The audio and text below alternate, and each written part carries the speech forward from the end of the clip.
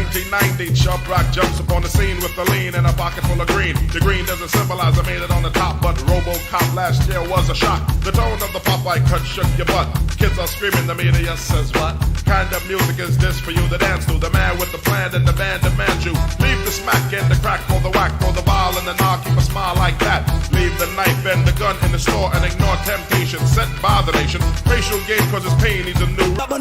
I'm going to be president of this country, whether you like it or not, and I will preside over the affairs of this country, including presiding over you. I think you must start adjusting to that reality. The sooner you do that, the less chest pains you'll have when that reality comes. Okay now.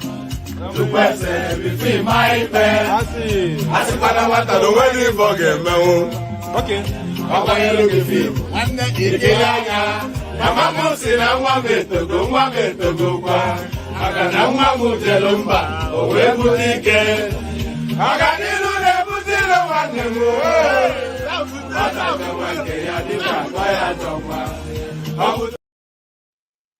You can only see, but you can never get there. You can only see, but you can never get there. You can only see, but you can never get there. You can only see, but you can never get there. You can only see, but you can never get there. You can only see, but you can never get there.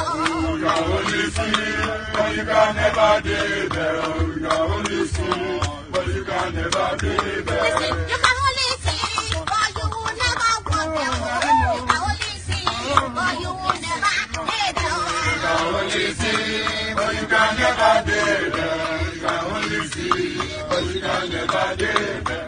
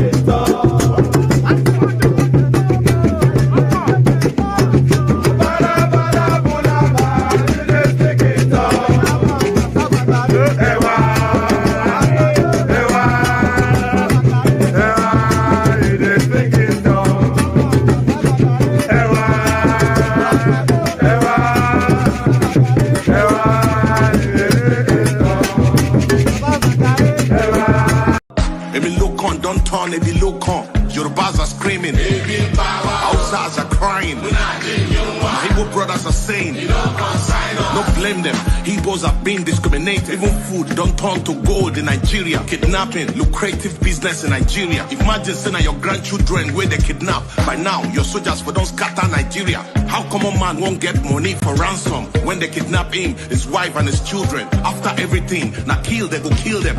See, as Naira, they fall against dollar. Emilokon don't turn to Ebilokon. And you say make we sacrifice for Nigeria. 7 billion to renovate your residence, 15 billion for your traveling allowance. That's not for you and your only vice president. 40 billion for Asurok maintenance, 5 billion for food and refreshment, 100 of millions for dogs and animals. Meanwhile, hunger they kill Nigerians. What did Nigerians do to warrant this treatment? Even Gary, they no fear afford for the family.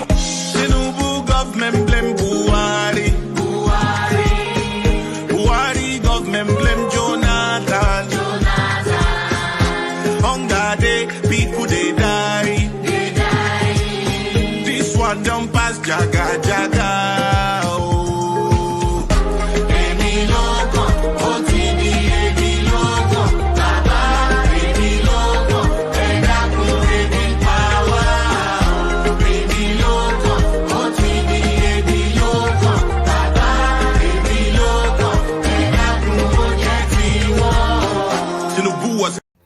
And there it is right there. So there it is right there. So there it is right absolutely there. So there it is. Indicate to me if you can hear me okay. My internet connection is showing only one bar. I'm not quite sure. I have the strongest that I can have. So hopefully it's coming through okay. So indicate to me in the comment section if you can hear me okay. But there it is right there, as I said. Good day to you. Good to be in your company. And how are you? So we always, as always, start with a greeting. So it's just manners.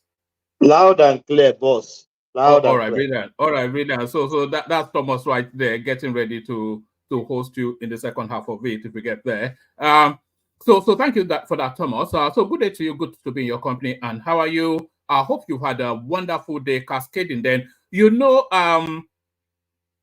I had two thoughts. I had the thought either to do a traditional session, just to go through the news as we usually do and go through the clips as we usually do, or to do a watch-along session for the American elections. But then I had the thought that, one, I am not American, and two, I know about American politics, but I'm not sufficient enough of that subject matter to really carry through in the manner that I would like to. So if it was UK elections or Nigerian elections, then I'm your man. But American elections, so I thought we'll do a traditional session as we always do. The funds that we have, we continue to have it. I'm aware that a lot of attention will be on the American space. People are glued to their CNN, MSBC, and whatever not. We'll pick it up at the tail end when they announce a winner. But let me give you a spoiler. I know the winner already. That's why I'm not doing a session. The winner is going to be either Kamala Harris or Donald Trump.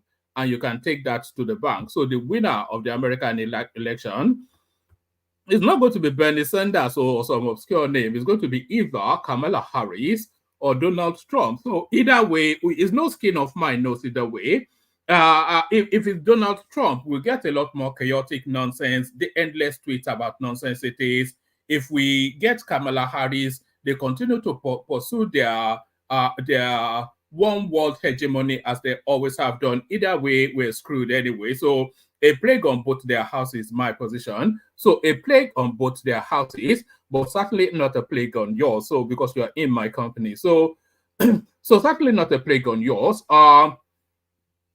But we'll be keeping an eye on the American election, and people can be giving us running commentaries in the comment section. Let us know how it's going. I'm not even sure who's ahead at the moment. So if you want to let us know, then we'll be keeping tabs on it, but we will not be devoting time to it. So yes, good day to you. Good to be in your company. And how are you? The usual protocol, click on the like button just as soon as you hear me invite you to do so. So if you've not already done it, then do it now. Applicable both to the YouTube viewers, the Facebook viewers, the Twitter viewers, the Instagram viewers, and all of the platforms that we stream to a multitude of platforms. So all of those spaces do the equivalent of a thumbs up there, interact with the stream so that it agitates the algorithm of whichever platform. So click on like, click on subscribe, click on the hyperlink that says StreamYard if you want to come and join us on the screen. At your discretion, super chats towards the stream. I'm not going to labor it too much, but I will labor it enough to encourage you to do it. So like, share, subscribe, click on the hyperlink that says StreamYard, super chats towards the stream. So we don't want records of having sessions that there are no super chats. The platform needs lubrication, the super chat. So lubricate the platform with super chats. So let's do all those things. Let's do all those things. And by the way, all those invitations still applicable if you are watching us in Watchback. So if you are watching us in Watchback, still click on like. If you're not already subscribed, please do that as well. Hyperlink that says StreamYard does not apply in Watchback, but certainly you can super thanks to what I don't think yet we've recorded that in the Watchback. So super thank a fat donation in the Watchback just to break the dock of that space. Break the dock of that space. Let's just get straight into it. And apologies, by the way, for the somewhat late. Even this is probably the latest yet we've started. It's for reasons of having a life, you know. It's for reasons of having a. You may well suspect or form the thought that I don't have a life. I do actually have one, and that is what affects the timing sometimes. You know, the ideal time, if I really wanted to drive this platform, the ideal time would be round about 5:30, 6 p.m. UK time. And then you drive it all the way through. And if you do that for about 4 or 5 months, the place will just blossom. But I don't have that window. So that's just the thing. So we make do with what we get.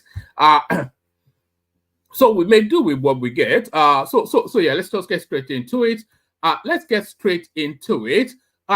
it off with this one, actually. Libya begins mass arrest of Nigerians after CAF verdict. So this comes as no surprise to anyone, because if you know any anticipation of these people, this is exactly what to anticipate of them.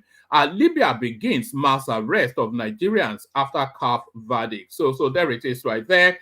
Following the verdict delivered by the Confederation of African Football in response to the complaint lodged by the Nigerian Football Federation over the recent inhumane treatment meted out to Super Eagles in Libya, members of the Nigerian community have reported mass arrest and fines in the country. So what they are saying actually in Libya is that they are saying they want to, because of course, due to the treatment that the Super Eagles got, they made them sleep in an airport, they surrounded them with guns, held them hostage, brutalized them, no food, no water, no communication, all of that. So as a result of that, the Confederation of African Football have awarded that match to Super Eagles, and then by 3 goals. So they've cancelled any prospect of any more matches. So they've awarded that match to the Super Eagles by 3 goals. So that's one. And then they've subsequently fined the Libyans $50,000. So what the social media in the Libyan space have been agitating for is that fine should be passed on to the Nigerian community. So mass arrest fines to then build up that $50,000. So that's essentially what's going on there. But let's have a read through anyway. Pardon me.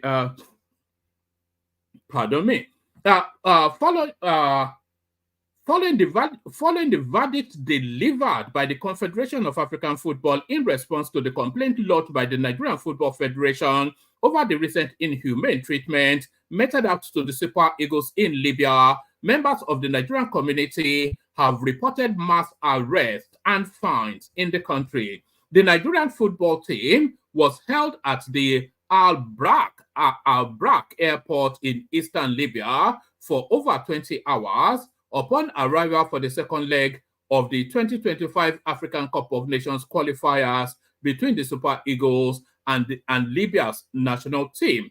The contingent was scheduled to land at the Benghazi airport and travel for nearly 4 hours by road to Benina, where the match was to be played. However, less than an hour before landing, the Tunisian pilot reportedly received a directive from the Libyan authorities to divert the flight to Al-Barak airport, located 150 miles away from the destination. The development sparked widespread outrage, forcing the NFF to withdraw the Super Eagles from the qualifying match and file an official complaint with CAF. In its ruling on Saturday, October the 26th, signed by its chairman Usmani Akane, the disciplinary committee of the African football body awarded the Super Eagles of Nigeria 3 points and 3 goals for the abandoned match. The disciplinary board ruled that the Libyan Football Federation breached Article 31 of the African Cup of Nations regulations and Article 82 and 151 of the CAF disciplinary code.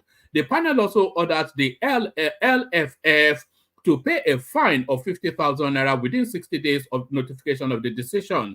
Displeased with the verdict, the LFF president, Nasser El Swawia, described it as unjust and malicious, alleging that the NFF's influence within CAF played a major role in the outcome. A report on Monday by a Libyan outlet, Libya Observer, quoted whatever his name is, saying the LFF would file an official appeal within hours, and that if the appeal was denied, the body would resort to the Court of Arbitration for Sport to ensure their legitimate rights were secured. Following the CAF ruling, a popular Libyan news blog, Libyan News Today 1, posted on Sunday stating all Libyan TV channels are urging the government to arrest the Nigerian workers who are working here in Libya without legal papers. They have to pay $500 plus taxes. They find that Libya is accused of will be paid by Nigerian citizens who live in Libya. We have been subjected to injustice. We have no borders with Nigeria. What benefit are they to us? They are a burden on the Libyan people. They have to go back home. The blog has more than 188,000 followers on Facebook and 57,000 likes. The post was accompanied by a video of a Libyan TV presenter who said, anyone who is living in Libya and working without paying tax is eating haram, which means sinful money. The government should make every effort to arrest all Nigerians who are working in Libya so that they can pay a tax of $500 and regulate their stay in the country by obtaining resident permits. Another Libyan site, Libya INFTV, reported that Libyan stations wanted the government to start arresting Nigerian workers. Those who don't have Libyan papers will have to pay a fine of $500 for taxes. If you refuse deportation, no mercy. The Libyan government will pay the Nigerian government from their citizens' money, the post said. And then the mass arrest begins.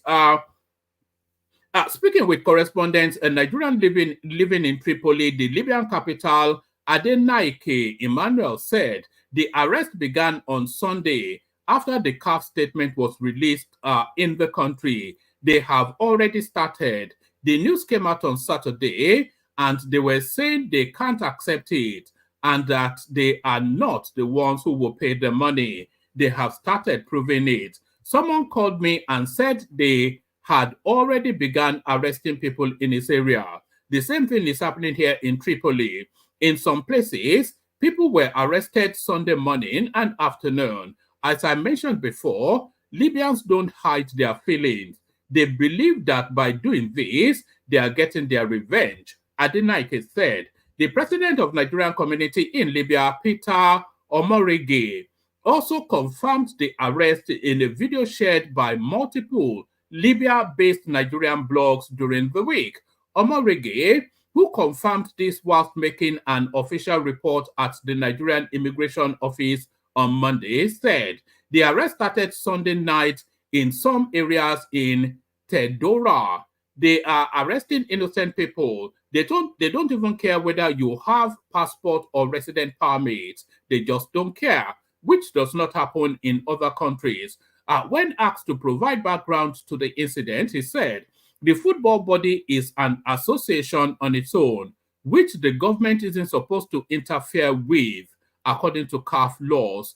There was a football match scheduled between Nigeria and Libya on October the 15th. Nigeria was supposed to arrive in Benghazi, but they were diverted to another state, so the match could not take place. The Nigerian football team then returned home. Since then, CAF has investigated the issue and set up a committee to find out what really happened. Yesterday, the verdict was issued that Libya has to pay a fine of $50,000 to CAF due to the way they treated the Nigerian football team. Now, on social media, Libyan journalists and numerous bloggers are saying that Nigerians will be made to pay the $50,000 by arresting all Nigerians in Libya. But in other countries, nothing like that happens. As the community leader, I received some videos showing that the arrest started last night in the Tedora area. They said Libyan police have started arresting Nigerians, whether they have passport or not. Some of us are already afraid, calling everywhere to ask what to do. Sometimes, as community leaders, we are helpless. Even the Nigerian embassy's hands are sometimes tied. But international bodies need to intervene in this situation. 2 days after Omar Rege's report, another Nigerian in the country, Omar Oba Legba, said the arrest had intensified. In a Facebook video posted on Wednesday, he said, "My Arab master," my God, everybody is the master of a black man. I mean, what is your Arab boss? Is your Arab? Why is he your master? We diminish ourselves so much. We wonder why people trample over us. Is Arab master? Look at that. A man volunteering that another man is his master. In a Facebook video posted on Wednesday, he said, "My Arab master, who is a policeman, just called me now and told me not to go out to buy anything because they have started arresting Nigerians in Libya. I asked him, what about those with Libyan passports? But he said they are not considering passports and that anyone who is Nigerian will be arrested. That is why I decided to alert my people so they know how far this issue has gone. The Super Eagles had what they needed to do and returned. They got their money, whether they won or not. But see the problem they have caused us. They have not caused you any problems. The problems is entirely of the Libyans doing. They can't treat the Super Eagles in that way and it not be consequence. So it's just unfortunate that this is happening, but then also predictable as well, because all these sort of people, they are that way inclined. I don't know, I don't associate. This is why I don't really take a position on the Arab, on the Israel-Palestinian thing. The Arabs they are as bad, if not worse, than anybody out there.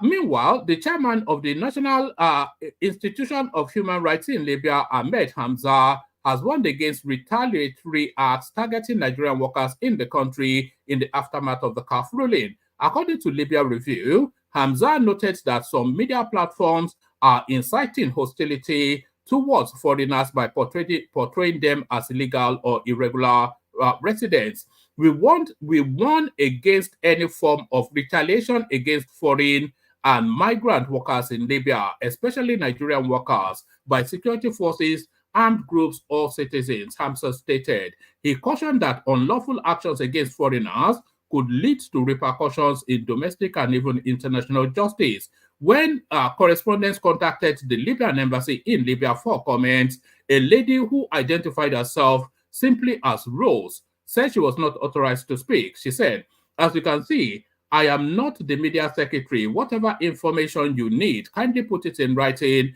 and send it to the embassy. Then we will respond to it." Address the letter to the ambassador of the Libyan embassy. Correspondents wrote the letter of inquiry to the embassy as requested. However, 48 hours later, there was no response. A request for information from the Nigerian embassy in Tripoli was also not replied as at press time. When contacted, the spokesperson for the Ministry of Foreign Affairs, Eche Abu Ebo, simply said, we have sent a message to the Director Africa. The Nigerian Diaspora Commission had yet to respond to calls, and a text message from correspondents as at the time of filing the report had not been responded to.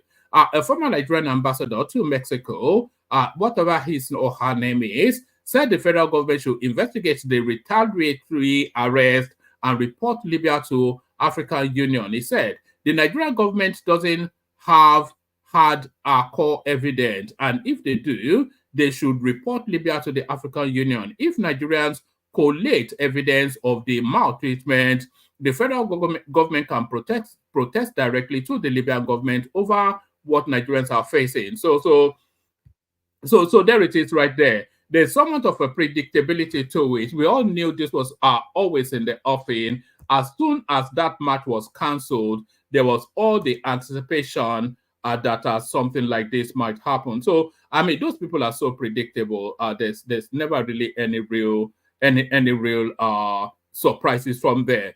Let's play this clip that speaks to it. It's a very dark man that has taken it up as a project. All right. So it's been 48 hours since this news came out that the Libyan government are beginning to arrest Nigerians in mass in Libya.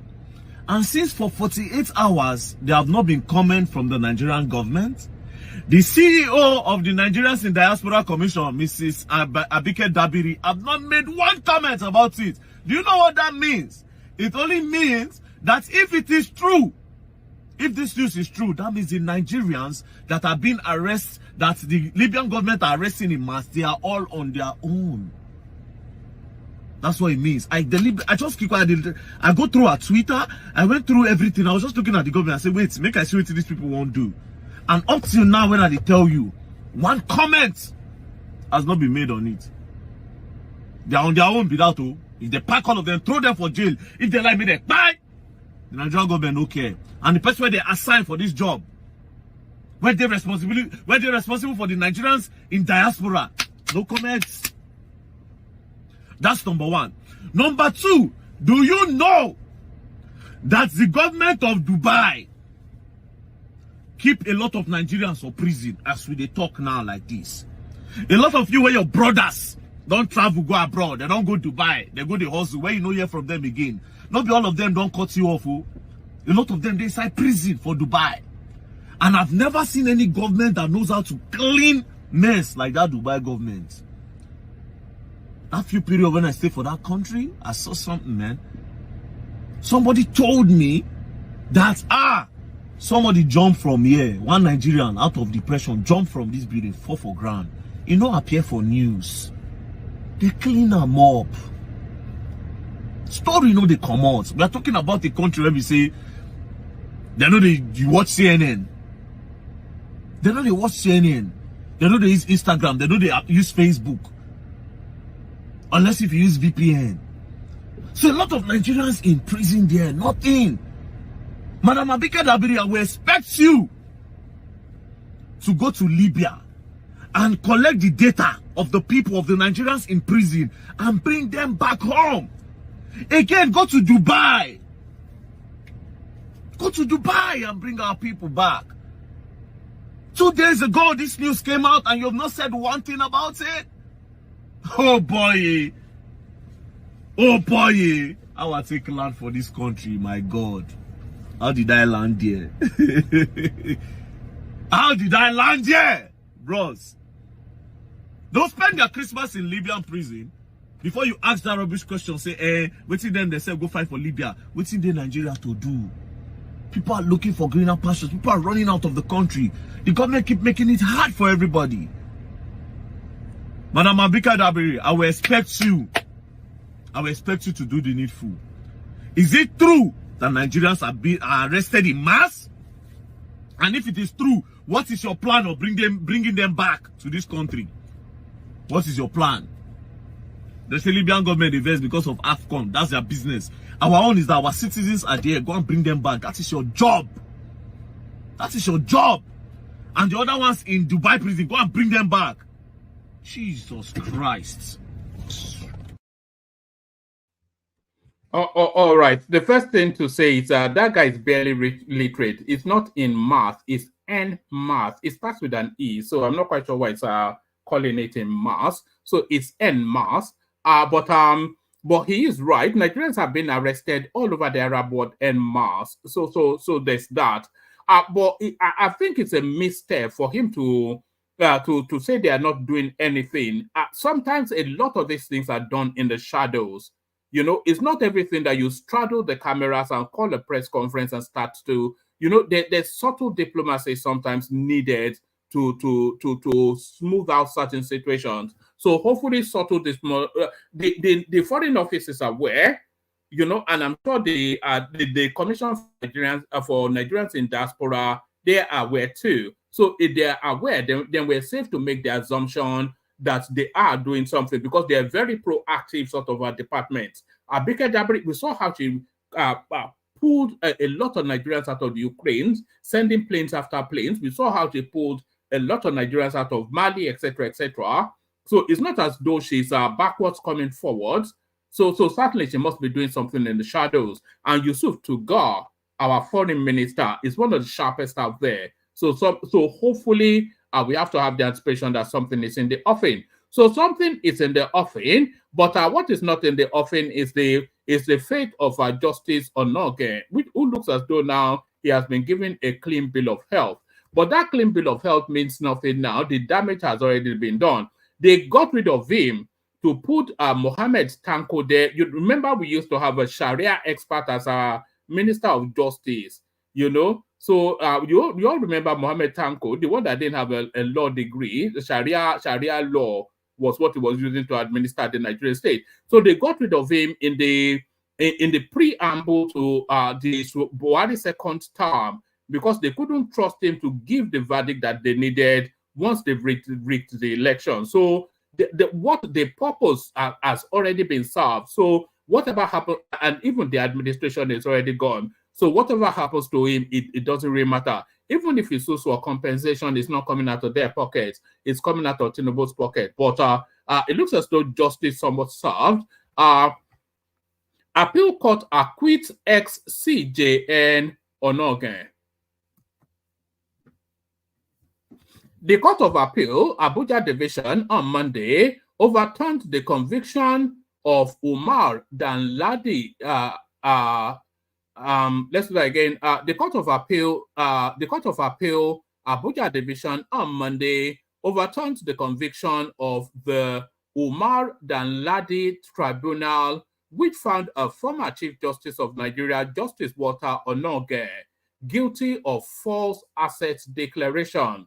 The appellate court, in a judgment, discharged and acquitted Onnoghen from the conviction delivered against him by the Code of Conduct Tribunal. The conviction, which was delivered on April the 18th, 2019, was dismissed following the resolution of the issue that led to his trial and conviction. Justice Abba Mohammed, who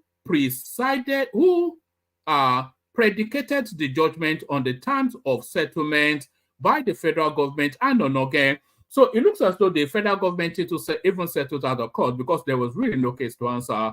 Let's take it from top again. The Court of Appeal, Abuja Division, on Monday overturned the conviction of the Umar Danladi Tribunal, which found former Chief Justice of Nigeria, Justice Walter Onnoghen, guilty of false assets declaration. The appellate court, in a judgment, discharged and acquitted Onnoghen from the conviction delivered against him by the Code of Conduct Tribunal. The conviction, which was delivered on April the 18th, 2019, was dismissed following the resolution of the issue that led to his trial and conviction. Justice Abba Mohammed, who predicated the judgment upon the terms of settlement by the federal government and Onnoghen, ordered that the 4 bank accounts previously ordered to be forfeited be returned to him. The terms of the settlement read, the appellant herein was charged by the Code of Conduct Tribunal on 6 counts dated January the 11th, 2019, to which he pleaded not guilty. The tribunal, before the commencement of the trial, had and granted an ex parte application seeking for an order for the appellant to step aside as the Chief Justice of Nigeria and Chairman of the National Judicial Council, and for the President to swear in the next Senior Justice of the Supreme Court as acting Chief Justice of Nigeria, thereby removing the appellant from office. The appellant, before and during the trial, raised objections challenging the jurisdiction of the Code of Conduct Tribunal to hear and determine the matter, same having not been brought by due process of law, as the appellant, being a judicial officer, ought to have been reported to the National Judicial Council first, whose findings and recommendations would determine the action or actions to be taken against him. The appellant also filed an application asking the chairman of the Code of Conduct Tribunal to recuse himself from the proceedings because of the biased conduct he exhibited during the proceedings. The parties herein have expressed a collective desire to settle the appeals out of court. The statement continued. Pursuant to the above, it is hereby agreed by the parties as follows. The respondent concedes the appeals in the following terms. So the respondent, which will be the federal government, so I think it may well be Tinubu throwing the Buhari administration under the bus. So this is another knock against the Buhari administration still. It was just a bastardized system we ran for 8 years under that Mala from Niger. The statement continued. The statement continued. Pursuant to the above, it is hereby agreed by the parties as follows: that the respondent concedes the appeal in the following terms. So the respondent is the government, and they surrender to the terms of the appeal. So what are they surrendering? That the three appeals, namely, and then it gives the case numbers, be consolidated for the purpose of hearing and settlement hearing.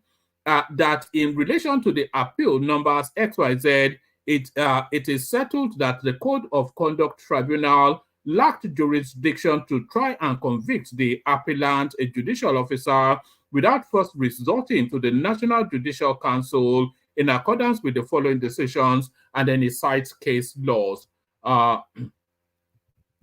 Secondly, that the tribunal lacks jurisdiction to have tried and convicted the appellant even after the appellant had tendered his voluntary retirement letter, and same was accepted unconditionally by the President of the Federal Republic of Nigeria, amongst others.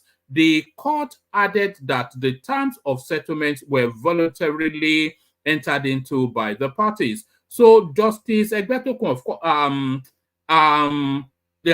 who is the Minister of Justice? Yes, lawyer, is his son, Egbetokun, the Minister of Justice? He will acquiesce to this, of course, and the Chief Justice of the country will accede to it as well. I think that would be Kekere Ekunwune.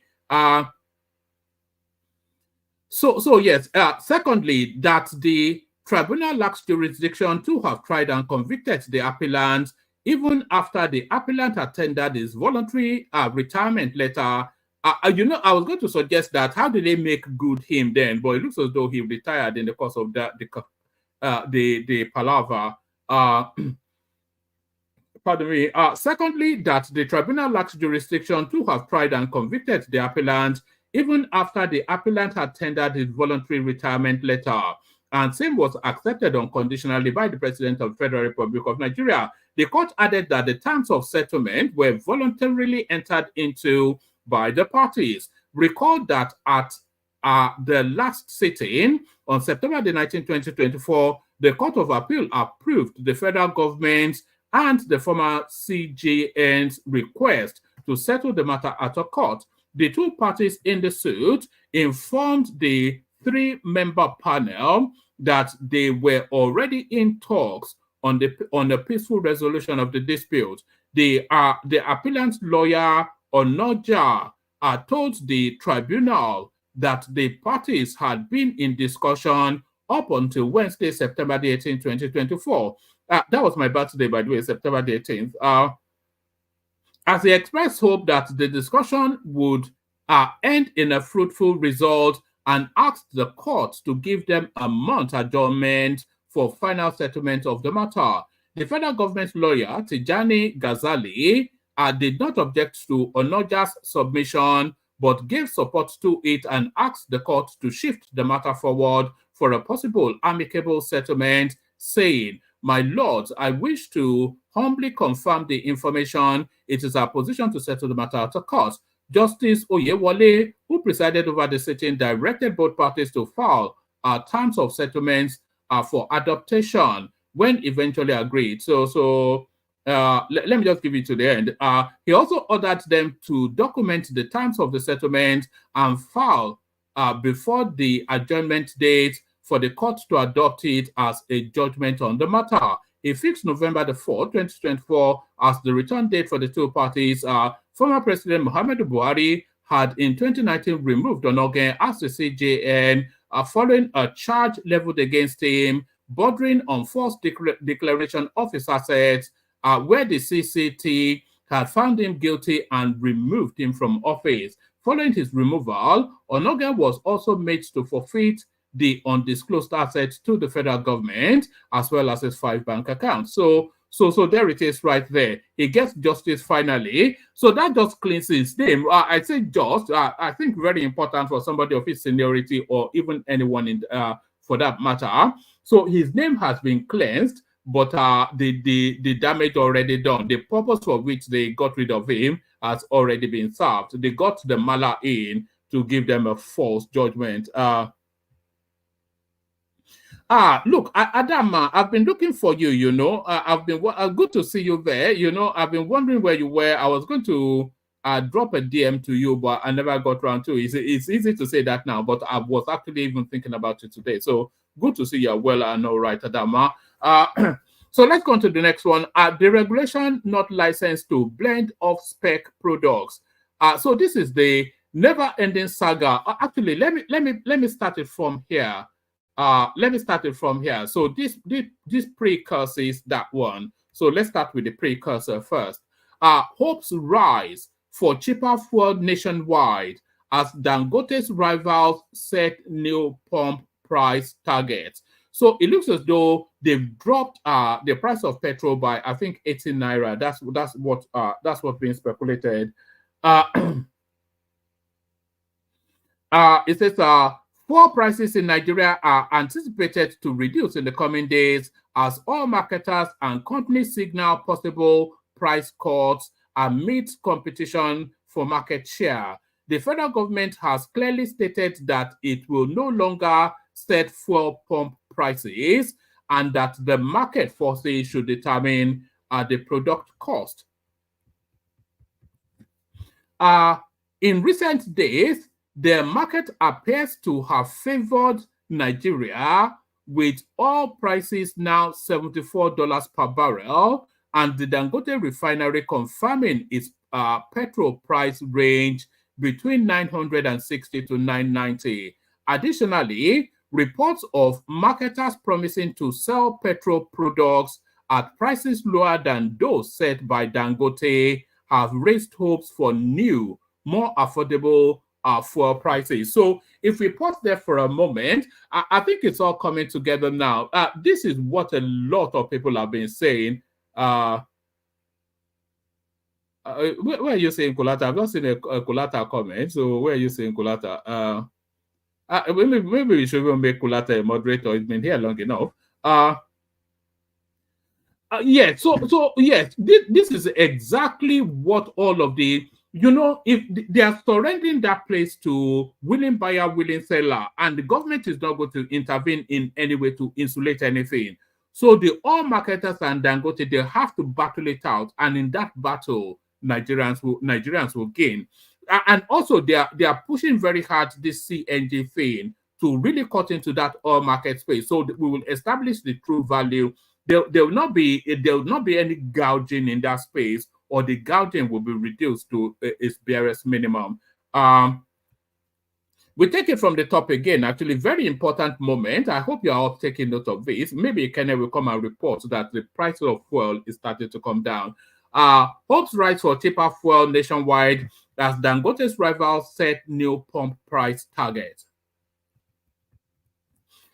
Fuel prices in Nigeria are anticipated to reduce in the coming days as all marketers and companies signal possible price cuts amid competition for market share. The federal government has clearly stated that it will no longer set fuel pump prices and that market forces will determine the product's cost.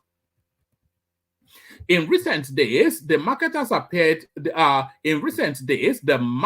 appears to have favored Nigeria, with oil price now $75 per barrel, and the Dangote refinery confirming that its petrol price range between 960 and 990. Additionally, reports of marketers promising to sell petrol at lower prices than those set by Dangote have raised hopes for new, more affordable fuel price soon. In a statement released on Monday, November the 4th, the Petroleum Products Retail Outlets Owners Association of Nigeria stated that the premium petrol spirit petrol, the premium motor spirit, in parentheses petrol, they plan to import will be cheaper than the current rates available in the country. Joseph Obele, the National Public Relations Officer, stated that the organization has incorporated business units to enable it to import petrol before December. So this is it now. They either break the back of Dangote or Dangote breaks their back. Petrol has concluded plans with her foreign refinery counterparts and financial partners to import the best quality PMS and then sell for far lesser than the present selling rate of PMS in Nigeria. So a price war has ensued. A price war has ensued. We planned to enter the market before December 2024, pending the approval of our import permit license by the regulatory agency and access to foreign exchange from CBN at the official rate. So the pressure on the dollar is still very much there from that industry space.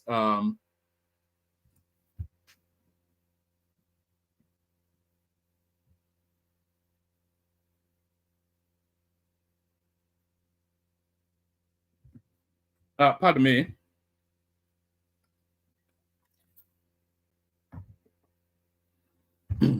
Sorry, I was chewing on something there. Correspondents also reported that Pinnacle Oil and Gas has expressed readiness to compete with Dangote petrol prices and assured of quality products.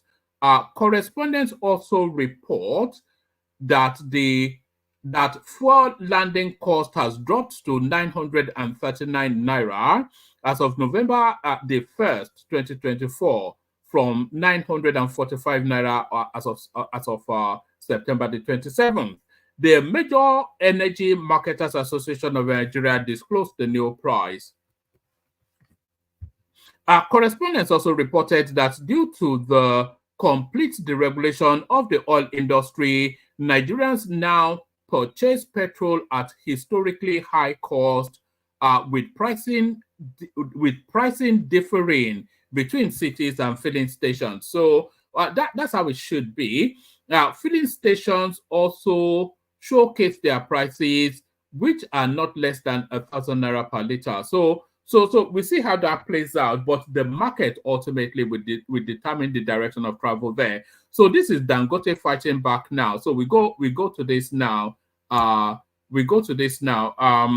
Deregulation not licensed to blend off-spec products jeopardize national interest. Dangote. So Dangote is still trying to weaponize public sentiment against that industry space. But the only sentiment that he can weaponize is to drop his prices by half.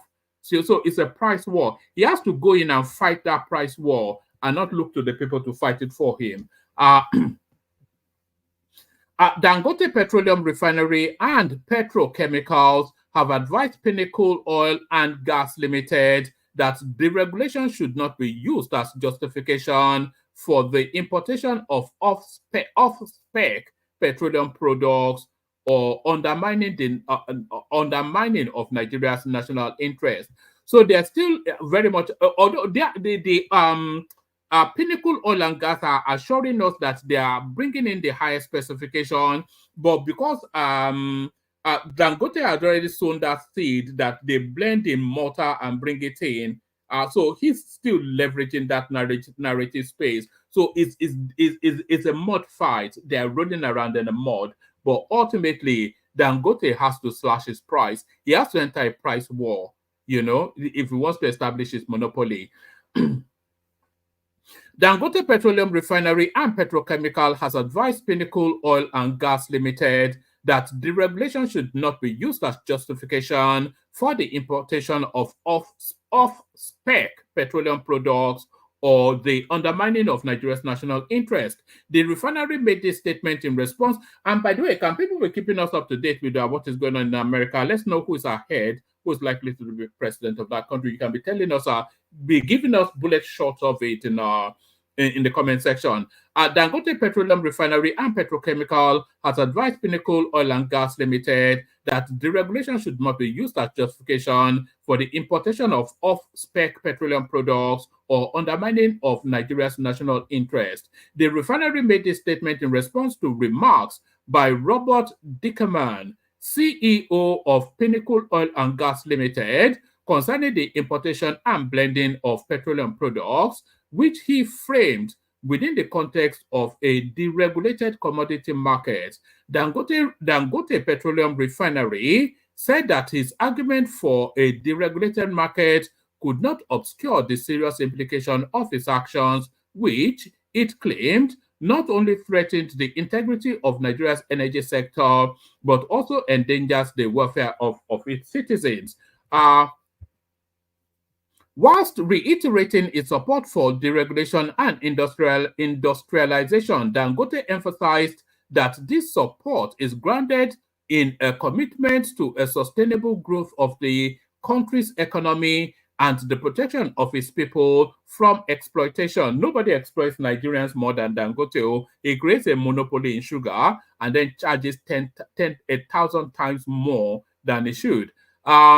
The refinery made it clear that the health and safety of Nigerians should never be compromised in pursuit of profit. The Dangote Petroleum Refinery and Petrochemical Company has long been an advocate for deregulation and industrialization in Nigeria, but our support is rooted in a commitment to the sustainable growth of the country's economy and the protection of its people from any exploitation. Dangote is protect. This is a guy that creates a monopoly in everything and then charges you cement, sugar, flour, everything. It crashes, it destroys all of the opponents, and then he gouges the eyes out of Nigerians in terms of exploitativeness. So your faith in several hands, but don't place it in the hands of Dangote. It will bleed you dry, and then it will crunch your bones, and then drink it as soup.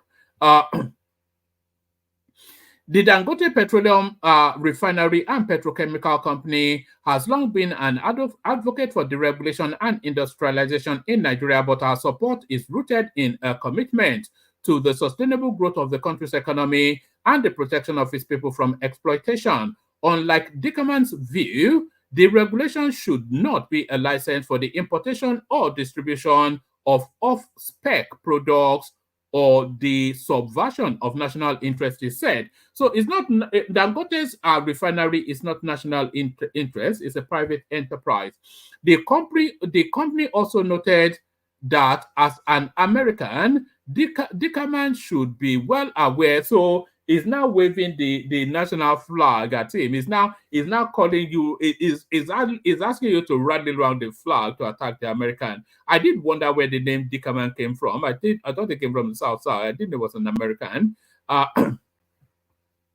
The company also noted that as an American, Dickerman should be well aware of how his own country protects its industries.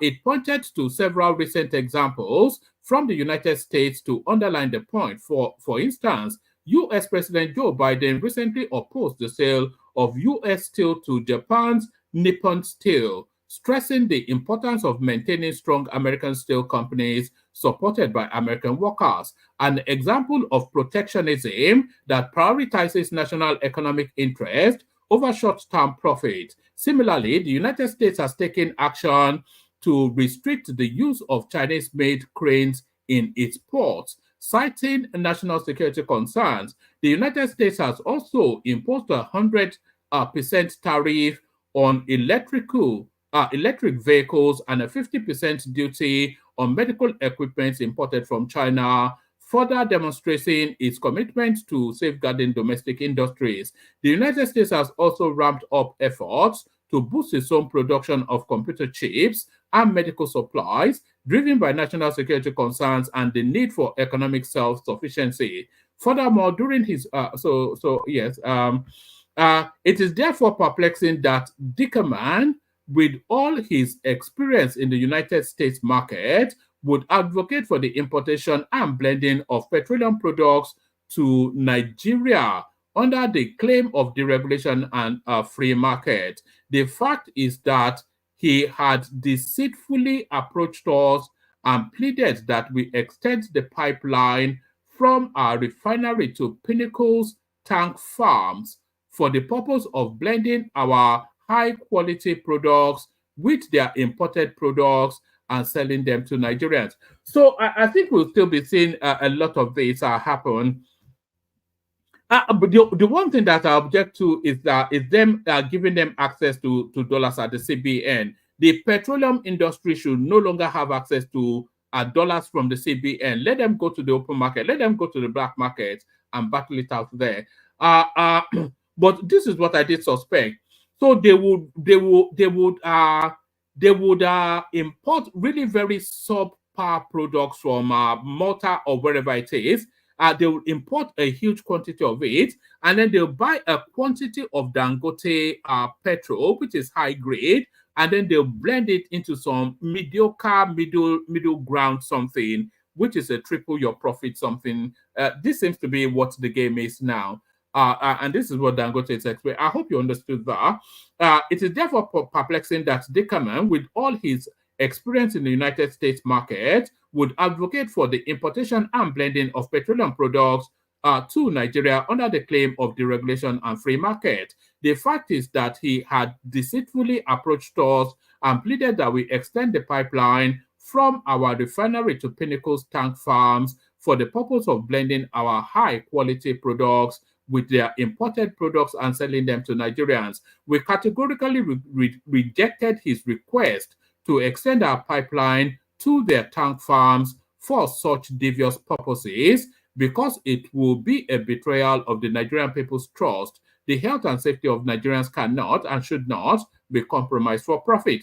If this can be verified, that guy should be arrested, jailed, and then subsequently deported from Nigeria.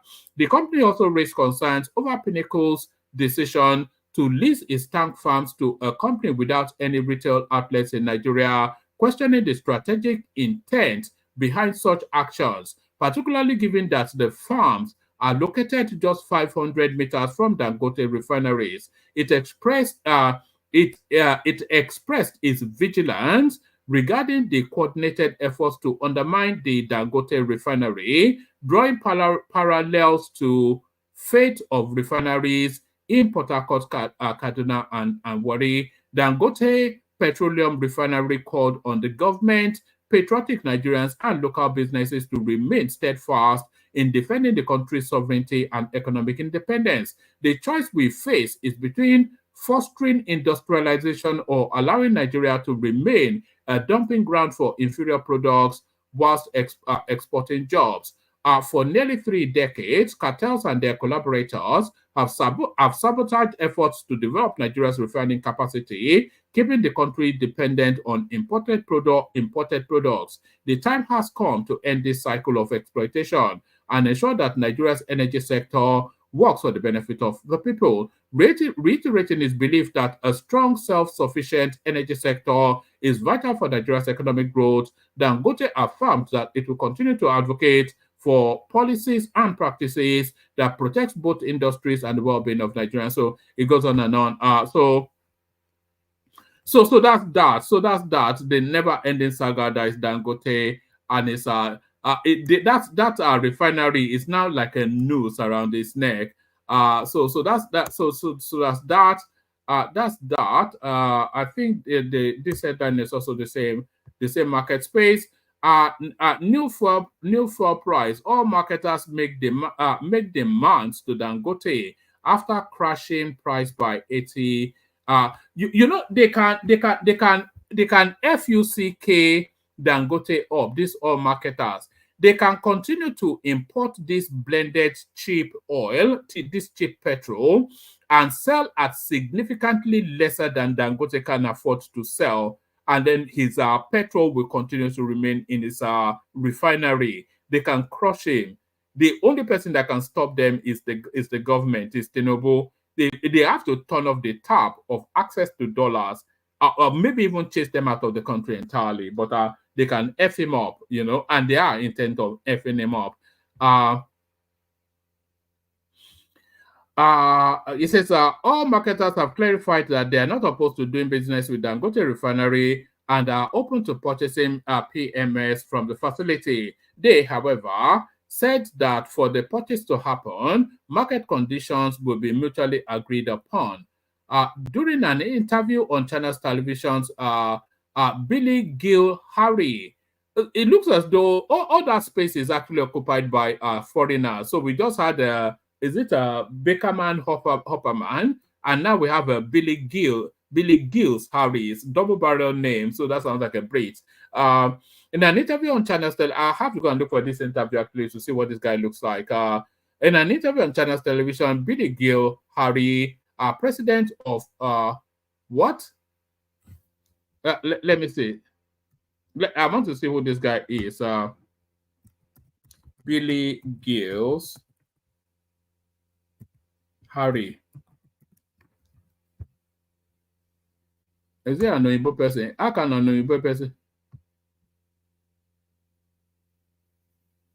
No, it's not an Oyibo person. No, it looks like one of us.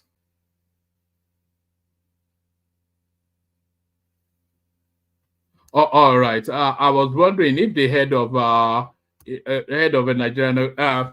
During an interview on China's television's morning brief, Billy Gills Harry, president of Nigeria Petroleum, blah, blah, blah, blah, revealed that all marketers plan to meet Dangote refinery executives to discuss terms. He noted that Patreon members will be willing to buy refined products from Dangote refinery if the terms are negotiated favorably. He said, there are no gloves off. Our patron, along with other stakeholders, is committed to serving Nigeria's interest. We have never taken off our gloves. Dangote is one of us, and we are proud of his sacrifice for the Nigerian oil sector. We are ready to patronize. This classification comes clarification. This clarification comes amidst Patron's accusation that the Dangote refinery wants to stifle competition in the downstream sector and promise to import cheaper products. In a statement released on Monday, November the 11th, Patron stated that the petrol they plan to import will be cheaper than the current rate in the country. Correspondents reported that Major Energy Market Association of Nigeria announced a drop in the landing cost of petrol. MEMAN noted that the landing cost of PMS fell to 939 naira per liter November the 1st from 981. An investigation by correspondents also shows changes at filling station, with pump price adjusting from 1,200 to 1,120 per liter, leaving a margin of 80 naira. So it needs to be around about 800 naira. That's really where it needs to be. I think that Dangote should just bite the bullet and take it on. Protest. Tinubu ordered minors release on humanitarian grounds despite incontrovertible evidence. This is Shettima, and there's all indications that these people are not minor. I think I actually have something to show you. There are all indications that these people may not be minors. Hold on. Let me see if I can show you something. There are all indications, as I said, that these people may not, they even are not minors. It's not even may not be, they are not minors. Let me show you this. Okay. Let me bring it this way. Oh, where is it now? Hold on. All right. I'm not sure how much of this you can see. Let me see if I can blow it up a bit and then bring it. Oh, if I do that, then it goes the other way. All right. Hold on. let me all right, let me show you this. So if you look at the bottom here, these are some of these people being described as minors. So this one was registered as being born in 1998, and this other one 1990. And these are people that voted in the last election. So if you can vote, you can also go to jail, was what the caption is. So these are these alleged minors who are full-grown adults but have a slender frame. So that they're not minors by any stretch of the imagination. I think Tinubu just acquiesced just for the noise to go away. It's not a noise that is ready to take on, so he just tried to release it. Protest. Tinubu ordered minors release on humanitarian grounds, despite incontrovertible evidence, says Shettima. Just a few paragraphs from this.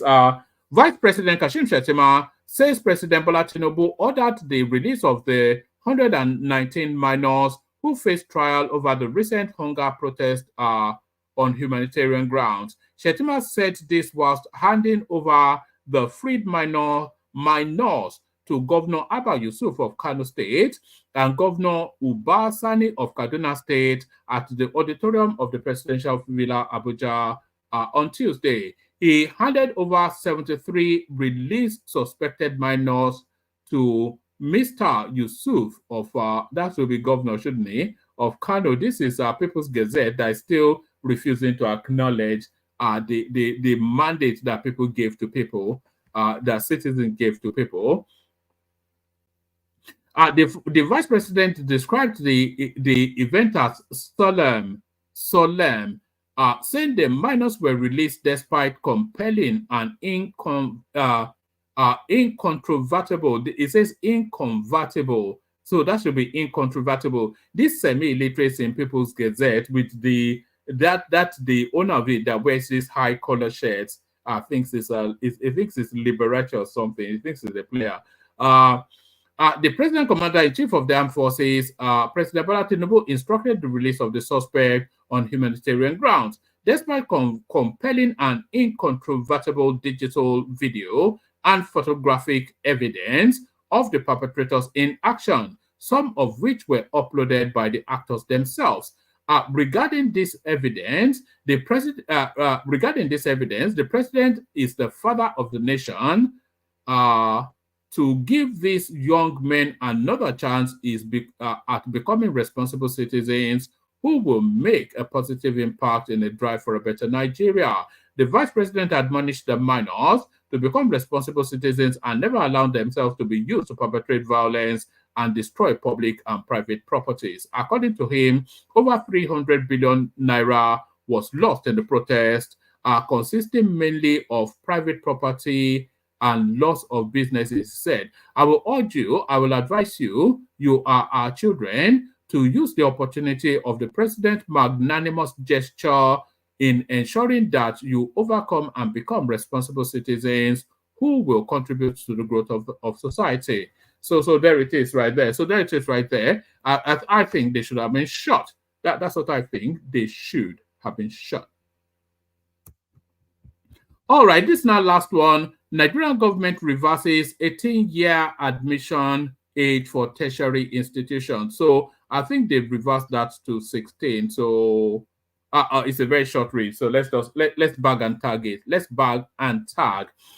Minister of Education, Dr. Tunji Alausa, has reversed the decision of the past Minister of Education on the 18-year admission benchmark into tertiary institutions. I wonder if that was what got rid of it wants to turn education into some Sharia something. Say people can't go to university.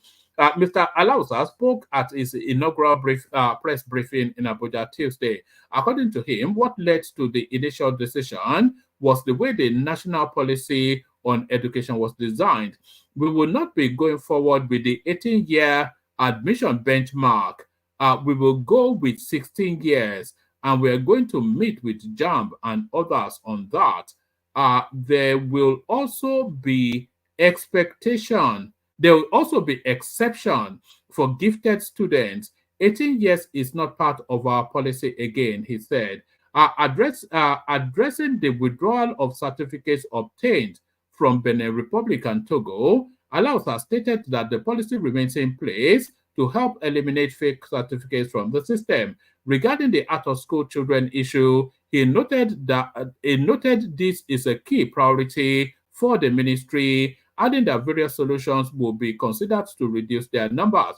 He said the ministry will collaborate with the Ministry of Humanitarian Affairs to provide conditional cash transfer as incentive for students to increase school enrollment. He also mentioned that nutritional programs will be introduced to support students' health, thereby enhancing human capital development. So they will give them money and feed them just for them to go to schools. The advocates will still resist it. They are vast to education.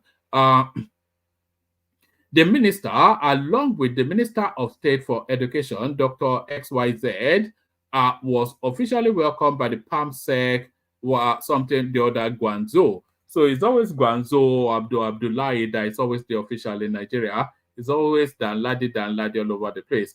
Danladi all over the place. Danladi all over the place. Let's rattle through the video clips we have, and then we'll see if anybody turns up for a conversation. We'll see if anybody turns up for a conversation. Anybody turns up for a conversation. We have quite a few video clips actually, so let's start to rattle through them. So now, a broken clock is right twice a day. Even a broken clock, if your clock stops working at 5 minutes past 12, you know, when it's 5 minutes past 12 a.m., it is exactly right. When it is 5 minutes past 12 p.m., it is also exactly right. The clock has stopped working, but still twice a day, it is exactly right. So hold that, and then hold that as a thought to this clip by Peter Obi. But in Brazil, Brazil lost 7-0. In Brazil, not even outside Brazil.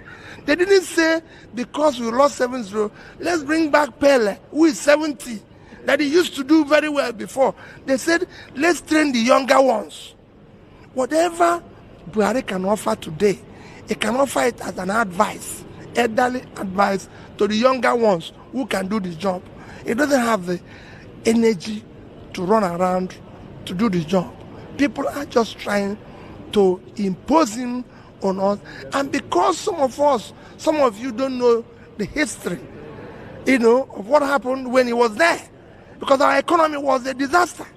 Economically, it's not going to change now. It's like someone saying.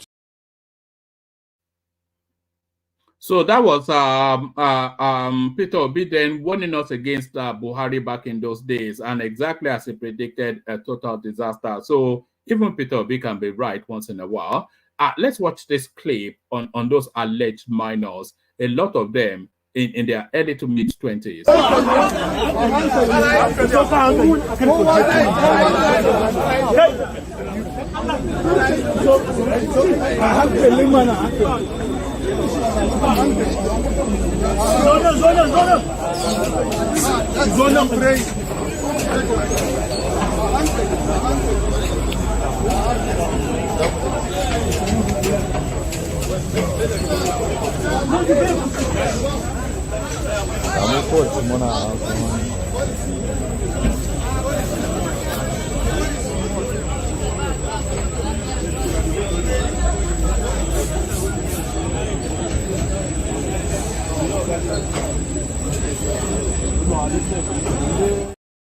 So that was a bunch of Danladis being released, only really to return to their waywardness. So now this next clip, the precursor.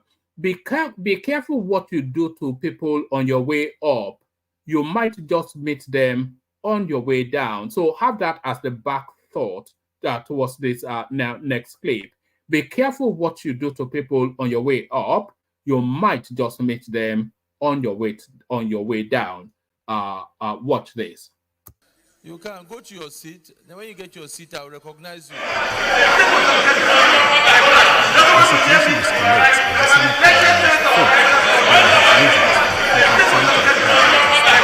The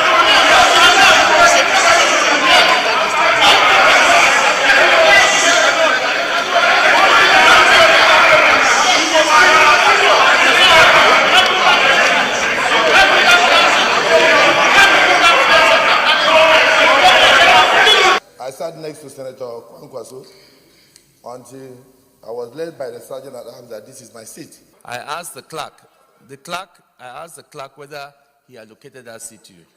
He said he didn't. He told me he will prefer to sit here. So I said there is no microphone there, but he said he will still prefer to sit there. If there's been a senator that have allowed to speak without a microphone, state. It has never happened in this chamber. All we said is there's no microphone where you are. Go to a place where there's one and you can speak. Now you have the floor, speak and let us make progress. I want to apologize to my colleagues if I raised my voice earlier, and to say that until the Senate is well reconstituted and the sitting arrangements well arranged, I want to hold my...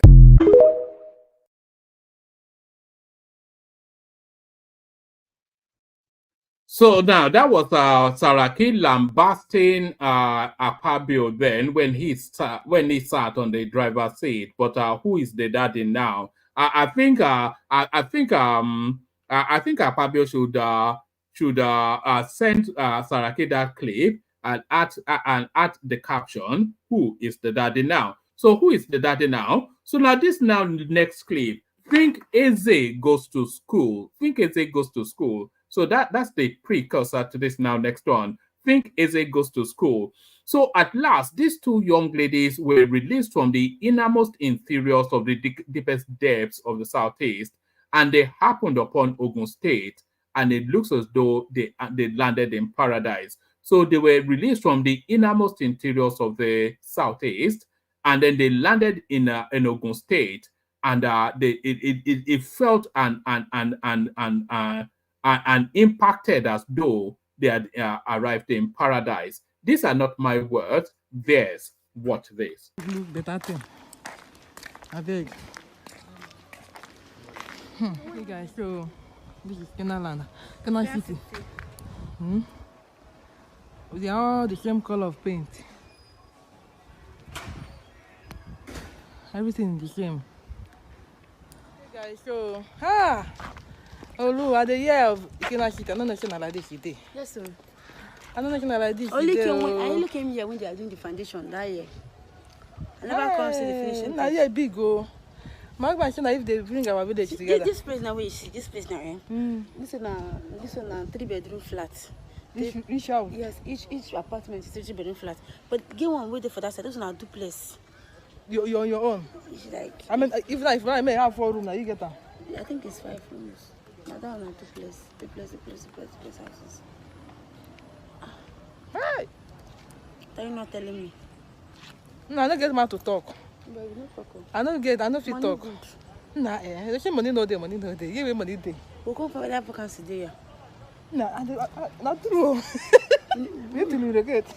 At least more begin the plan. Hey, Jehovah.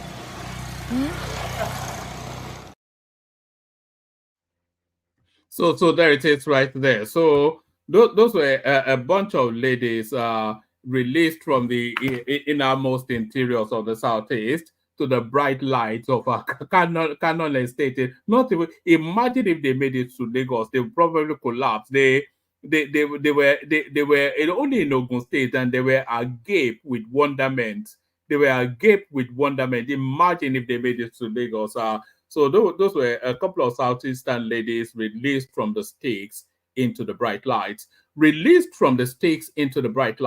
So now this next clip. This is a puzzle which I'm inviting you to solve. So I'll play you this clip, and I want to see if you know who the protagonists in this clip are. It dates you somewhat. So this invites your participation. I'll play you this clip. It's an interview or an interaction, but I want to see if you are able to identify the two ladies in this piece. This dates you somewhat. This is to nostalgia and echoes of the past. In the past, our men believed that the wife should stick to the kitchen and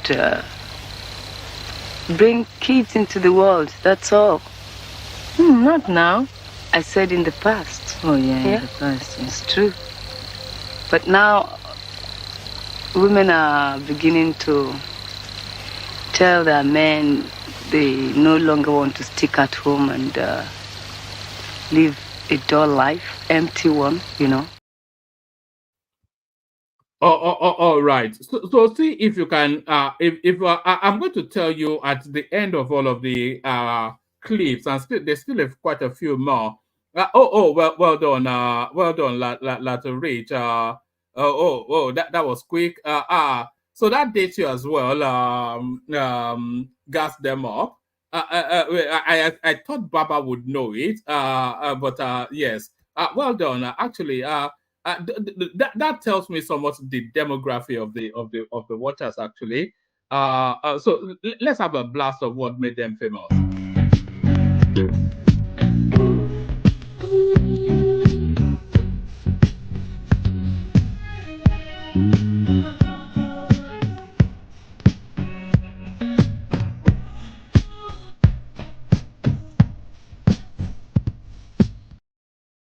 So those were the Lijado sisters doing what they do best. So now there's been an ongoing debate as to who constitutes the best minister in this present administration. So that's been debated quite fervently. Who exactly is the best minister? And there are so many to pick from. You say Bumi Ojo, and there's an argument for Bumi Ojo. There's an argument for Tijani, of course. There's an argument for him as well. There's a strong argument for Dave Umahi, but Festus Kiyamo, he has a strong argument too. But does this next clip, does it propel him to the top of the pyramid? Watch this. Will now be mandated to wear body camera. Let me explain. We have obtained, National Security Advisor has obtained 1,000 body cams. Now, the training is ongoing. We want to equip them with body cams. And the body cameras, that's what I mean. The body cams are like CCTV cameras. They are not going to be subject to playback. They're going to be live, on live transmission to a command center. So a command center has been built for this purpose. At the airport, you are going to see all the cameras moving live and see what they are doing. 1,000. We have shared those 1,000 cameras between FAN, Immigration, Customs, and I think one other agency or so. The Minister of Aviation, which is Festus Keyamo, has said that the Federal Airport Authority will now mandate all airport staffs to wear body camera because of some incidents or some issues happening in airports. As we know, there have been series of complaints, a lot of complaints coming out from Nigerian airports, especially from airport workers begging travelers for money or sometimes harassing travelers. Recently, there was a lady who cried out that she was harassed or extorted by Nigeria Airport Authority staffs in Abuja, and also happened in Lagos. According to Festus Keyamo, they want to make Nigeria airport more peaceful or maybe crime-free for travelers, and also make it smooth so that travelers can move smoothly without anybody begging them for money or harassing them or maybe forcing them to give pocket money with no one give. So there it is right there. An excellent idea if ever there was one, and an epic of an idea.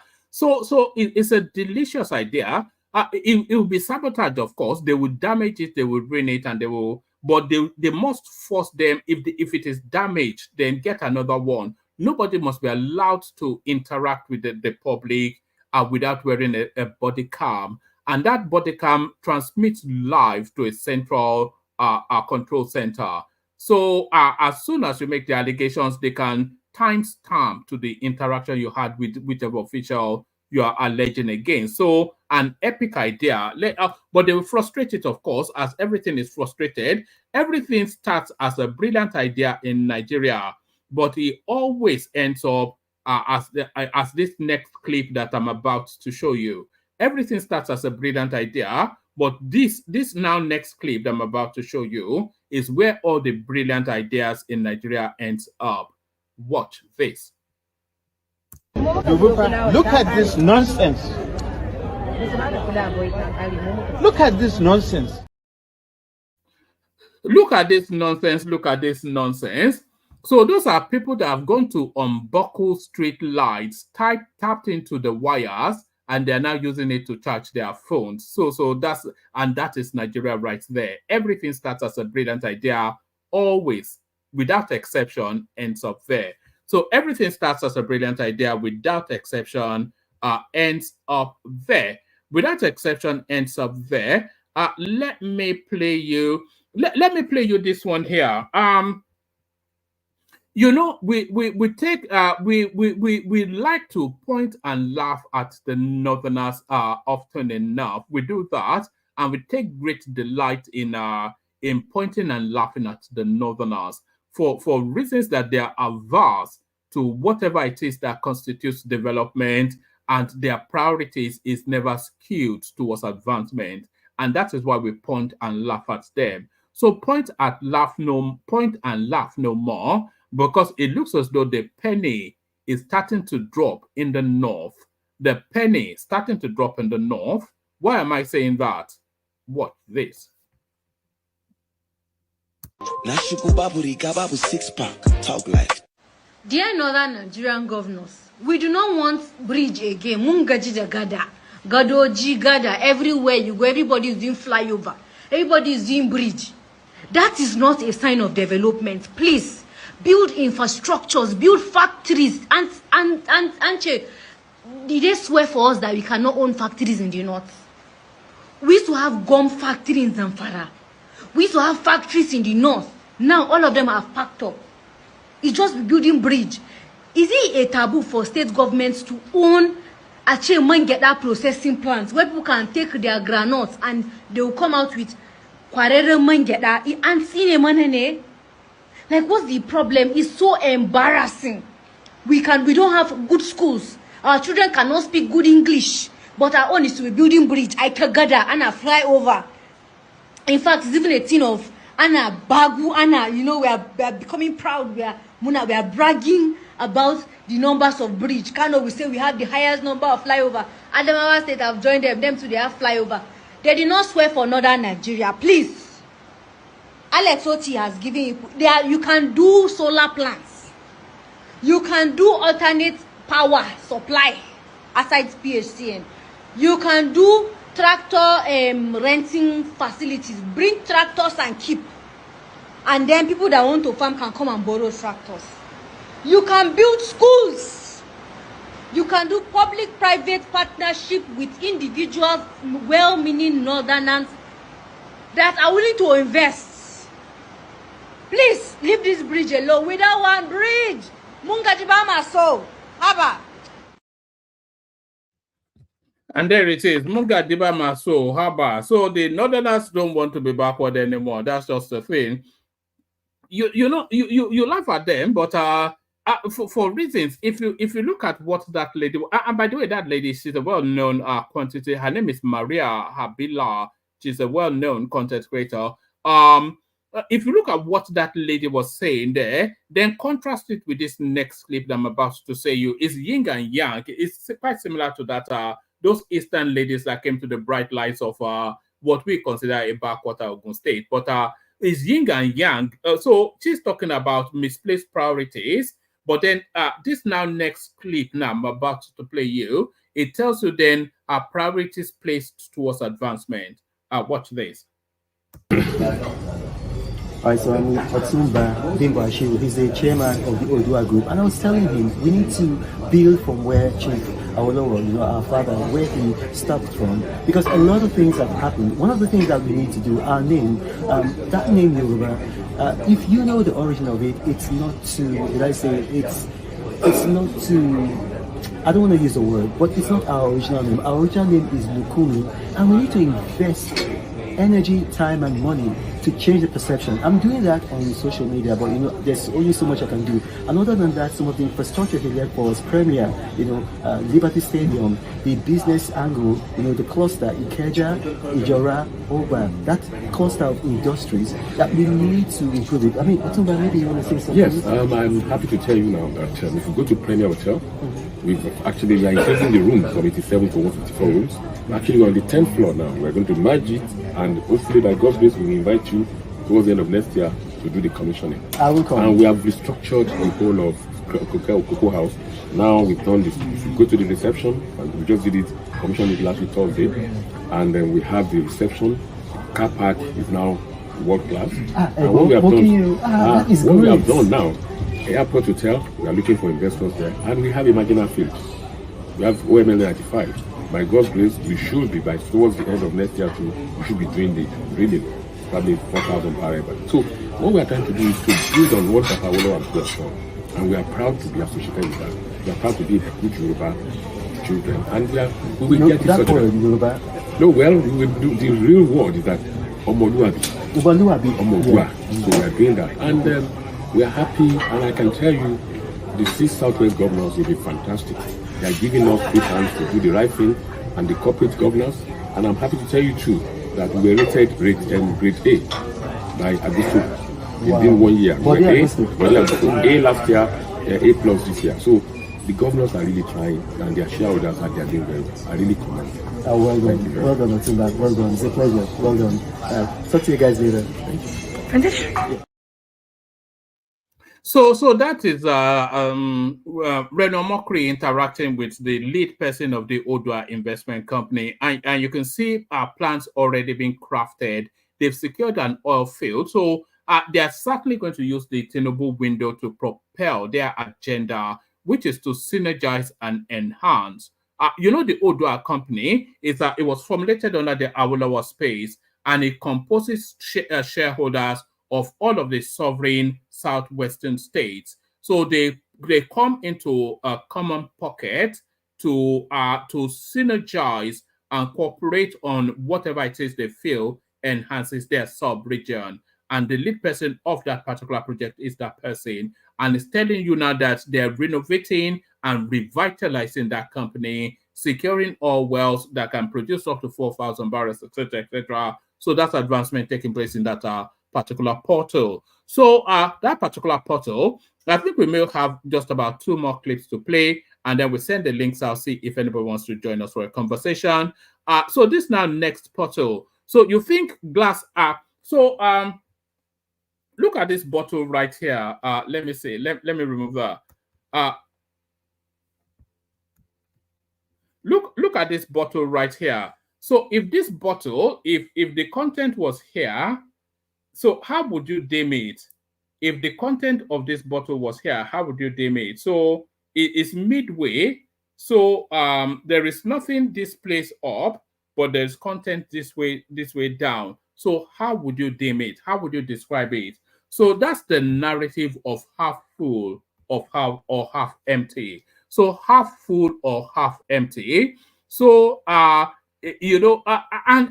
the word NIGGER as well, it was meant to be a derogatory term, but it has been co-opted and rebranded to have a different inflection. It's been owned by the space. So take all of that and transmute it to this new inflection that people are giving to Tinubu. They started by calling him Agbado. So that had its currency and it became funny no more. And then they transmuted to calling him Ronu, which is somewhat of an ethnic jingoistic bigotry undertone. Because Yoruba Ronu, they call him Ronu. So that had an undercurrent, and that didn't work anymore. And then it's now transmuted to T-Pain, which is now the latest currency that is being spent within that particular sector. But it looks as though that's being grabbed away from them as well. Watch this. Viral statement. They coined one word. They said T-Pain. That was what they came about. And when they will probably get at you on social media and start reminding you what T-Pain means, you probably will have an answer for them. T-Pain means temporary pain. That's what it means. Those who coined it, that was not what they meant. No, you don't know. I'm telling you, God has a fortuitous way of working things out. When they wrote T-Pain, I was happy because that is exactly what it is. It's T-Pain. It's temporary pain that will lead to, an extensive, pleasantry and something good for the nation. And it's a matter of time. We hope that the T-Pain will turn to P-gain, permanent gain. So if it's a temporary pain, hopefully Nigerians will get a permanent gain. Permanent betterment. Okay. Now, what we saw earlier today, what the president said that he has ordered that those. And there it is right there. It looks as though they're about to grab T-Pain from the raw meat eaters as well. So they have to move here to another space. Let's have another blast of Donyo Kukwe. But what we are concerned about is that at some point, people are concerned and emotional about what tribe, what region the president comes from. For some of us, we don't care. What we care about is who can fix this nation. We can get this nation on the right track. In some other tribes, we fix this nation. Take that to the bank. Bola Tinubu will fix this nation. Sheon, the problem with you young people is that you want a microwave solution. It's not going to happen. It's not going to happen. You know, I mean, Bola Tinubu is not a fool. He knows that if he doesn't do this thing well, between now and 2027, he doesn't have a chance. But is he thinking about re-election when he spoke to you? I didn't ask him. Do you think he has a chance from what he has? So that's it right there. You know, just on what Donyo Okukwe is saying there, a lot of Tinubu's faith is wrapped around, and this is what everybody should aspire to, by the way, that your faith should be in your own hands. So a lot of Tinubu's faith is wrapped around his actions now. You know, so by 2027, we would have had 2 or 3 cycles of the students' loan scheme. So that would have embedded into society the success or failure of it, campaigning too. I would have had 2 or 3 cycles of the credit call system that enables people to spend on a credit basis. So that would, the success or failure of that would determine his faith. Would have had significant progress in the Lagos Calabar, Sokoto Badagry super highways. So a lot of the progression of that would determine his faith. And then the oil space would have settled. So the price point of that would determine his pace. Naira would have gone through the cycle to establish some sort of stability. A lot of that would determine his faith. So what will determine Tinubu's faith in 2027 will be the consequences of the actions that is taken now. So he controls what his destiny would look like. So he controls what his destiny looks like. So now let me play you 2 light-hearted clips and to land on the Kegites, and then we take it from there. This one tickled me. I wonder if it will tickle you. I thought it was quite cute. Watch this. So I titled that Funky Daddy. So it tickled me. That guy will be well in his mid-70s, I suspect, but I think he can still shuffle the floor with greater grace than you and I. So this now next one, I played it at the start, but it's a blast from the past. If you know, this one dates you somewhat. So if you know that dates you somewhat. The Kegites. Only water, only water, where they see my water. Oh yeah, she go for me, water, water, water, water, water, water, water, water, water, water, water. Only water, where they see my Hapa oh night oh, Hapa oh night oh, Hapa you don't come oh.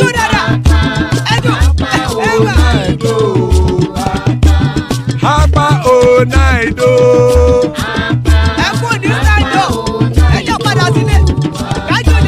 Oro keke elemu ye o. Ide shodi ya keke elemu re o. Bobby master keke elemu re o. Chifu Wailati keke elemu re o. Eruku lele elemu de.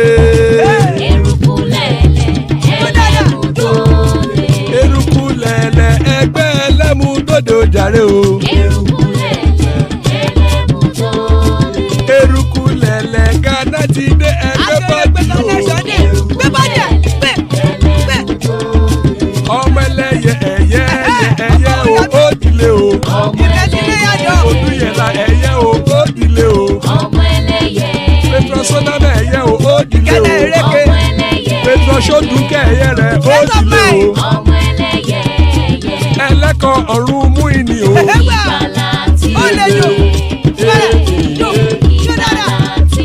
Àkùkọ ọ̀run mẹ́kọ̀.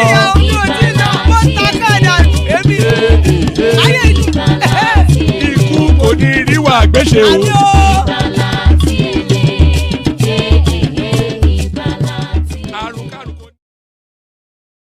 And there it is right there. We may have somewhat of a session. Gas them up joins us. We've got Thomas here as well. Anybody else that wants to hop on. We started off, kick it off with Gas if it's ready to go. Gas them up. Yeah, can you hear me? We can. Okay, so first, I just want to say shout out to everybody. You do your partiality again. You dropped the Lejadu Sisters clip. I was the first one that responded with their name and gave the information, and you gave the shout out to the other person. You didn't acknowledge that Gas was the first one to say who they were. Yeah, But it's okay. No, It's cool. I see what you do. I discounted the people that Googled it, so I went with the people that did not. Why would you think I Googled it?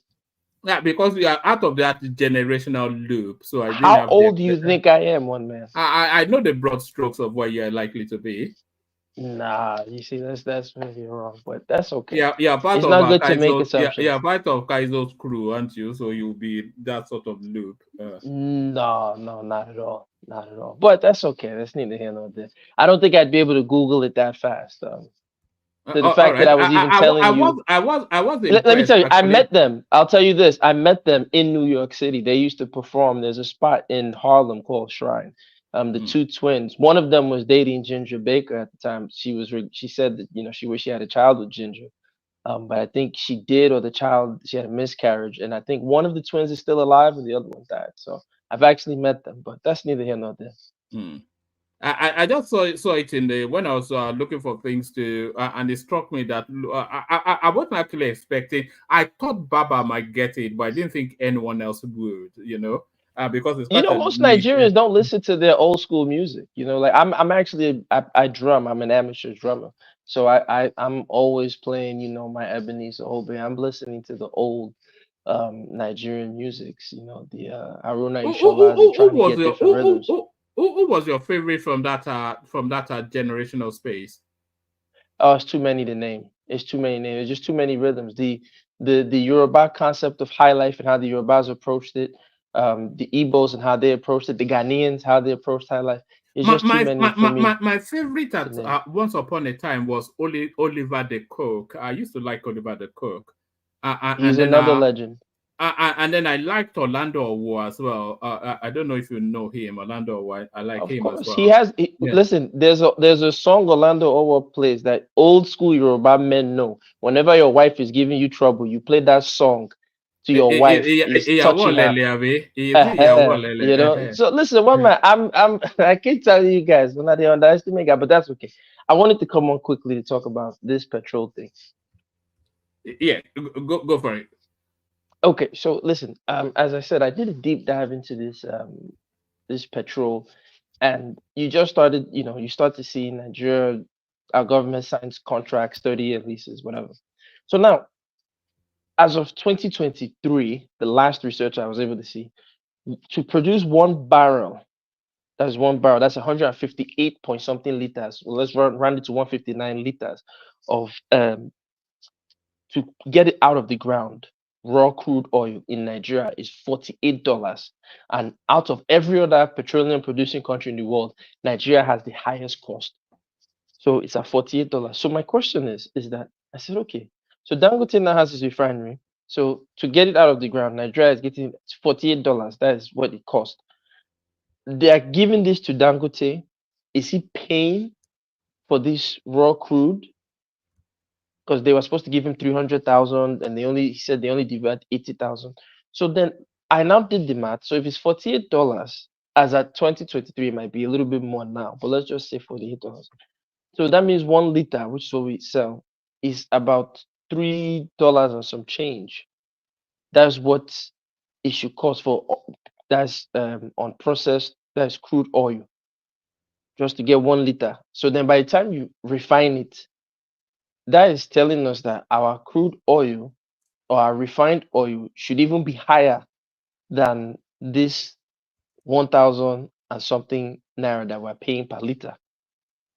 Which unfortunately, if you were to, from what I'm looking at, and I'm hoping someone here can, with the numbers, not opinion, can give some clarity to it. You're talking about cost of extraction. Yes, that's what I'm trying to say. That's an input into the final production. Sorry, If yeah, go ahead. what was the time loop of that your research? I just did this for the last 2 weeks, 3 weeks. I've been doing this. Why? Yeah, but when was that cost? You know, because that technology. I said the last official number that we saw, that I saw, that was available for me. I tried everywhere. I used JSTOR. I tried to find every report I could. I went on NNPC. I tried to look everywhere I could find. It was $48, and that was as of 2023. And what did you say the average industry thing was? Different rates. So like Saudi Arabia is $9, Venezuela is 20 something. Libya is actually cheap, even though they have they're in the 18s or the 20s. Most of the other countries are they're not over $20. And the countries that are over $20 or at $20 have they're not stable. That's like Libya, that's Venezuela. But the stable countries that are producing oil, their cost is not like that. So I was saying to myself, God, what is going on with Nigeria? Why is our extraction cost, because it's factoring into the production, why is it so high? And part of the reason is, again, we're using outdated systems to extract this oil. Like I've said this a few months back on your show. I said, if you is it not more the narrative of corruption charges being layered upon the actual cost of extraction? Perhaps, like I said, NNPC is notoriously, their books, when they do open their books, you don't know if you can trust their numbers or whatever, so these are the problems.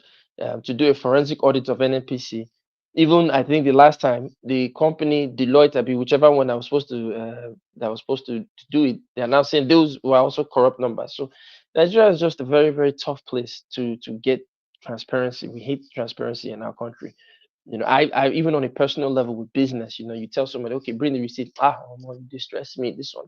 It's like, dude, if you want actual real dollars, you have to bring transparency. But my point, I don't want to go down a rabbit hole. What my point is that if it's $48 as of 2023 to extract, then is Dangote getting this fuel free? Is he paying to get this fuel, or is the Nigerian government giving it to him? So if they're giving him these 300,000 barrels that he's supposed to refine to bring back to the Nigerian people, at what price is he setting to sell it to us? Because if the Nigerian government is saying, okay, they're going to factor in that cost and not charge him, they're not giving it to him, or they are selling it to him. And if you are saying that's the extraction cost, Nigeria trades oil internationally. So that means then they will have to be selling higher than whatever is being sold by other people. But so I didn't see. So hold on. So wait, hold on. One man, hold on now. Slow down. There was nothing I saw that stated the price at which the Nigerian government was selling 1 barrel of oil, crude oil, to Dangote. The only thing I saw in everything that I've researched is that he was supposed to get 300,000 barrels. You are missing the point. You are missing the point. Okay. If you are saying the extraction cost for Nigerian crude is higher than it's the highest in the world, or higher than most. It is the highest in the world. No, that is the fact. Okay. That's the fact. All right. If you are saying it's the highest in the world, if you are saying it's the highest in the world, then what I'm saying to you, forget Dangote, because we're not extracting to sell to Dangote exclusively. It's just a side hustle in the oil industry. So if the extraction cost is that high, then the Nigerian oil will be more expensive than any other oil in the international space. So that will be counterintuitive. No, but that's the fact. That's what it is. Nigeria's oil is at 48. So how are they able to sell internationally is what I'm asking you. If the cost of extraction is that high. Okay, when you say they're selling internationally, remember, Nigeria is not selling the oil per se internationally. They are into the partnership with the IOCs. So Nigeria themselves, we don't have the capacity to withdraw the oil ourselves. We are not the ones doing it. That's why I said doing the deep dive into the contract. This is something that from the times of Abacha, even before then, No, Nigeria before, really.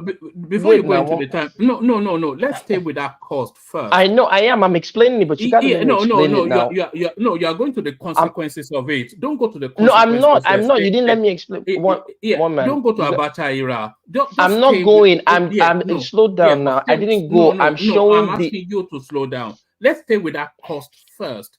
So what I you're know. I saying want to is, answer you. Okay, go on.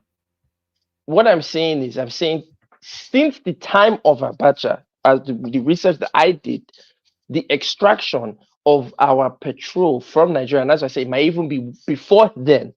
Nigeria, the government itself, does not have the actual capacity to withdraw the crude oil that's under our ground. So they enter into these 30-year, 20-year contracts with the IOCs who extract it on our behalf for us. They bring in the heavy machinery and we partner with them. So part of that $48, they have already factored in their cost. So when they are bringing it out, they are not necessarily paying the $48. It's now turning into a swap that they swap on the international market, which they give, and then we now bring it back once it's been refined, and they bring it back to us. And that was where the subsidy, where it started during Obasanjo's regime, where the government will now pay to bring down the price, to step down the price, like a transformer, you step up or you step down. So that's what I'm trying to say, is that Nigeria now, fuel that they are giving, because I want to get to Dangote. I don't want to get don't go caught up in this. Because I think you may be going from a false premise. That's what I'm trying to establish. All right. You are saying the cost of extraction of Nigerian crude is $40-something. $48 is the highest as of 2023. All right. So you're saying that. So Nigeria is extracted. Nigeria is the top 7 oil exporting countries in the world.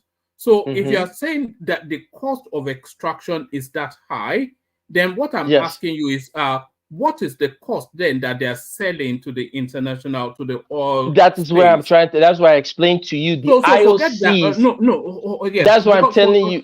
Can I answer you? You asked a question. You're trying to say I'm wrong because the pricing will not match. That if it's that high. So you're trying to say that's what I'm saying. So I want to answer you. Let me complete the question. Just slow it down. Okay. There are only 4 of us here, so just cool it down. I want us to move the woods out also so we can see where you're going. Leave Dangote out, because Dangote is just a small big player in a huge behemoth of the Nigerian oil space. So if you're saying the cost of extraction is $48, then how are they able to sell to the international market? So let me answer you one at a time. So now let me answer you. Hello? Yeah, carry on. Hello? Okay, now let me answer we cannot hear you. You can hear me, right? Yes, carry on. Okay, so the IOCs in their contract with Nigeria already, their price, that $48, Nigeria is bearing a percentage of the cost. The IOCs are bearing a percentage of the cost. The final cost of everything is $48, but it's not the price that they're selling on international market. Once it's out, the IOCs are already going to bring it out in terms of their own percentage. So they are not paying the $48. So on the international market, Nigeria is not selling at $48. It's costing the Nigerian government, because they are in partnership with the IOC. The cost of extraction is $48 per barrel, whatever. That's the cost as of 2023. You can quickly check this out. I'm not making it up. So the IOCs, in their arrangement with the Nigerian government, they are entitled to a percentage that they are now taking out to whatever it is that they want to sell. So they are not paying the 48; they are selling their own parts. Nigeria. I think you phrased that wrong. I think what you want to be saying is not the cost of extraction; is the invoice for extraction is what you're talking about. Again, my point is whether you see, look, you are not in the oil industry, neither am I. Right. I'm only telling you, hold on, I'm only repeating what if you read the NNPC reports, you read the industry reports, that's what they call it, the cost of extraction. So you cannot now tell me, oh no, it's the invoice. Go and tell them. I'm not the oil expert. So take that fight with the oil people. But let me get to the. No, don't get to anywhere because we're still where you are. So you can't say the cost of extraction. If the actual cost of extraction is greater than the value of the product, then you'll be selling at a deficit, at a discount. So I don't quite know how that can be sustained. But if you're saying they are invoicing that cost of extraction as that high for reasons of corruption, then that's a different space. But if you're saying you see, what you are doing, what you are now doing, you are trying to twist what. I will not say that. You are saying that is your conclusion.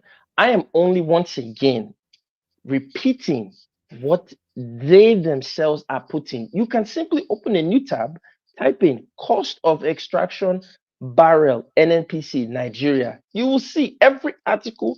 You can even type PDF next. You will see every journal. If you have access to Cambridge, JSTOR, you can now do your own deep dive like I've been doing for the last 3 weeks. And you see those are their own words, not me. So now if you read it and say, oh, there's a corruption here, they are using the invoice for corruption, that is your conclusion. I'm not here to accuse the Nigerian government of that. I'm only just pointing out to our people that the cost of removing fuel from our ground is at $48. Now, I wanted to ask the people or present to the people publicly that this price is Dangote having to pay for it. That's all I wanted to find out. Is he paying the invoice price? Let me use your own language. Is he paying when they are giving him these 300,000 barrels to refine for us? If he's not paying, then what is going on? Why is his own fuel so high? That's all I'm trying to find out. Why is his fuel at 1,000 and something that he quoted for us if he's not having to pay for it? If the government is telling him, okay, he can pay for it in Naira and this one and this one. So that's what I'm trying to find out. Like, we need to be a country of proper accounting and transparency. Yeah, but he is paying for it. What's to suggest that it's not? Again, here's my only thing. I'm not saying that he is or he isn't. I'm only saying that I did not see the actual price. In every article I've read so far, you guys can correct me. No one has said Dangote is going to be paying this much per barrel for each barrel that the Nigerian government gives him. They only said they are giving him 300,000 for a swap, 300,000 barrels, which he will now refine and he will give back to the Nigerian people. They never said that. They never said that. Okay, hold on. He's not president. A swap. It's a sale. It's a sale. Not hold a swap. on. Okay, hold on. One man, you like to do government work and you're not. No. Forget government work now. We trade on facts here, not but you cannot. You see, this is one man. See, it's hard to have.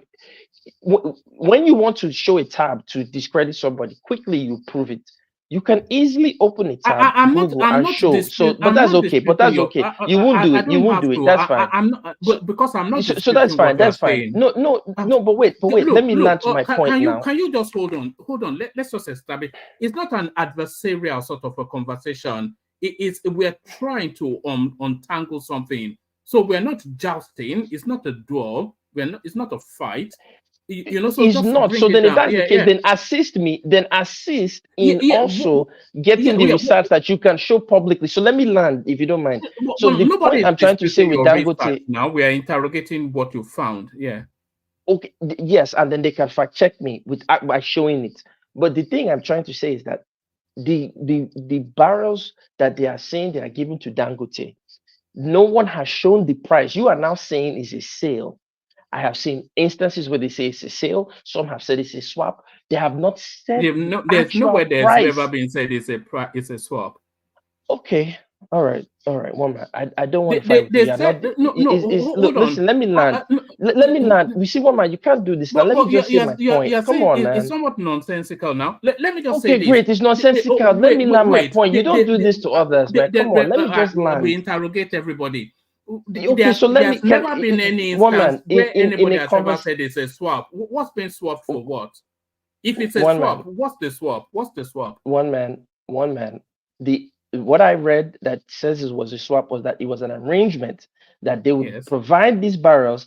And for example, that is why Dangote, the Nigerian government, has agreed to exclusively only purchase jet fuel from Dangote's refinery. These are part of the swaps that I'm talking about. But let me land. That's not My a point swap is now. this. How is that a One swap? man, Do let you me know what a just swap finish. is? Oh my God. You have to stop this now. Let me just finish. Okay, it's not a swap. You don't like the word swap. One man, okay, fine. You don't. It's You okay. have to Let me establish finish it now. You don't have to do this now. If it's a Yeah, swap, what you I are give doing you is something wrong. and You see, one man, you have to not be biased. Look, do you want me to just move on? If you want to have a conversation, So let let's me have a land. conversation. You can't propagandize now without being I'm not interrogated. propaganda. One man, everybody can do their own research. Oh, okay, just do your I'm thing. saying what I researched. You can easily say, "Oh, guys, Okay, I pulled do off your the tab." thing, You're wrong. but the platform No, so dissociates from let me say anything my that. point about Dangote. Hold on. Let me put in a disclaimer first. The platform dissociates from anything that Gas is saying. Carry on. Thank you. Finally, thank you. You see, because when I said, for example, on another platform that the Portuguese brought the purple yam to West Africa, you easily went on Wikipedia and posted a silly link and said, "Ha, you've been debunked," and then you ran off. You can do the same. Go online and show, "Oh gosh, you're lying." This. Don't just assume you are the air authority. That's not how a conversation is done. You can't be biased. You have the platform. I don't have Google. I'm doing this on my phone. It's not like I'm doing this on my computer. If I was, I would share certain things with you on the links. You have my email. You could easily back channel me. Hey, guys, all the stuff you are saying, prove it. And we can have it if you truly want not a non-joustial or a non-adversarial way. But look, the point is that I have not seen, and if anyone can show, please, what is the price at which Dangote is getting these barrels of crude from the Nigerian government? Is he getting it at or one man doesn't want me to say the cost, the invoice price of $48? Is he paying above the $48? Are they giving it to him in exchange for something? What is the price? So that way we can determine that, well, Dangote, if you're not paying anything for the barrels up front and you're just simply refining, there's no reason why you should be charging us such a high amount for the end product of that refined fuel. That is what I'm trying to get at in terms of transparency for our government. Now, I could be wrong, and you don't have to agree. So I would like to go on to the next topic. I just wanted to point that out for the public so they can have it. Before you go on to the next topic, let me respond to what you're just saying. There's absolutely categorically no reason it's never been described as a swap, and you are the first person that I've ever heard mention that. I've never come across it anywhere. So it's a sale, not a swap. That's one. And then if you're saying the cost is $48 for extraction, that seems incongruent with the industry space, because the economics does not work as a nation for us to extract at a higher cost than if they are selling petrol for $75 a barrel and we're extracting at $48 and others are extracting for $9 to $20. It doesn't work out. The permutations don't work out. So I'm not quite sure. I'm not to dispute that you read whatever it is that you did read, but I won't hang my hat on that. So it doesn't align with logical reason. You've already said you have a disclaimer to what I said. That's fine. Well, I just, for the public to see, he never does this with anybody else except maybe Pansat, but that's okay. I would like to go on to the next topic. All right, brilliant. Do you want to take us rather to those minors or major minors that were released recently? These rascally abokis from the north. Yeah, sure. I'll just quickly say this on that. Are you showing it or you're not showing it? Oh yeah, no, I'll put it up. Carry on. Okay. So the thing is that, look, listen, Nigeria is a funny country of selective outrage, is a funny country of partiality, as I always say. It's on this platform, for example. If those children are minors, they should definitely be released. If they are not minors, then they should be punished. But again, we don't live in a country where there's accurate records, where a child is born, for example. I know a couple of children that were recently born, Yeah, you get your birth certificate, but the NIN should instantly be given to that child at birth. It should be standard practice that as soon as you are born, your parents' information is taken at the hospital there, sent to the local authorities. They register the birth, and then the parents have to go maybe a week or 2 or 3 weeks later with their proof of identification. The hospital records is matched there. The child is given an NIN, and now that child and the parents, you have your ID.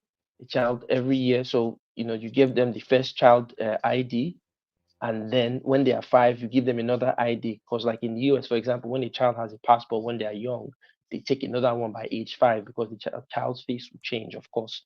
So these are things that should be done in Nigeria to prevent us from having these, uncertainties of if this person is actually a minor. We've all seen those jokes of when our so-called under 17 or under 21 youth will go and play football, and some of them look like they are 40. Some of the women look like they've given birth to 3 children already, and they are saying that they are under 21 youth or nonsense like that. So when are we going to get to a state where our country has accurate record keeping? It can be done tomorrow. We can do these things, but Did you hear the that should be the Did you hear the anecdote of a Nigerian footballer that was claiming he was 27 and his twin brother was having a massive party to celebrate his 40th? I probably read it, don't remember. I don't listen, I'm not surprised. As the Delta people say, Akwamusho. So, wonders will never end in this world, especially world called Nigeria. We have to get past it. We have to stop this stuff. We have to really take nation building serious, and we cannot be taken seriously on a global stage when this is what we do. But yeah, next topic.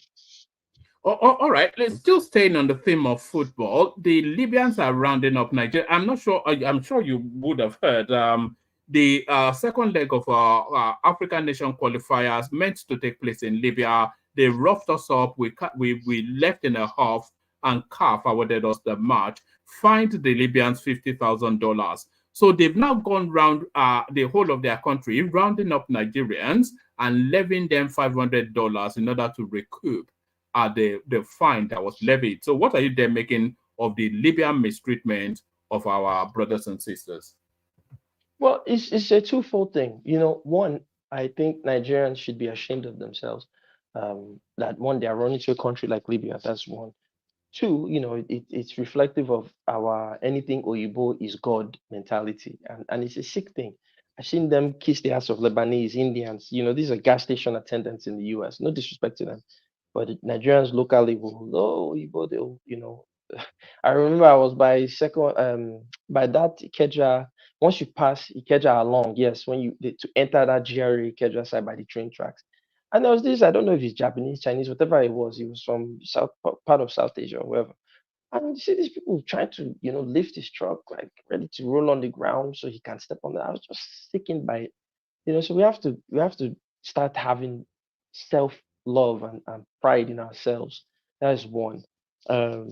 Two, for me, I'm going to push a little bit to say it is the northern Nigerians who are majority, and some of the south or the Nigerians, let me not just say that, the Nigerians who embrace Islam need to take a stand on that. And the reason why they should take a stand is Islam professes to be, it is a religion of brotherhood. Let me not say professors, it is a religion of brotherhood. And it's just shameful that a majority Muslim country like Libya would do that to Nigeria, knowing that Nigeria has a 50% Muslim or maybe 55% Muslim population, that they would treat people in that manner. So where is the Nigerian Ummah to criticize them and tell them that what they are doing is wrong? They should be at the forefront. They cannot just keep quiet. But again, it would be hard for them to open their mouth and talk when they are burning their own fellow Nigerians in the north. So I'm not surprised. When we've reduced ourselves to laughing stocks, this is how people will treat us on a global scale.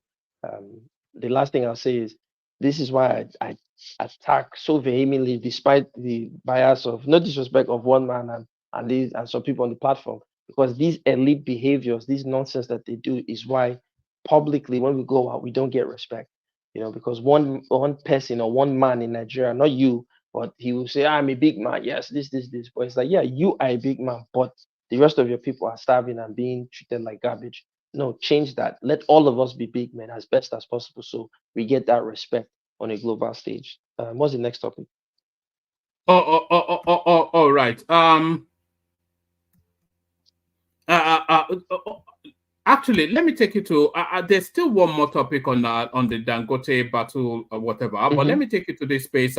Nigerian government reverses 18-year admission age for tertiary institutions. So recently, there was a shuffling of positions, and ministers were moved out of position. The education minister was moved out of position, and it was his policy stance that nobody should be allowed into a university or a tertiary institution below the age of 18. So that's been reversed and reduced to 16. So what are you then making of this Nigerian stance to stymie the savants in the country? Well, I think it's something that, the real question is, first off, do we really have an education system in Nigeria? We can't say we have an education system when we don't have history. Well, it produced you and I now. It produced you and I. You see, don't be so defensive, one man. I'm not saying that to attack Nigeria. I'm saying that to say a country that doesn't have history in their curriculum cannot tell me that they have an education system, because that is why we grow up without any real knowledge of self in that country. Is lacking sorely, and it really is reflective on the behavior, especially of diaspora Nigerians. No disrespect, especially to the UK Nigerians. You can see the current parliament the disaster that they are putting in front. The Yoruba girl, that is a product of that disaster. Someone without any knowledge of self saying the nonsense that she's saying. But whatever, we'll always play the nonsense. This is what we do. So my point is this: is that the person who made that policy, was his policy, what was his real reason behind it? I'm not too sure. I think that it's something that the states should determine, not the federal government. I think each state should determine it. We all know that there's serious issues of cultism on our university campuses. Perhaps if the children get there when they're 18, and you might give them a mandatory service, as opposed to, you can create a whole new youth corps from that 16. If you graduate school too early, maybe just so many things you can do. You can create a new youth corps as an alternative to the NYSC. You say, look, if you don't want to do, you don't want to serve NYSC, maybe you can do your 2-year waiting period and do something in your local government, maybe some sort of ecological friendly projects that can, replace NYSC service.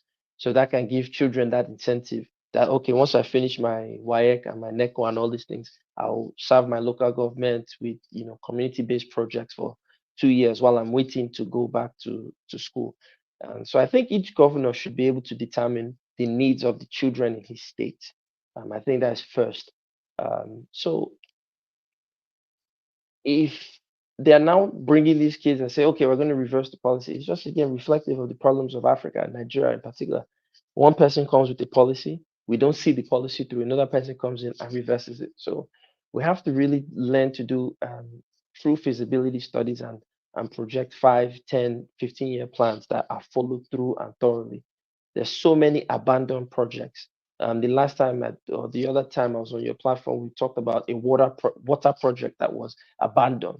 I believe in one of those Midwest or Northwest states, that they were supposed to take water and remove the salt from it, the desalination plant, $20-something million, and it was totally abandoned after $4 million commitment. So Nigeria has a problem of not following through with policies that may or may not help the people. So I don't know. But last thing I'll say, because I know other people might want to talk. I don't want to go too long. I really just came to talk about the Dangote thing, is that again, we need full transparency on Dangote's refinery. He's not the only one. Bua is also building a refinery that should be coming up as well. Um, if one man is not agreeing that the extraction cost or the so-called invoice that they are putting down because of corruption is not that high, then let's get to the bottom of it. Let's find out how much does it cost? How much are the IOCs charging in collaboration with NNPC to remove oil from our ground, so we can know the price of 1 barrel of oil, and that 1 barrel is 158 point something liters, or let's just run it to 159 liters. So then we can know that 1 liter of crude oil will cost this much per naira. So then to charge us for the refining, this is how much they should be charging. What is the standard refining cost on a global stage? So you cannot come now in Nigeria and charge us ×2, ×3, ×5 of the refine, because that will force the Nigerian government to have to subsidize fuel. No, so let's let this pricing be open and transparent. Like I'm saying today, I know he hated the word swap. No problem. Don't get hung up on that. Don't do government work for them. The price that they are giving Dangote, this is, he says a sale. How much? I haven't seen anything that shows that.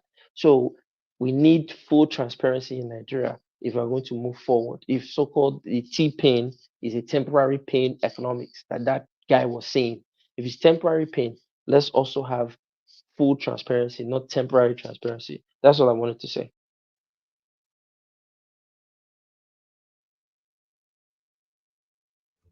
All right, Bridan. Before I go on to the next person, can you catch us up with what's going on with in America? Who is winning? Well, so far, the last time I checked, I think Trump is winning in most of the states that are reported. I know Georgia is the battleground state. They're saying he's not winning in Gwinnett County, Fulton, and some other counties. So he definitely took a lot of the other states that they said he wasn't going to take. So I don't want to say it, but who knows? For now, it doesn't look like the Dems might have the win, but we never know. Stranger things have happened. We know that Al Gore won the election, but then he didn't win. So stranger things have happened in politics when power is at play. So let's see what happens. Yeah, Gasemo, what of the states that normally determines the winner, have they casted their votes and be counted? Yeah, I I think think you some have of like them. six states Yeah, I that think a determine few of them the have already reported that this guy, that the man has won. I don't want to, because my computer is in another location, but some other states, they've said that he has won. So like I said, I don't say anything until well into like 12 o'clock, 10 o'clock, 11 o'clock. Then they start having a clearer picture to see where everything is. People tell you something at this kind of time, and then 2 hours later, all of a sudden, votes came from nowhere. So let's just see what happens. But to me, I will say this is my opinion. The fact that they put that Nigerian girl there,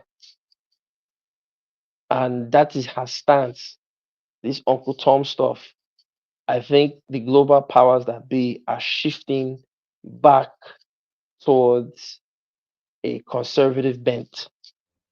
So that is, if her being there, I think that's a barometer or a thermometer of And what what did they will make of happen with the global power. what did they make of the Yoruba girl being there? I just said it. Nigeria doesn't have a history. We don't teach history in our schools. So she's a product of Nigeria's not being taught history, because any child that was taught true history, not that you will not be conservative, the nonsense that she has said with Africa, the repression, the nonsense out of her mouth, you can just tell she's one of those, she's only Yoruba to dance to the so-called talking drum, eat jollof rice. She's a UK Yoruba person. They are not really Yoruba. They go to church on Sundays, they praise Jesus. They are not really trying to be Yoruba like in their village. When they even go to their village, they're like, help me get out of here. They're there 15 minutes and they fly out, because there are enemies that are after them, blah, blah, blah. So, she's a product of that. But hey, that's what you guys want in the UK. So I wish you all the best. All right, brilliant.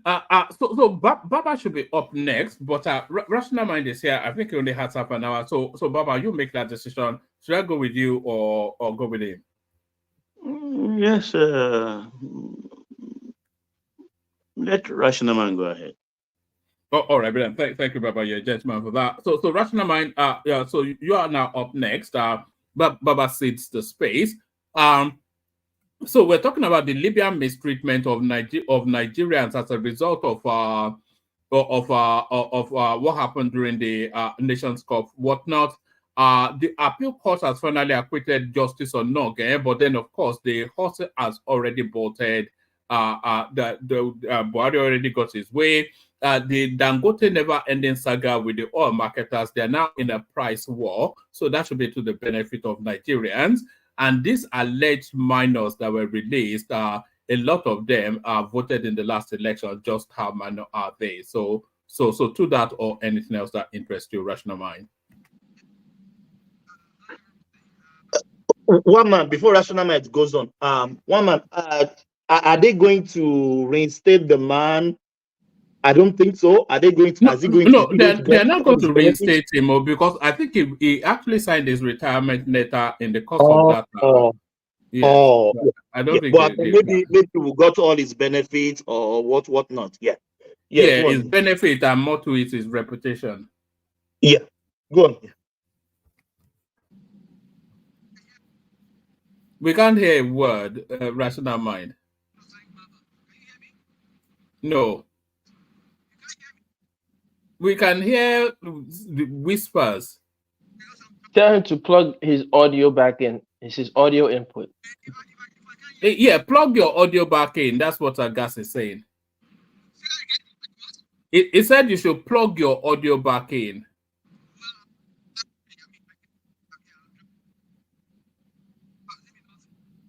Or maybe you should just sign out and sign back in. Maybe you should sign out and sign back in.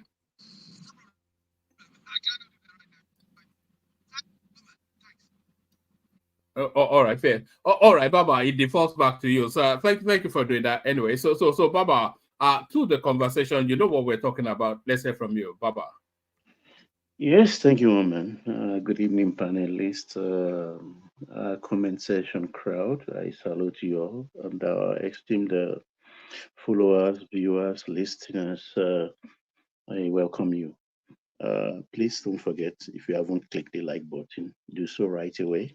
And don't forget to share and subscribe much later. Let me start with this minor issue. I think it's a good thing. Like I said yesterday, the president has said, okay, let them go. But I still see the excitement, the frenzy in the media, both print and the others, still the normal gra thing, flexing of muscles, wanting to go on the streets again. I think on Friday they have to release. Honestly, I think joblessness is troubling Nigerians because even this minor thing, it's not the first time we are seeing minors being added into courts. Like the other panelists said, I think we don't have sense of history. Even though we don't teach it, I think we don't have sense of history in this country. During Maitasini, there were two Maitasini riots in the north during period of 80 to 85. And of course, like most of the things they do in the north, they push the children forward like guinea pigs. They put the children forward. And then at the end of the day, the adults stay back. So it's a pattern. It's just like in Vietnam, for instance, during the Vietnam War, what the Americans do when they come to a marshy area, which have been mined by the Viet Cong, what they do is they push the pigs. They had them into the swamp, and then when they hit any of the mines, boom, then the Marines, of course, will be alerted that, okay, they mined this swamp, so let's make a detour. Just I digress there just to show exactly what I'm saying.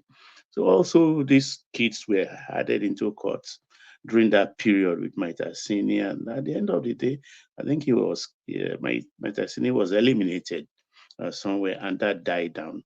Most of even, like people are saying, those children, a lot of them, they have voters card, they voted.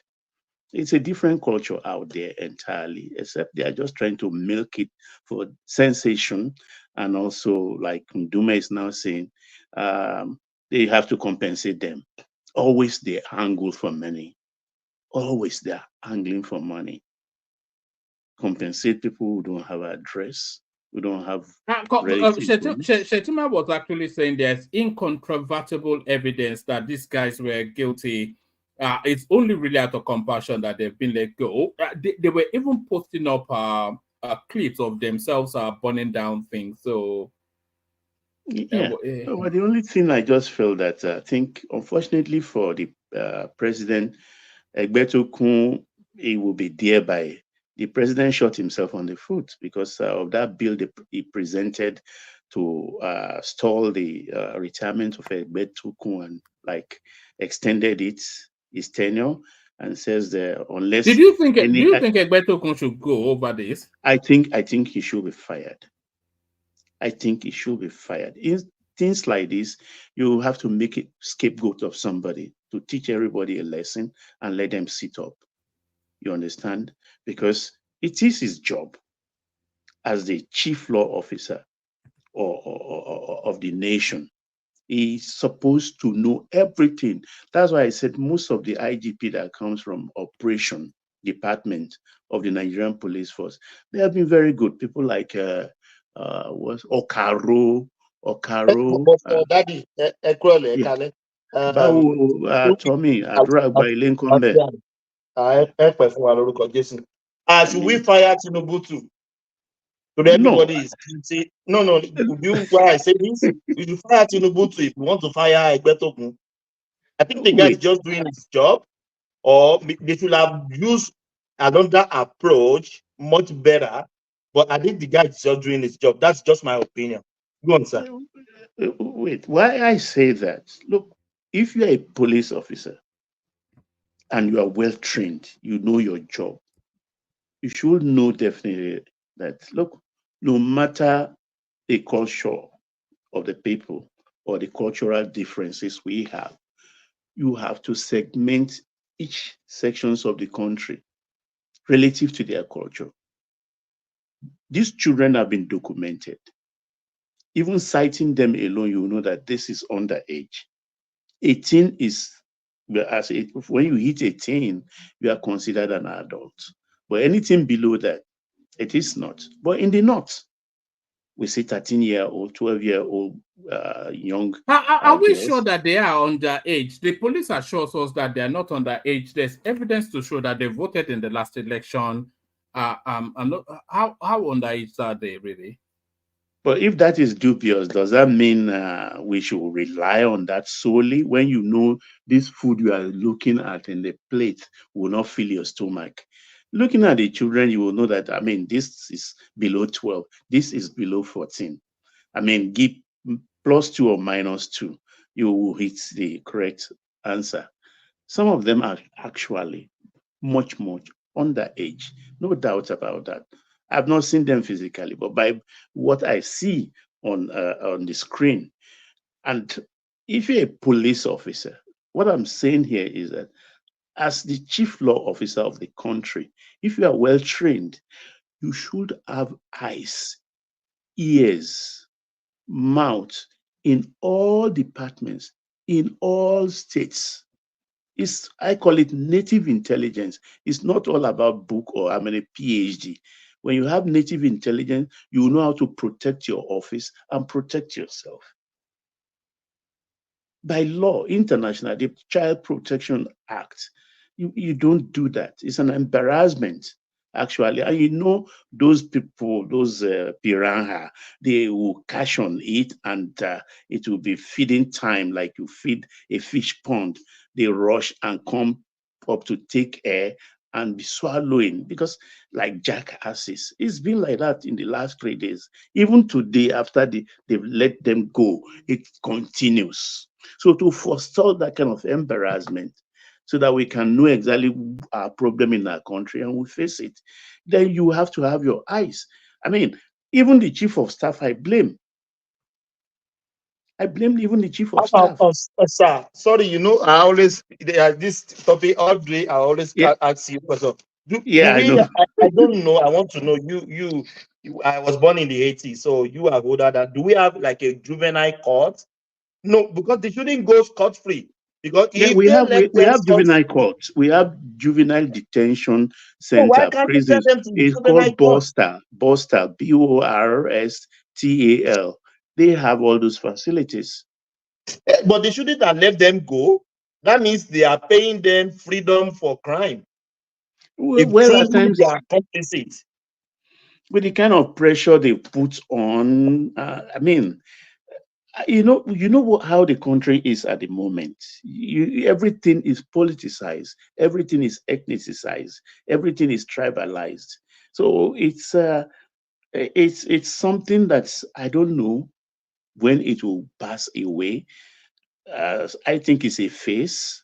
We've been through many phases in our country, and the sooner it passed, the better for the peace of mind and sanity of everybody. But Egbetokun, I mean, somebody has to be punished one way or the other. People should not be let go. Even if the president is forgetting, he has left word that those people involved have to be punished. The chief of staff should make it a duty to make sure that that presidential instruction is carried out, including the IGP. It's very important. So one man, I think, which other one again? You know, before I go to the oil thing, which is the main. Yeah, Justice Onnoghen. Do you want to go to Justice Onnoghen?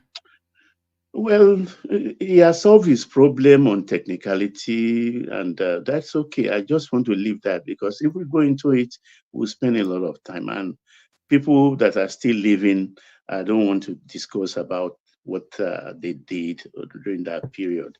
So let's just go straight. I think the Libya thing, you know my stand about Arabs and things like that. It's what they do, like you said earlier, one man. It's what they do, and I still don't know why they are in African Union. I don't know why the demography put them in Africa, by temperament, by color, by speaking manner, by religion, totalitarian religion, worship.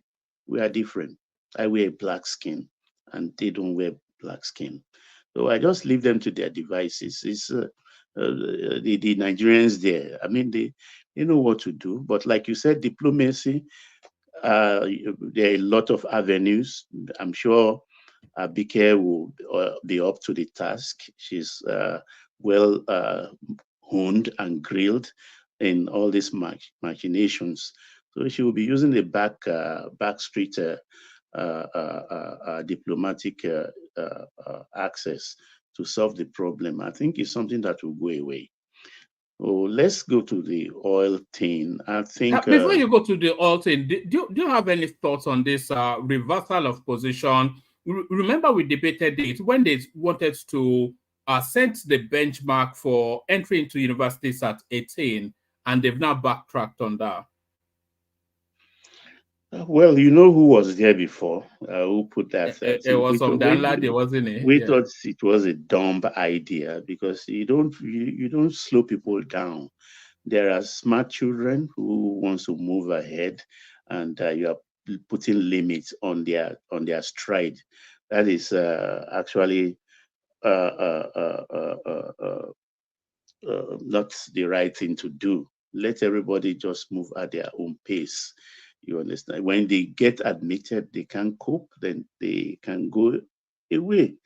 So that's it. I'm happy it has been reversed. So we solved that problem when the square peg was now put in a square hole. So that is it.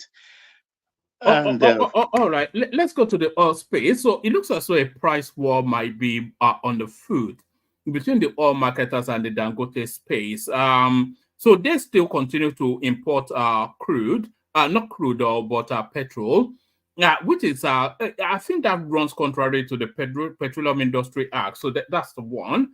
And Dangote is still accusing them of importing blended petrol, but they now are coming in at a price point significantly lower than Dangote. So somebody is going to have their back broken. Yeah.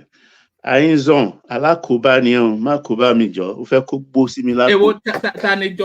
What's going on there? He wants me to talk on Onnoghen. Don't mind him. Oh, right. Ó fẹ́ kó gbó sí mi lápò. Let me talk about the oil woman.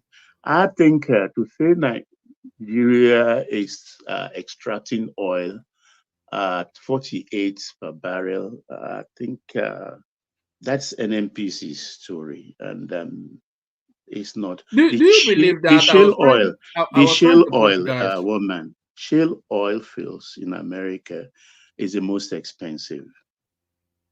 So when NNPC say theirs is 48, they are not saying the truth or being economical with the truth.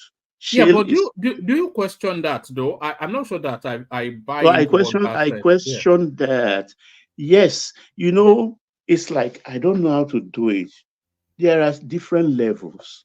We have onshore, we have offshore, which maybe in the industry lingo we say midstream. You understand? And then we have deep water.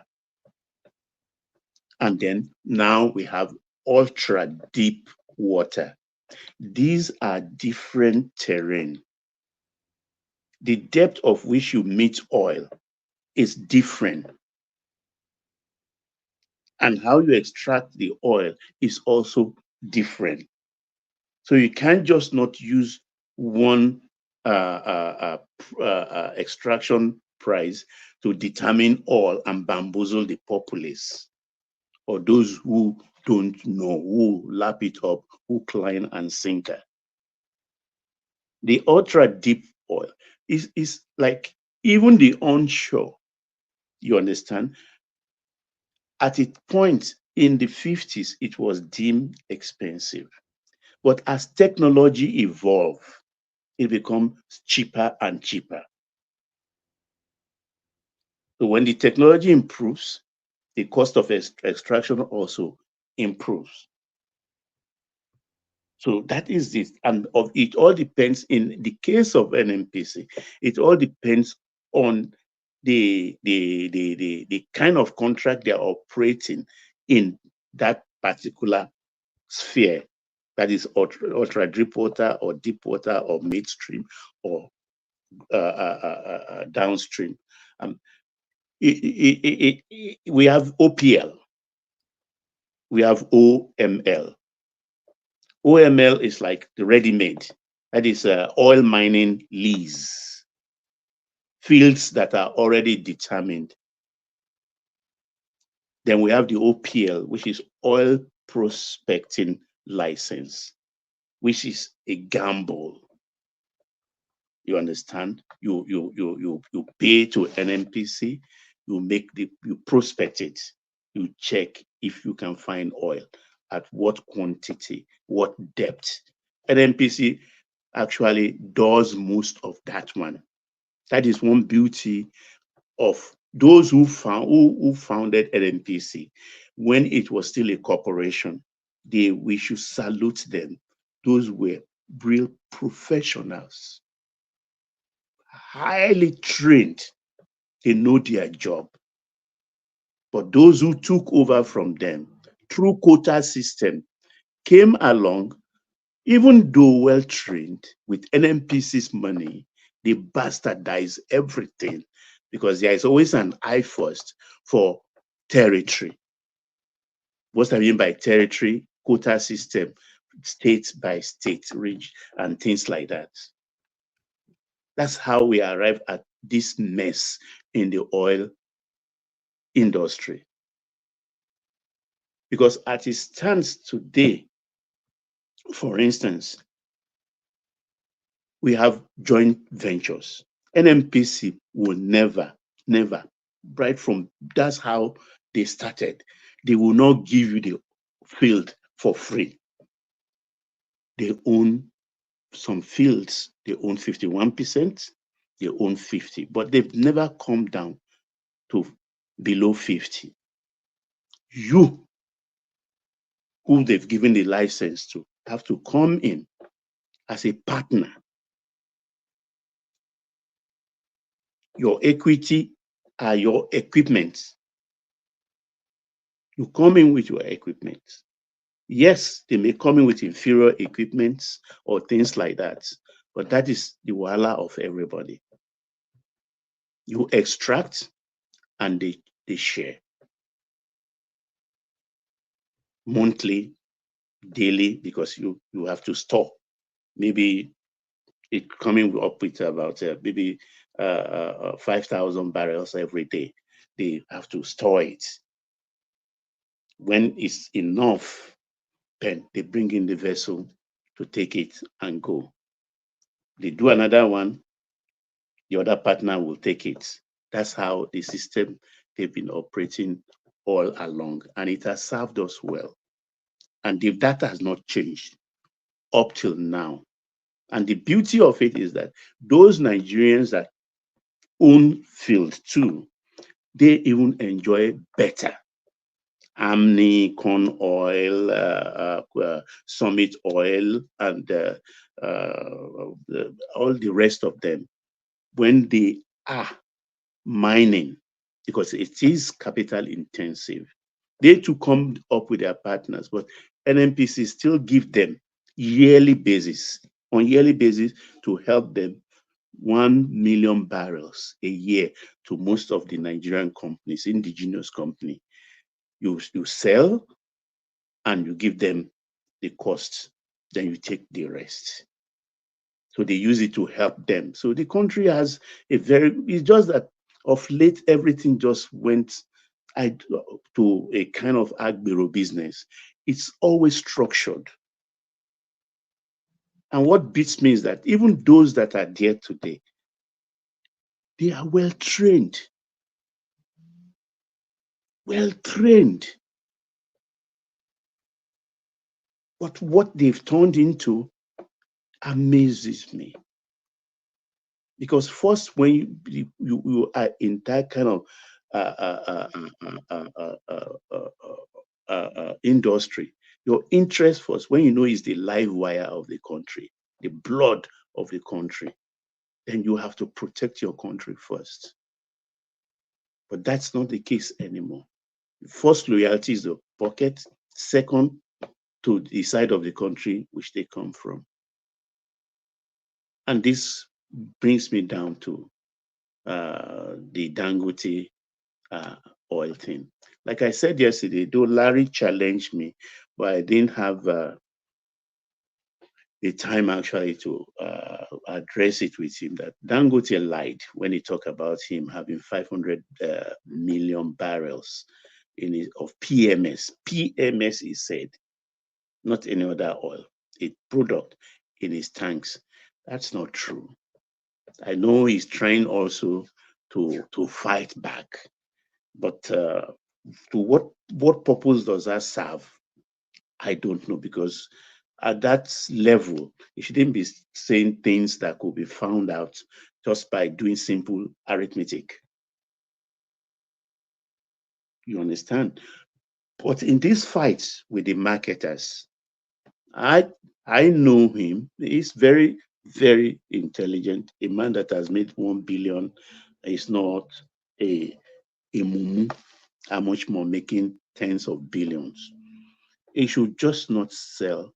And that's what he's avoiding too. Selling directly to the marketers has its implication.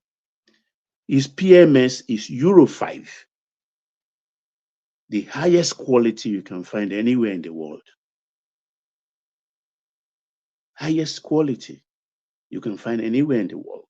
Now Pinnacle wants to buy from him, even the audaciousness of it, want even to lay a pipe to the refinery, so they will be giving them is Euro 5.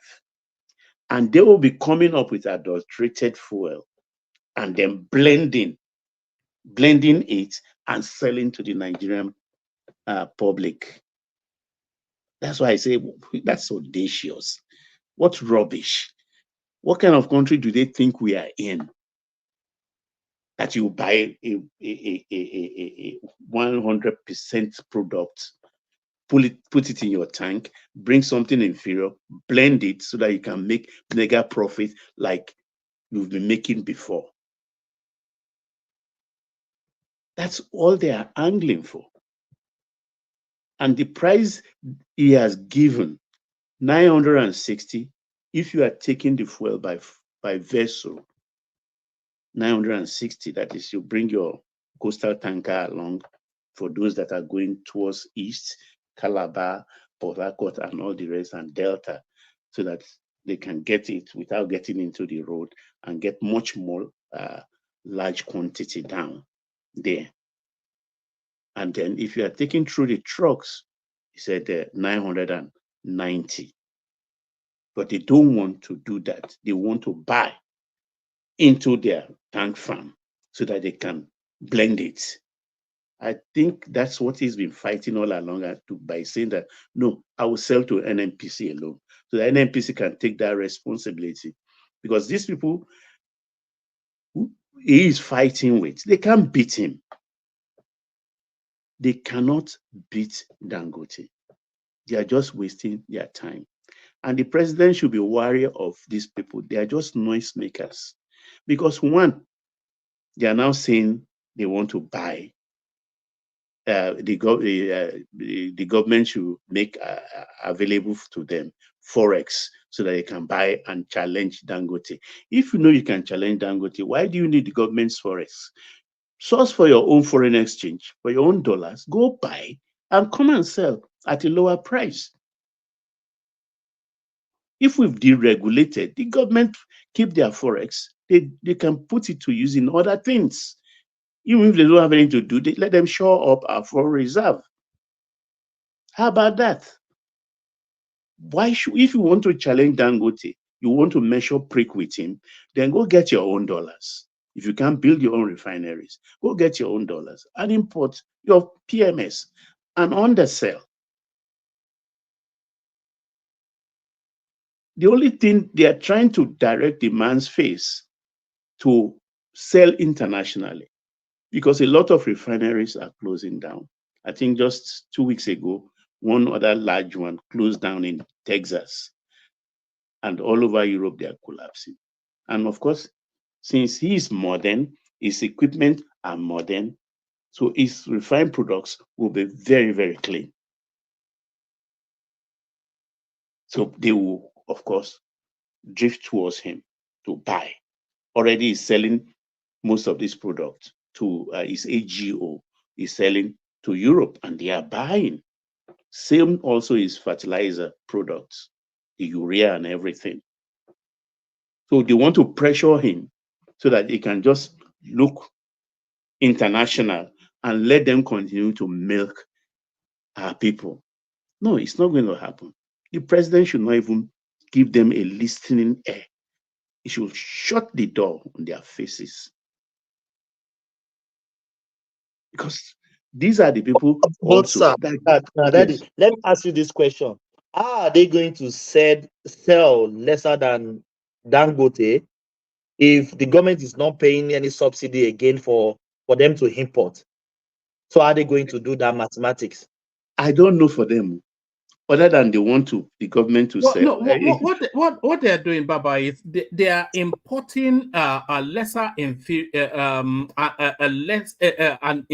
quality. Product to quality to what Dangote is producing. So Dangote is producing at that cost of a prime product, but they are importing these blended products, and that imports cheaper, so they can undercut him. So I think that's what they're doing. Oh, one man. We don't finish Nigeria. That's why I'm saying that somebody's back has to be broken in this fight. That's why I used the word that time. The president need to start dealing ruthlessly with a lot of people. We are very stubborn people. We are very, very headstrong. Once we put our teeth to something, it's like when a crocodile bites you. According to fable, they say unless he hears a clap of thunder, that crocodile was not going to remove his teeth or something like that. That no force in the world can make that crocodile to open the mouth again. These are the kind of people we confront that has brought us to our knees in our country. And they still don't want. They are in their throes of their death. They will be cursing Dangote, I know, daily in their head and everything, but it's not going to work. But what I just found, that's why I said the audacity of it. Oh no, we are going to bring it cheaper. Central banks sell us forex. Why should central banks sell you forex? For a deregulated market of a product. Why? A simple thing is take your own, you understand? It's not even on bill of collection, where you can even feel from M. Go buy your product. NMPC is not going to take it from you. Take it to your tank farm. You have your fuel station like Petrol and which do. But if government doesn't intervene, they can ring Dangote. Those people. They cannot. Forget it, no man. No, they can't. Tell me how. Because what Dangote is saying is that they are bringing in blended products. So let's say, for instance, it costs you 10 naira to produce a quality bottle of Coca-Cola, but I go and produce some colored water, and then I empty half of that colored water and pour your quality Coca-Cola, and then have two. So that's what he's saying. He's saying, in fact, there's a lot of Americans, actual real Americans in that field in Nigeria. He's saying they are asking him to.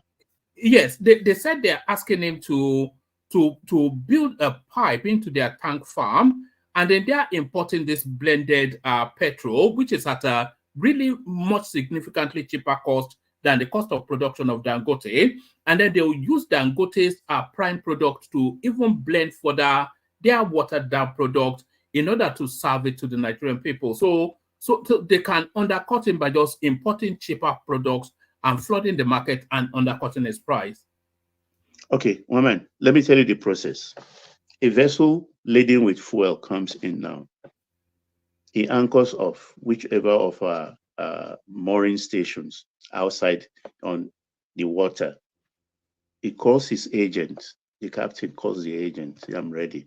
And the first thing he will do is to give what we call NOR, that is notice of readiness.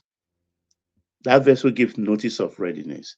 That notice of readiness is communicated to let's use Apapa Wharf, for instance, to the chief pilot office, to the harbor master, to the traffic manager of all these are MPA. You understand? To custom, to immigration, and then NMDPRA, which is an arm of the Petroleum Ministry. Then they book the pilot, they bring the vessel in, it anchors off.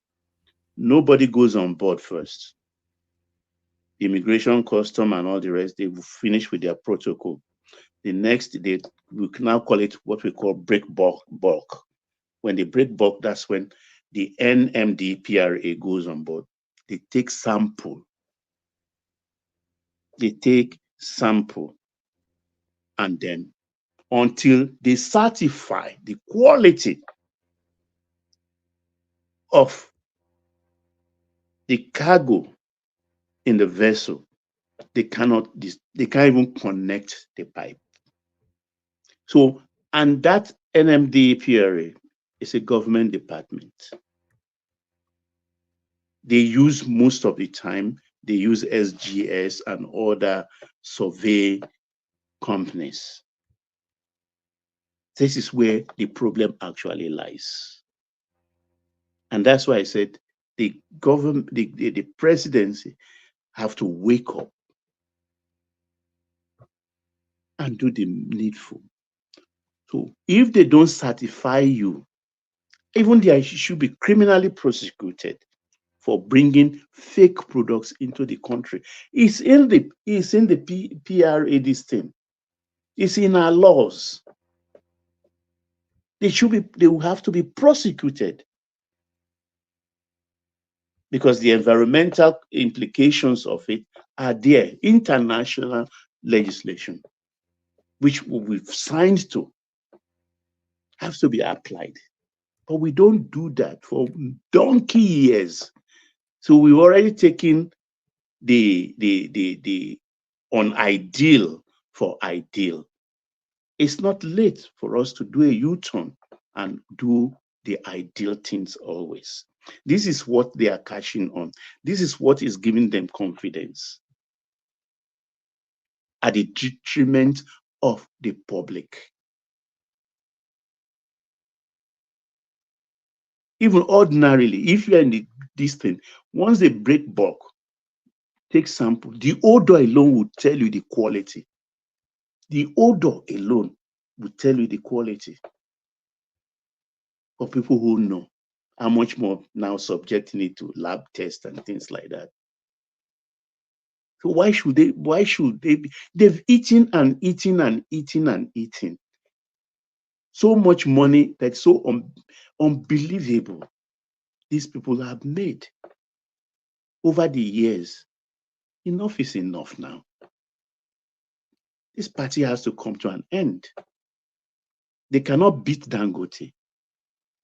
I don't know where they get that in their head, thinking the president. Dangote cannot even afford to be beaten because my goodness me, imagine if they crashed the $20 billion. No, what they want, you understand, to fight him, frustrate him, and let him just say, okay, look, take. Let me sell to international bodies, which is even better for him. Ordinarily, he can corner the West African market. Sufficient for him. Is he getting enough backing from the government, do you think? Or I think he's not getting enough backing. The president is not stamping his foot down. It's not stamping. Did he support Tinubu during the election? You know, for every businessman of that size, you have to hedge your bets. Maybe you give APC, let's say 1 billion. You give PDP like 800 million. You give LP like 300 million. So they all hedge their bets. They all any businessman that maybe come outrightly with his chest, you're just taking a big risk. A big risk. You get my point. He himself, you understand, he has come a long way with Tinubu, because I remember the election that brought Tinubu to power. One man, I know for a fact that when money was needed at a certain point of that election of 1999, it was Dangote that brought that money. So himself and Tinubu been long. But do you not feel a sense that Tinubu is cold towards him somewhat? Maybe not cold, but somewhat cool. You know, it doesn't seem to, because traditionally Dangote has always had the full chest backing of most sitting presidents, even since Obasanjo, certainly throughout the Goodluck Jonathan era, and of course Babangida, Buhari rather, he just opened central bank for him. But there seemed to be somewhat of a third sort of. Do you not feel a sense that the government is cool towards him? Woman, I'll just say one sentence and we just drop it there. It's in the purview of ocean and oil. There is a problem in that line. So what I think the president is big enough to know definitely that this is Nigeria business now. This is Nigeria, and age also is not on his side. Forget the 72. What does he want again? What does he want again? He's blessed, oversized. He should just do the Nigerian thing. Let me put it that way. He should just do the Nigerian thing for the peace of mind of everybody, because this thing is not supposed to protract like this. If he puts his feet down, nobody will look him in the face. He's the number one citizen. He's just not in government. He is in power. And nobody can tell me that he doesn't know how to wield power. You just use that power. They've done one, which is, and that is enough. Dangote started buying fuel station. They blocked him. And I don't know, those he has managed to buy, maybe they've returned his money. That's okay. I don't support that too. You get my point. You do your oil. Let other people chop too. So they can run their fleet of oil, they run their trucks and do everything. But the tank farm business, like Otedola said, let them sell it all in scraps. It's not today we are seeing businesses going to oblivion. There was a time warehouse businesses was the in thing in the 80s, in the 70s. Warehouse was a big thing. But today, all those warehouses have turned into churches. Those who made their money put it in their pockets. They've looked elsewhere. Baba. Yeah, Larry, you are here. Oh, yeah, now. Oh, I'm not here. I wasn't expecting you, Larry. I thought everybody would be held hostage by Trump and Harris. Yeah, we are getting close. Trump is carrying the day. 10 o'clock, you are getting close. Okay. Before you start talking, 2 a.m. No. Baba, it seems you have not been watching things. No, I'm stuck with one man in the last 2 hours. Oh, no. 1 man, you have to be following things up, 1 man. No, I deliberately just didn't want to, because I thought it would be too saturated. Everybody will find out soon. We are talking about the president of the world. Yes. Yeah. Trump is carrying the day, beating Kamala blue-black. Bula Balu. This is the Electoral College, right? 109, 108, 198. Yes. That's a stride. Bula Balu. That's a surprise. Hey, so you've come here to claim your crown, Abi. It's a Bula Balu. What about the swing states? Are they coming? Yeah. In as much Georgia is already close to being red. So basically, it's kind of like. What about Michigan? Michigan. Arizona. No, I think Arizona is gonna be red. You can see that it's getting close to being red. What about Penn? For Penn, no, have they called Penn? No. Yeah, I beg the elections still did. What about California? No, Penn is going red. It's close to being red. No, I don't want close. I want to hear it's concluded. Papa, even CNN, Bakamu. I want to be watching CNN now. New York Times. No. When you hear there are some. If you are hearing from Fox, probably, but if you are hearing from CNN saying it's only miracle, you should know that.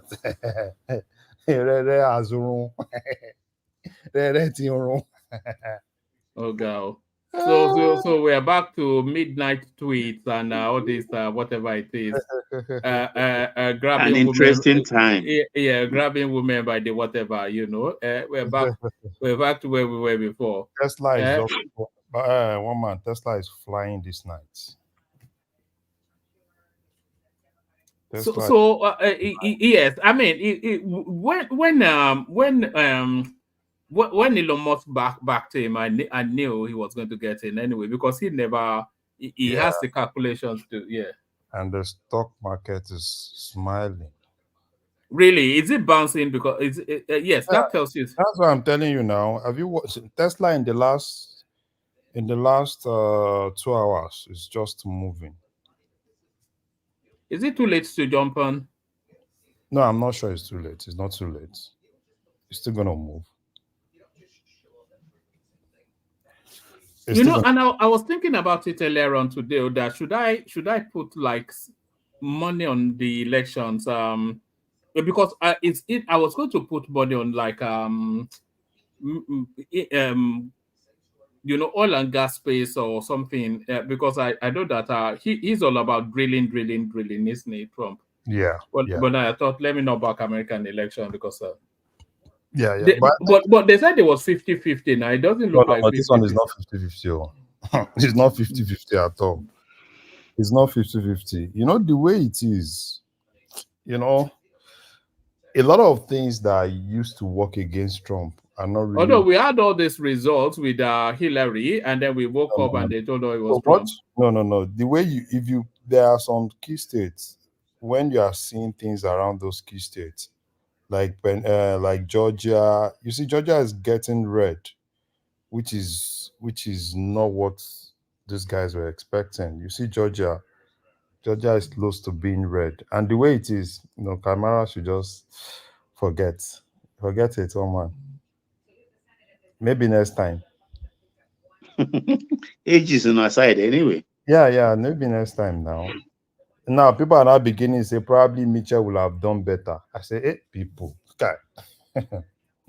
It was actually Biden that lost that election for them, you know. Yes. If you had stepped down quicker, given and then they had proper primaries, and then when they went and brought this, not Indian, not black, not anything, you know. And I think the Senate too. I think they had +1 in Senate. One man, if you go up, you see Senate. Go up a little bit. No, just go up. No, that's going down. So go to Senate. Click on Senate. Now Thanks, Aizon. Thanks. President, Senate. Yeah. So 47. So they had extra. They have extra 1 seat. Democrat lost 1 seat. Oh God. So I'm not sure that we need Trump. You know, the moment they put that Yoruba woman, because she's very right wing, you know, so the Brits had already done the calculations that Trump was back. What does it mean for Nigeria is really where the question is. You know, No. I think the major thing for Trump's don't get anybody time. America first, America second, America third. That's all. Fix your country. Fix your country. If you fix Africa, you know, everybody will not want to jackpot now. Africa can fix Africa. Don't expect America to come fix Africa for you. Fix your country. You can fix your country if you want to. Until we kill ourselves, finish. Trump not gonna mind. I suppose in many ways, Trump is the ideal president for Tinubu. They are both businessmen, so they know the language of business. So Trump will be more fixed, and Trump won't even enforce anything on you. All these other guys. Trump will not enforce anything. The major thing about Trump is America first. So fix your country. Africa should fix Africa. Larry, how are you, my brother? I'm all right, yeah, sir. I'm a Trump person for life. I don't know why I like Trump, but I like him. There's nobody can change my mind. But what of his criminal case? What is going to happen? Is that going to be suspended for now, or what's going to happen? Let's wait and see. You fired everybody. Let's wait and see that. You want to, you know, all those things we know now. You know, it's everything. You are bringing this, you are bringing that. You know, you are bringing this, you are bringing that. I think for Democrats, Biden actually, you know, if Biden had stepped down earlier before now, it would have been easier for them.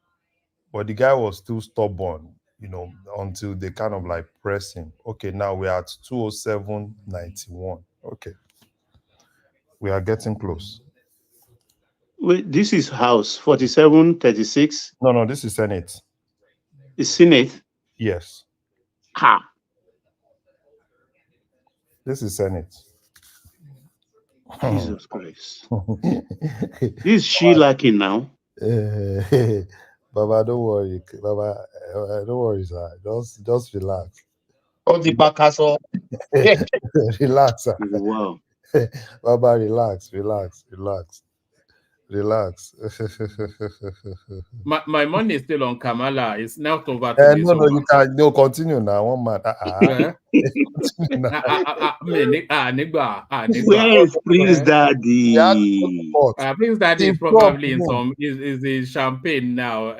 If Trump wins, we have to go to court. We must go to court. We no go agree. Why Trump go win? Oh my God. And do you know the funny thing? They just gifted him this election anyway. They didn't create a choice for people to make. So you know the funny thing this time around, it's now black men versus black women. You know, the black men are basically more going pro-Trump, and the black women are more like, it's Calamara or no one. So, and the conventional votes that Democrats used to have, I'm not sure they are really getting it this time around.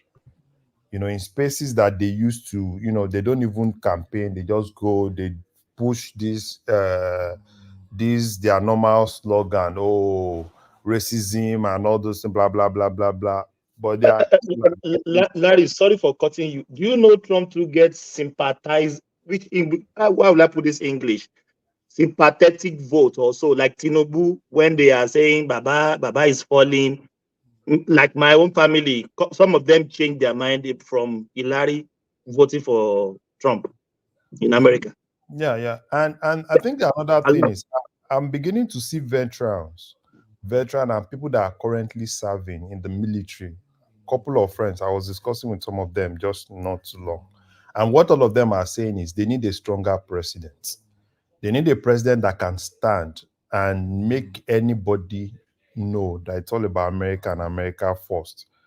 Because me, if I'm serving now, right, I would rather want to fight for America, not because some other country is fighting and I need to go and defend them and go fighting. Ukraine is doing whatsoever they want to do. Probably there is a need to go support all those countries. So the basic thing is just that we need a president that can actually, make some of all these guys sit down and let's get peace back. We can't continue this way. There are some wars that we know that if we continue, like the Ukraine war has to stop. Some other wars too, if there is a way you can just stop it. Larry, Zelensky will be peeing in our pants now. No free money. I'm happy Gallagher won in Arizona. It's a Putin but I'm man, sad Scott is back. No, the thing is free money. There's no free money now. No free money again now. That guy in Ukraine, that guy Badwell, will just come, collect money after he goes. They said it's extremely corrupt. That I'm telling you, that guy, complete Badwell guy, just collect money here. Oh, because ordinarily, if not for what he's collecting, it's a lot of money. They are getting a lot of money from that crisis now. You just walk in. Trump has taken Georgia now. Collect. Kamala took Arizona. Okay, that's good. That's good. That's good. Wow. Baba, don't worry. Baba, don't worry. Nothing is just Baba. What's the threshold? What does 270 electoral? It's still a long way away now. Don't worry. Which long way? One man. Which long way? Don't worry. One man. We are close. We are close.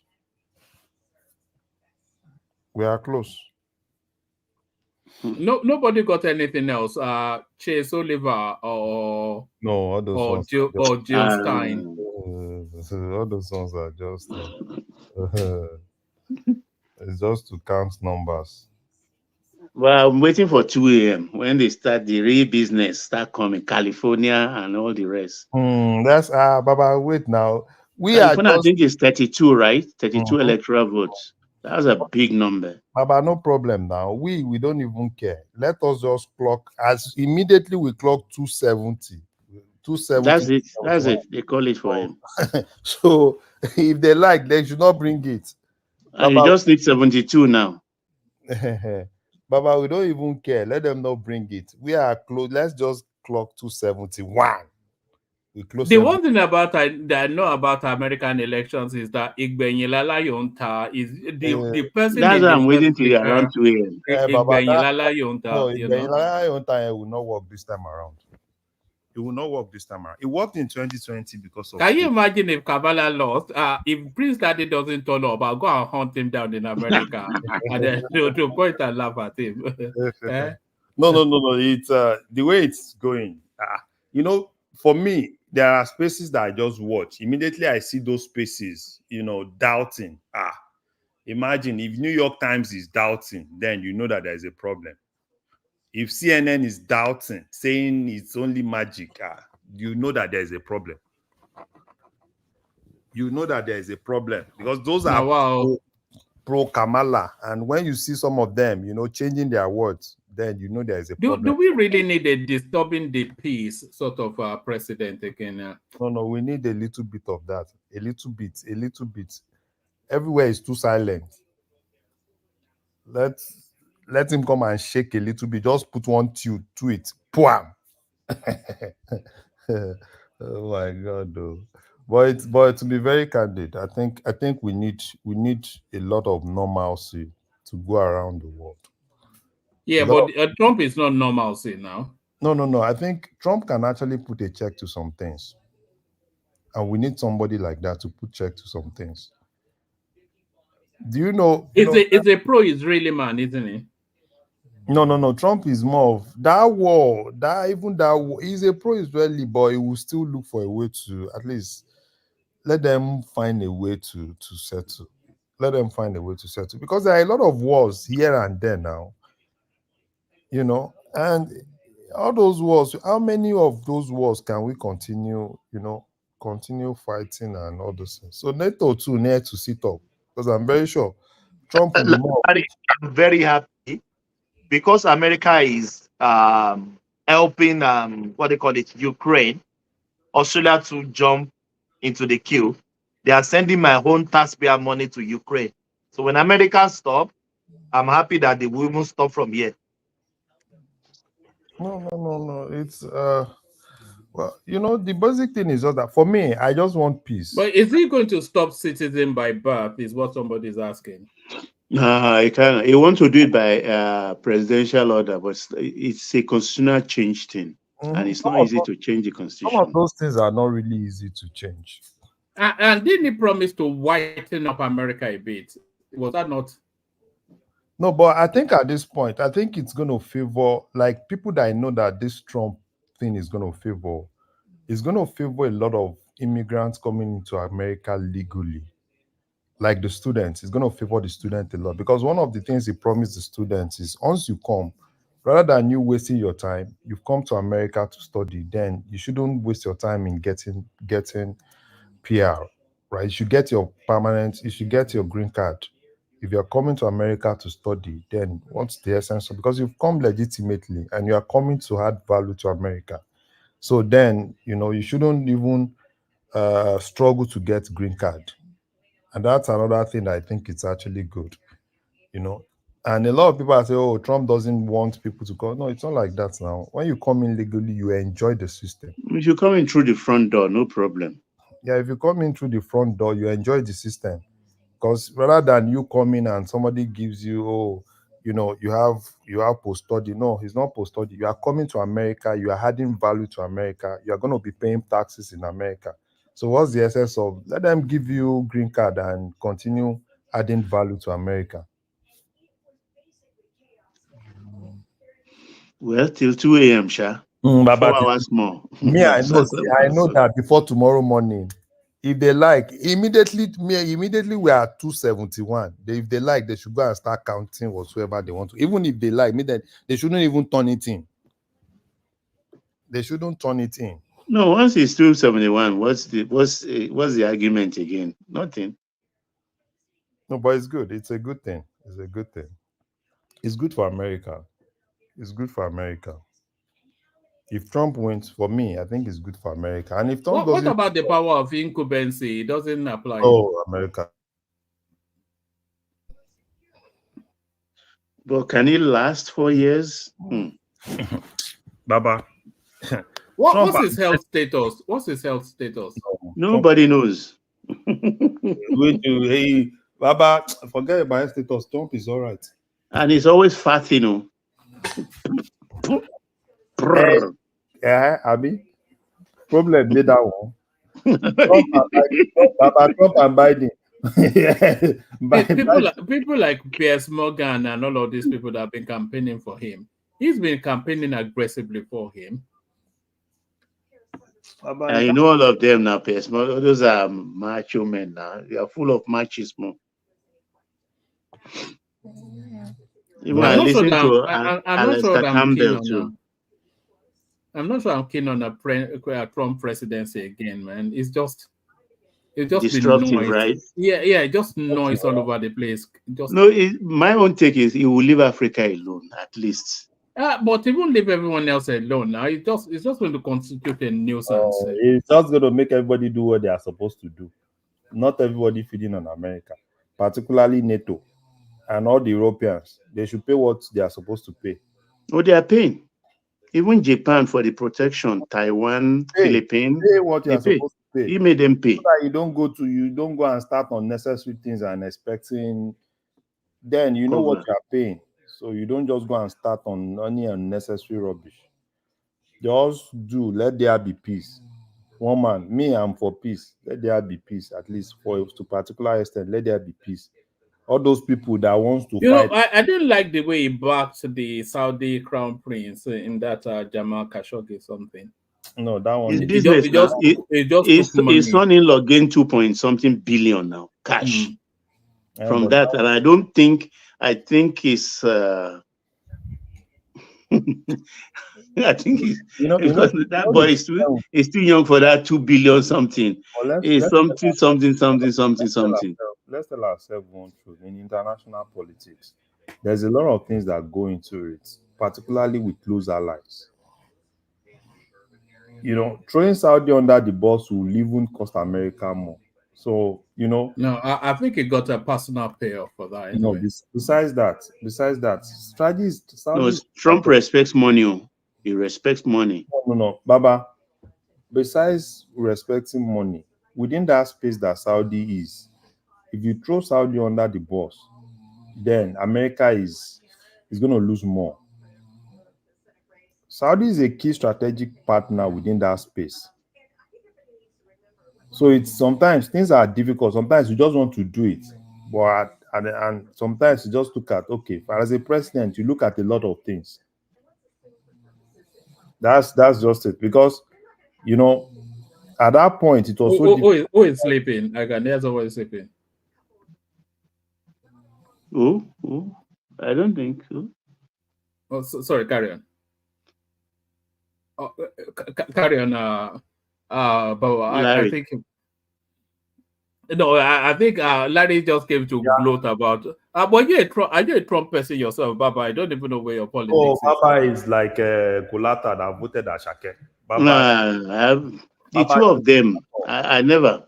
But my household voted later today. They later voted for Kamala now. You said you were not going to vote, didn't you, Baba? No. Baba didn't vote now. But you also later voted for Kamala now, Baba. They voted a few hours ago. For Kamala. No, I didn't ask them. I respect their privacy. But I know who to voted for. To sit at home, not to even vote. He said he voted for Ashake. What does that mean? What's the difference? Why didn't you vote for Lamide? Why not? It will certainly be a better president than Trump. Larry, I can see you are very happy. So where's Adewale now? Wonderful. They will justify that song. No. I'm just, Baba, it's not like I'm very happy. You know. What is Salo? What Where's Adewale? He's hiding under a bottle of whiskey. He's hiding under a bottle of whiskey. No. Everybody, because they can do their magic. We are waiting for them to do magic. That magic is what we are. Magic of con. No, Patoski, leave them now. Leave them now. Trump, everybody is watching everywhere. Let their whatever magic they want to do. Let them. Larry, Baba, you don't vote. Are you not going to be fined? No. Right. You get fined here $48 if you don't vote. For this election, the fine is about pay. One fine on this you don't vote here. $48. Yes, you have to vote. Baba. Yes, because the two candidates, honestly, for the world where the world is right now, they are both not right for the world. Trump is somebody who will look inwards. Rightfully, is good for America. But then the world right now is so volatile that anything can happen anytime. And I don't like the way he lean on those Putin and the short man in North Korea and things like that, where he eulogizes them. But for the Democrats, it's about the LGBTQ. No, bros, it's just giving Baba. It's just trying to look at them from a different perspective. So, okay, must we always fight Russia? You can imagine a world where the three major superpowers in the world are united. Wouldn't that world be a better world? Must we polarize everything? Those are the kind of questions. Patrick, do you not think it's in awe of Putin? I think it's intimidating. No. One man. The guy was once an American president. Ever since we started this Ukraine war, what have we gained? No, if we look at the meeting in, I think, Reykjavik, what they call that meeting with Putin in Iceland, he was intimidated. Well, Putin dominated him now because see that the body language, it was in awe. So the thing he was in awe. The thing is this, let's just tell ourselves one truth. We believe that Ukraine, if they ask you now, you say, oh, maybe one day Ukraine will win that war. And we all know that Ukraine cannot win that war. No, I've never supported Ukraine. Why are we still, I've never supported Ukraine. This guy will come every time this guy comes, $30 billion goes away. It will come, just through. But what's the price of withdrawing that American support? I don't know. It's nothing. No, it'll be gifting Ukraine to Russia now because Russia will just overwhelm them and take. I don't think Putin wants to annex it. The rest of the world. No, he wants to annex it. He wants to annex a good third of it. No, if he stopped carousing with NATO, Putin will leave him alone. He'll look for the trouble. You are my neighbor. I share border with you. And you want to align yourself with NATO and train guns on me through the border. That's where Putin went after him. Yeah, but Putin will want to control that space so it doesn't happen. Why must America be the one spending the money? Because they are the ones with the money. Who else has the money to support that sort of endeavor? Why must America be the one spending the money? They are the only ones with the money now. Look, one man, the war, the success or the victory of Ukraine benefits Europe more than anybody in the world. Why must we put sanctions on Russia because of what? We are not benefiting now. Europe is benefiting, and Europe is not implementing full sanctions against Russia. That's the issue.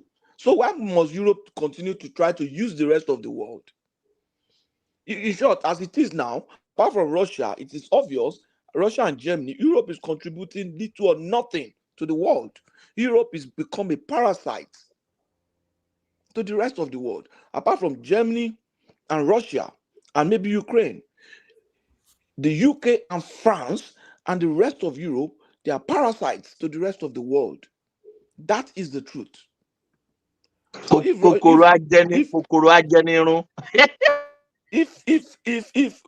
Donald Trump is calling them to order and say, look, you must pay for everything. People pay with their lives. Africans paid with their lives in the 45 to protect Europe. My father fought in the Second World War in Burma in the interest of Europe. Africans died in the interest of Europe. Americans died. African Americans, white Americans all died in the interest of Europe. So what is France's contribution? Just to recover France? You know how many American people died in Lombardy and other allied forces that died there because of France, and to protect UK and protect the rest of Europe. And now they're taking over a part of Europe, and the rest of Europe are they continue to trade back end with Russia, and then they are not spending money. They expect America to continue to spend money on Europe. That's the point now. That's the point. Yeah, but America is the one with them. Who else has money? Nobody has money outside of America. The UK has money. Trump has taken Michigan. No, they don't have. No, they don't have the money to back. Do you know the sort of money that backs that sort of war? The UK is spending its money on its people. America is seriously in debt. America is more in debt than the UK. So the UK should go borrowing too to be able to go and play the support big brother role. They should borrow. America is indebted. Yeah, but America can just print dollars now. Let UK print pounds. Let UK print pounds and exchange it for dollars. UK has the highest, they have the most powerful currency in the world. Let them print more and devalue it a bit, exchange it for dollars, and support Ukraine. That's the point. They think I won't do the rest of the world law. So Trump is addressing them as a businessman.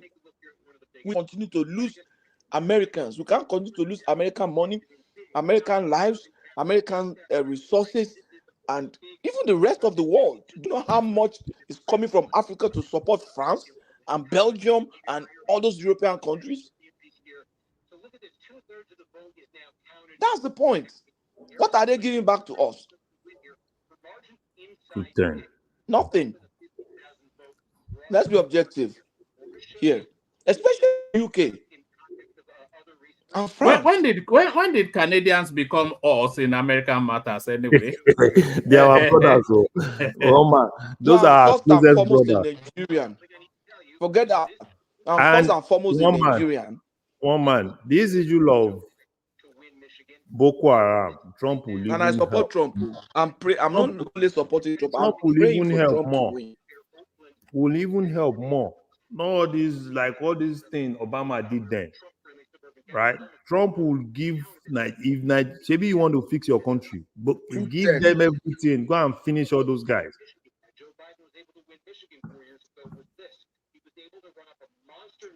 So, is it a Tinubu win? Which one is a Tinubu win? No, I think it's not really a Tinubu thing. It's more of fixing Africa. That's the major thing. This one is a big one now. Too big to rig now. No, we are still close. It's not even interesting. They said some magic are still coming.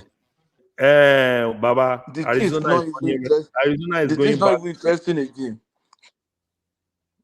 Baba, you say Arizona is going back to red. You know, it's moving away from blue to red. They are breaking. Even Michigan is still Michigan. Oh, it's a swing again. 51-48. That's why I say make we wait till no. Oh my God, 210 already. No, Baba, don't worry. Don't look at that thing. Just relax, Baba. Relax. Our people in my Baba, relax. Relax. Do you think it's racism because the woman is black? No. No. This Ted Cruz is coming back again. He won his Senate seat.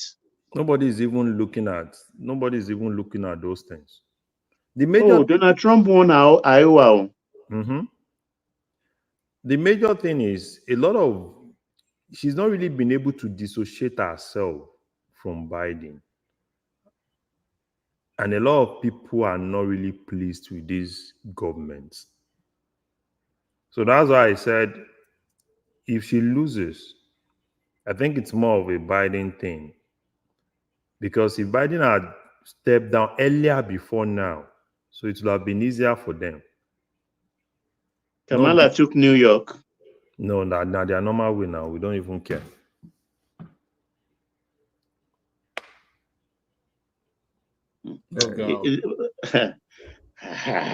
Like one man said, it's not over until it's over. No, it's not over until it's over. That's why the basic thing is just that everybody is watching, looking for the magic, how they want to do the magic. Now, because it's more, I know they will be everywhere now trying to look for ways to do the magic, and everybody is watching. So we are just... Harris took Massachusetts too. Yeah. So everybody is just watching to see. Immediately, let's move closer to, if we move closer to like 260, right? 260 something, that's when you now start seeing the magic. So that's, for me, I'm just more like, okay, let's still keep looking. 210, okay, let's still looking. Let's see what will happen. But they're all picking 3 electoral votes, 4 here, 3 there, 10 there. But is California that 32? It will give Kamala a big leap. That's why I think it's easy that let Trump keep moving. So by the time California was 271, right? Yes. Before California is ready, it will probably be at 271. That's immediately is at 271. Nobody cares. Even if California lie, let them go and bring 1 billion. And the Senate. So now Senate like rep now. I think rep. Democrats I think they lost 3 seats already, and Republican gained extra 3 seats in House of Rep. They gain more. But I thought Pansat told us that Kamala was going to win. No, from Kamala will win from California now. Pansat is in California, so it's a normal Californian thing. So let's wait and see. It would have been more interesting if she won anyway, just for that moment in history. Well, leave history. Let's continue watching. History. Leave history. Let history happen from Nigeria first. Leave history. Imagine if he lost, it will burn down the country, won't it, Trump? It's always a sore loser. No, one man, calm down. The way we will deal with labor, all the machinery they send, hope the machinery are still around. And one man. Trump didn't forget to. He didn't forget. He will deal with Starmer. Hope the machinery they are still in the US. I bet they left. Which machinery? You people send machinery now to come and support Kamala. Well, it's not over till it's over anyway. Yeah, that's what we are saying now. Hopefully, I'm very sure. But even it can't really impact on the UK that much, because by the time Trump will worry UK. No, but Starmer, Labour Party. Yes, but by the time Starmer is due for re-election, Trump will be over anyway, because it's 4 years, isn't it? So, but it may cause something that will cause snap election. No. Doesn't forgive you. No. Starmer is smarter than him now. Trump is not smart now. It's just wily. It's just it's more devious than smart. Don't worry, it doesn't even need to be smart. We like and that deviosity gone. I'm be cocoa. Baba, we even like him like that. Let's keep watching. Because me, I don't want to call it now. let's still keep watching because magic can happen, like Baba said. So, Baba, we are still watching so that magic. I won't sleep. I'll wait until. Baba, sleep. Okay, how will you sleep? That's why I gauge 2 a.m. Baba, no American will sleep tonight until 271.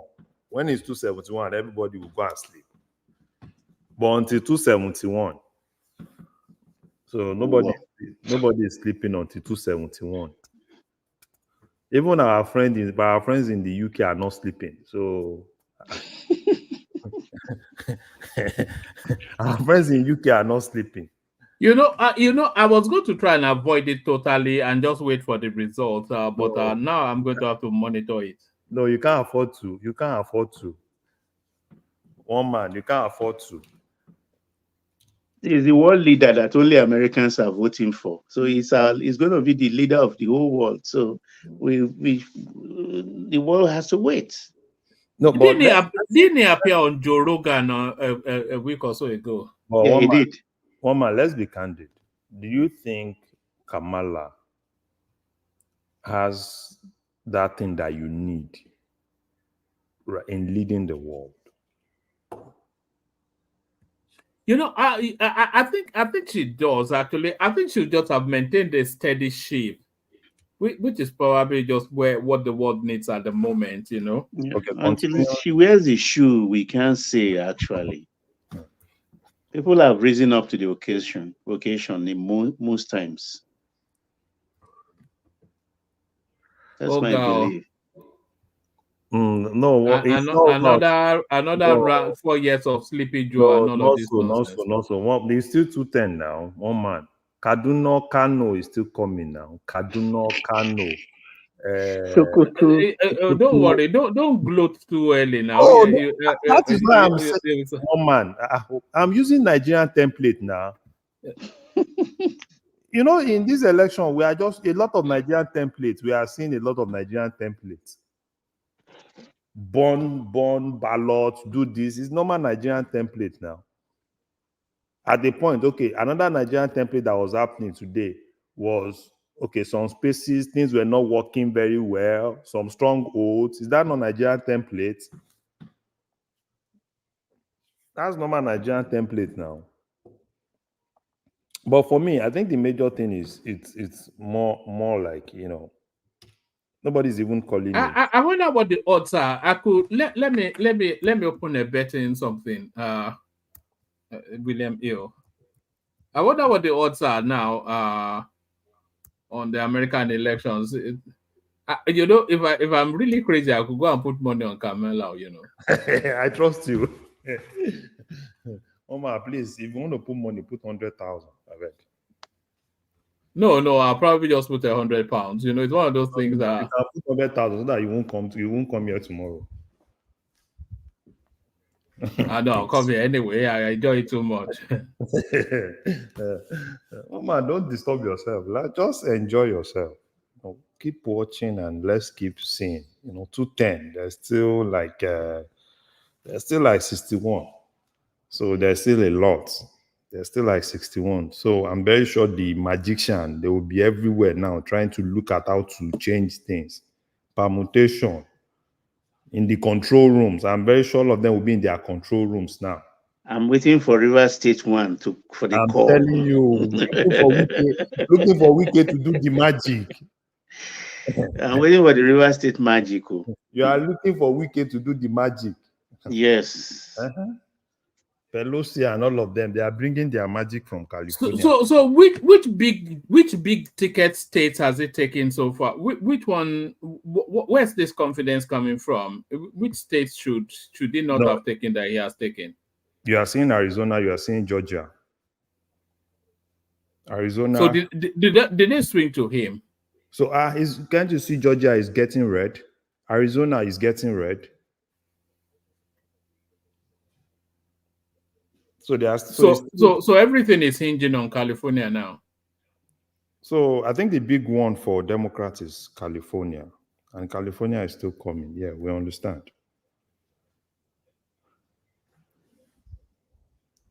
So for me, what I do in most cases is I look at what is, and sometimes look at what is happening in Senate, look at what is happening in with the governorship, own. So when you are beginning to see that wave, when you are seeing that in rep, in Senate, the Democrats are losing seats and the Republicans are gaining more seats. But New York went for Kamala now. No, New York is a Kamala. It's always New York. You know where New York is now. Is it not New York that want to jail Trump? Let's say, what's it looking like in California? No. It's not showing anything yet. But they won't come now. They want to do Kano and Kaduna now. They won't come. We don't even want them to come. They should just wait.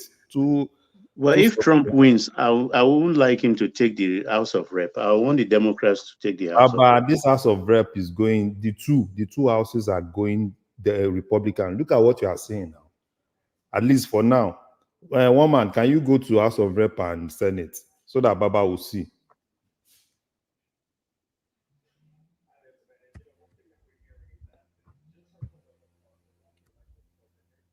No, I think you need to zoom in. Zoom in? I'm on House of Reps now. Yeah. I think you zoomed out. Did I? Yeah. That particular space. What, here? Okay, go to Senate. Let's see if it's still the same thing. I know you zoomed it. No, I tried to highlight one of the states to see what's going on there.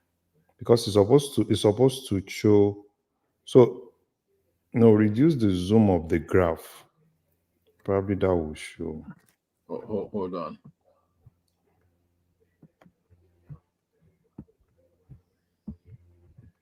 I think that's the...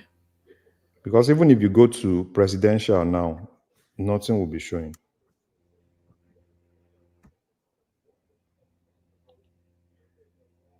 All right. Let me just come in again from that link.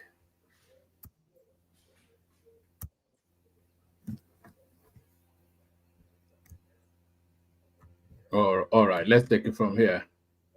Okay. Let's go to Senate.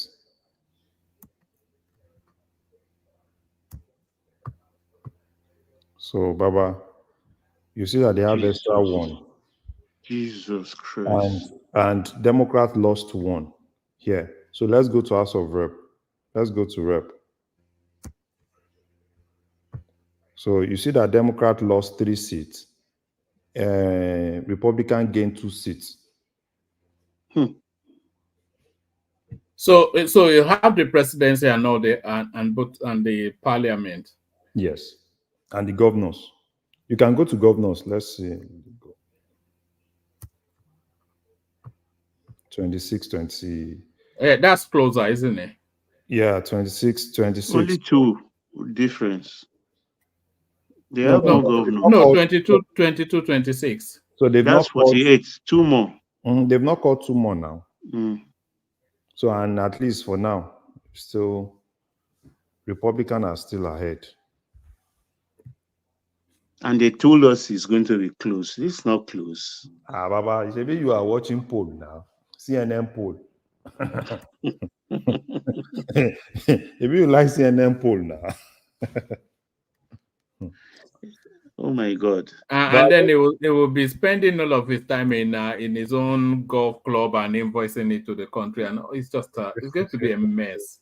No. It's going to be a mess. One man, don't worry. There's still a long way to go. We still have hours to go. So don't worry. This man will make mouth and disturb the whole world. It'll just be an annoyance, isn't it? Just wanting the whole world to be massaging his ego for 4 years. It's just going to be ugly, isn't it? It always makes it ugly. It will be one day, one story. Yes, drama. He wants to be a playboy. He thinks it's some 18-year-old. A matinee idol. Romancing. Yes, a matinee idol. Yeah, exactly. You know. It's just, this is it. You know, I've always thought that the American presidency is too big a position to be left to the Americans. I've always thought that the United Nations should be appointing the American president. You know. Oh man, but what now? No, because the Americans don't have the literacy to vote now. They don't understand. But You know. you first. See one man. You know. They'll just go, and if you put a dog there, they'll just vote for him. Yeah, it's a dog. Yeah, they think it's a game.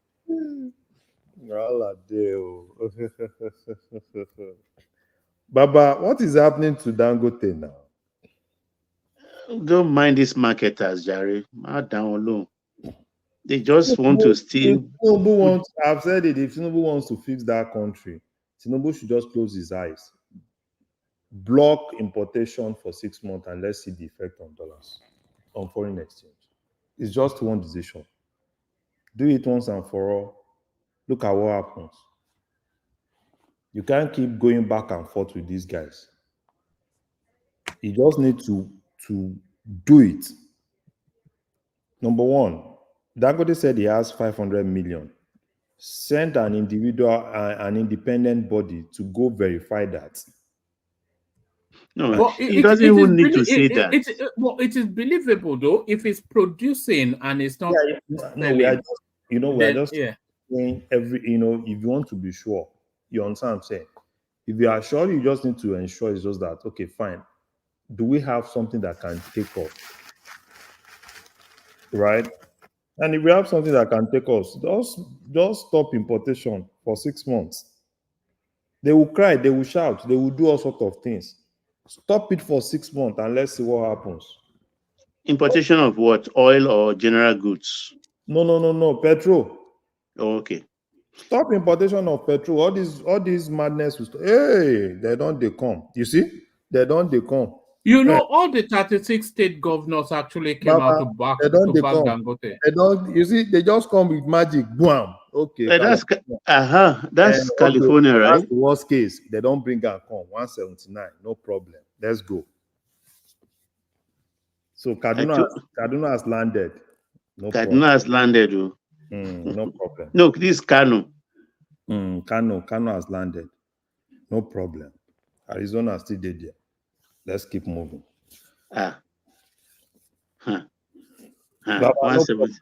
No problem. We'll keep moving. Problem do. No problem. Let's keep moving. No problem. We'll still keep moving. So for me, I think Tinubu is not ready. He's not ready to fix that country. I told one man, he just have to put his foot down. But you know what I suspect?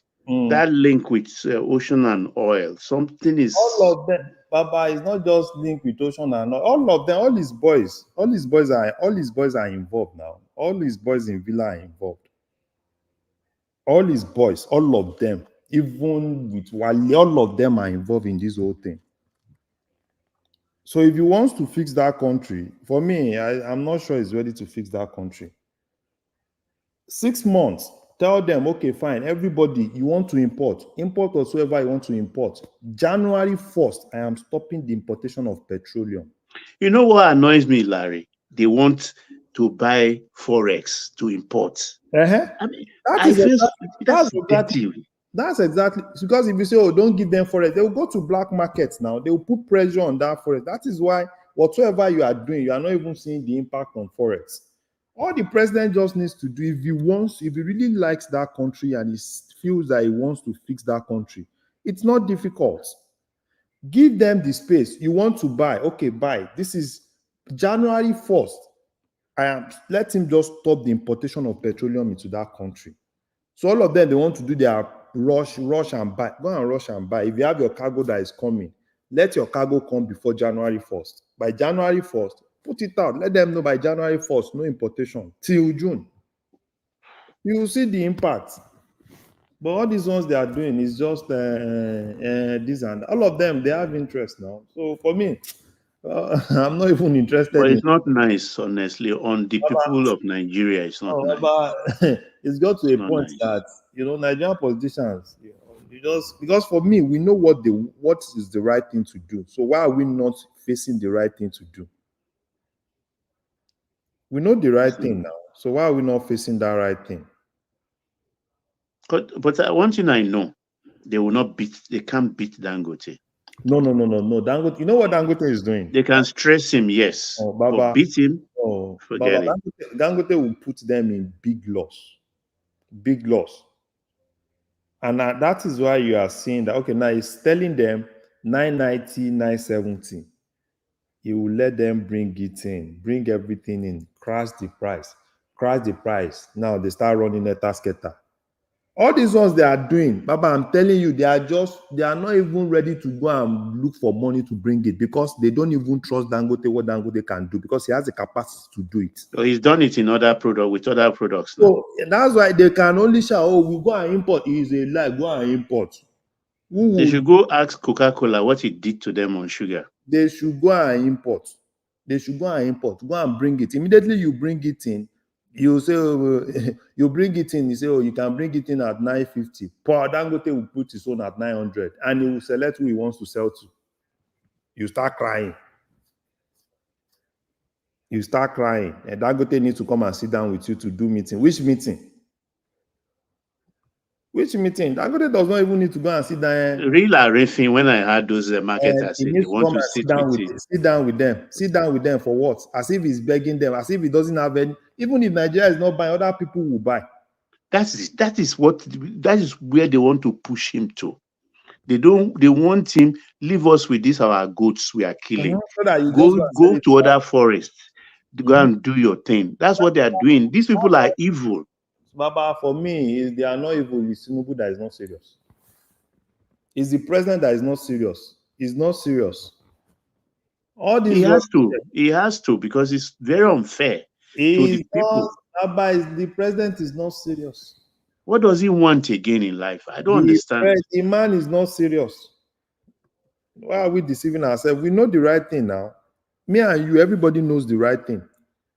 They will shout, they will do all sorts of things. All they just need to do, ban that thing for 6 months. Let us That's all. 6 months. Emalo, don't come and disturb me. If I hear him, trouble for you guys. Ban that thing for 6 months. That's all. You should be the president. Tell custom nothing. Let us, all of us, Dangote, we are with you. 6 months. Hey. And Dangote, once he hear that, I was saying to Baba that I suspect that Tinubu has issues with Dangote. No. You know the problem? It's not like just Tinubu alone. It's his boys. It's not just Tinubu alone. It's his boys.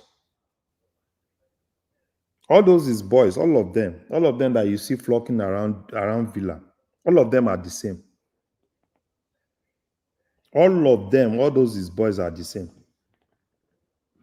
So if they come and tell you this and that, they just speak English, only English. So basically, all of them are the same. So let's not deceive ourselves. Because I see somebody with the Petrol, and I just know that okay, you are right to some extent. Because that person with Petrol, and they form a company now. They want to be importing also in bulk. Baba, do you know the number of companies these guys within all of them are struggling. They are getting license here and there. License keep flying. License is flying everywhere in Nigeria. Importing license flying everywhere. What are we saying now? They are looking for money, bulk. Everybody wants to buy bulk. Any foreign exchange, you want to take it. And what are we saying? And you are president, you just be there painting lip service to this thing. So what exactly are we saying?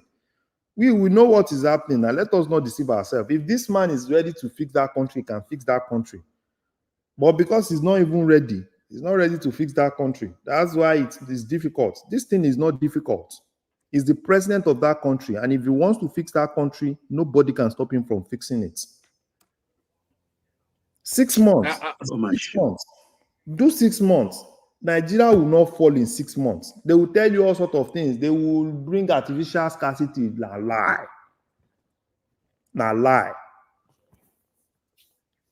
Strike a good deal with Dangote. Okay, I'm going to lock this thing for 6 months. Alaye, sell this thing at 950. Dangote does not have choice. If Tinubu tells Dangote today, I'm doing this, but this is how much you are selling, and this is and fix.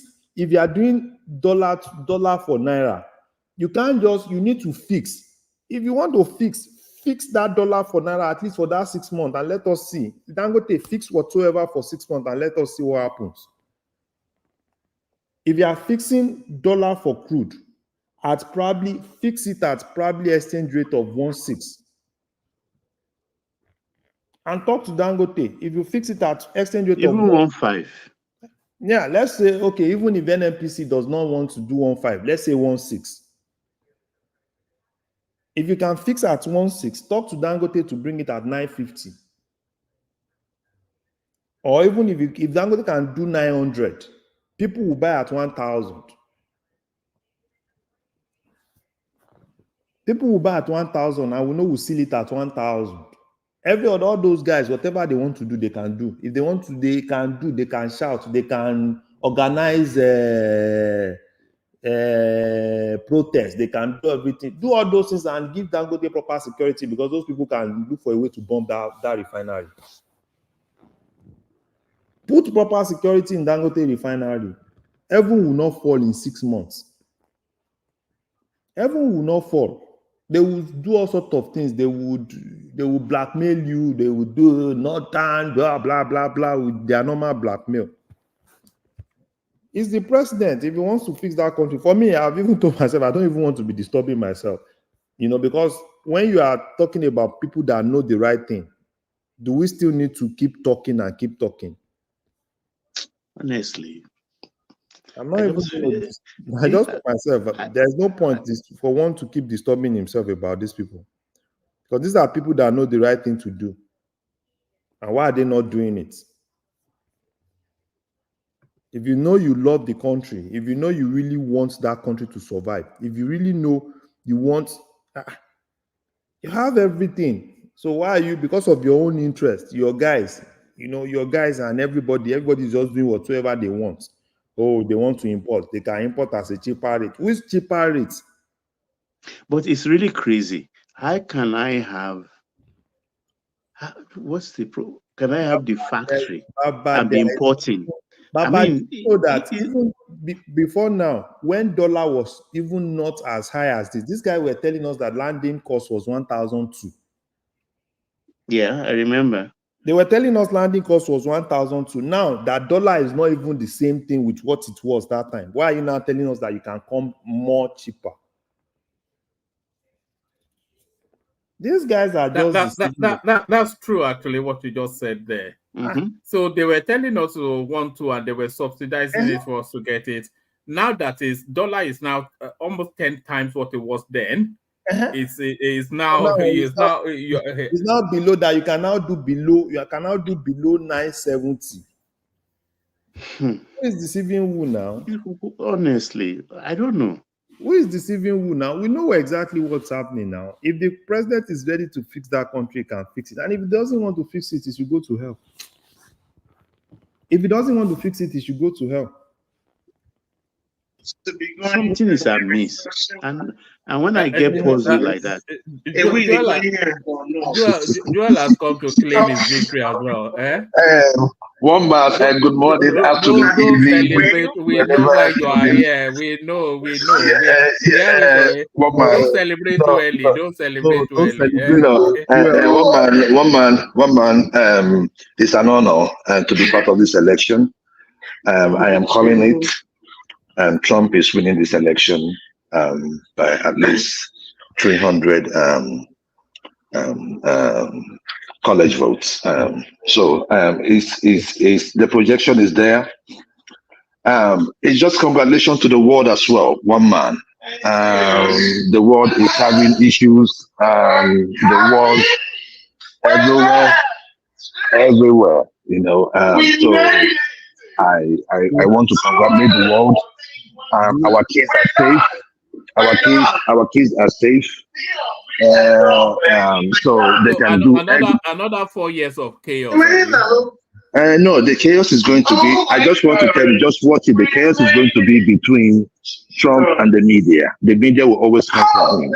but Trump is never against the people of America. So that is where we are coming from.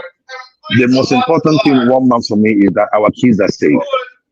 None of you knew that Kamala and Tampon team were or are radicals, far left radicals. You think what you're saying in London, in the UK, is anything? These people are just So based on that, and coupled with the fact that Kamala Harris has not been answering questions, you can see that she's not prepared for the job. So you is so much you can do, not just being a woman. For you to be a leader of the world, you have to have certain charisma. You have to have certain qualities. And Trump has shown that in the past. And this time, with the kind of team he has, we were talking about Elon Musk, Vivek Ramaswamy, Brian O'Donnell, Tulsi Gabbard. You have Joe Rogan. One man is going to be a wonderful team. I think the world will be better for it. And for Nigerians too, I know you voted Kamala, shame on you, but Trump will also think about you too. So one man, it's an honor. I think it's over. It's over. Jewel, please, let's wait. Let's wait. Let's wait. At least for me, when we are close to 260, we can start talking.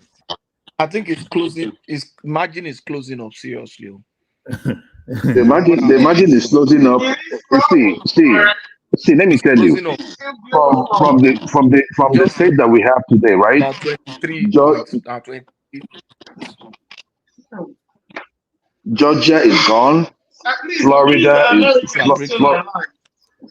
is gone. So we also have, I think, Arizona. We're on top of Arizona. So, what man? It's going to be a good day. We will see. Have you ever been to an opera, Joel? You say, have I what now? Have you ever been to an opera? I have not. All right. If you have been to an opera, there's only one thing that signals the end of the show. Do you know what that is? What? When the fat lady sings. So it's not over till the fat lady sings. So it's not over till it's over. Don't worry about that. It's not over till it's over. Okay. Kavala 2024. Kavala 2024. The issue is this: one man. Take it to the bank. One man. You see, that's the reason why you see we need to have these people come talk to us. Whenever you have someone vying for a position, let the person come talk to you. Most likely, you will find that like most of the thing the person is saying is what the person actually believes in. Trump, Kamala wasn't. Many questions that were thrown. One man, this lady did not have any press conference. No press conference. So you can understand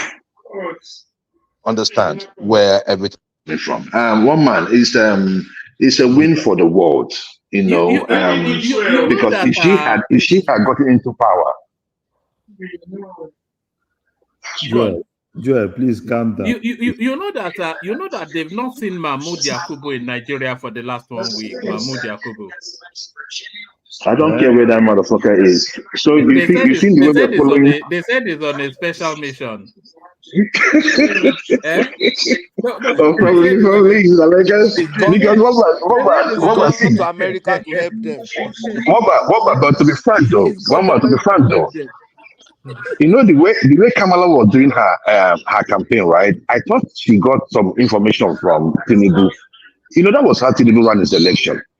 He wasn't talking to anybody. He appeared where he wants to appear, and So when Kamala came out, right, she wasn't talking to anybody, and her numbers were going up.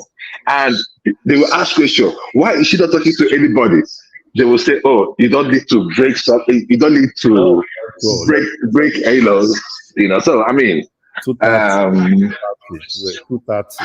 Nice one. Oh, 230. So we know we are going up. If we are at 230, yeah, we are going up. Nice one. So one man, America, welcome to Trump's regime.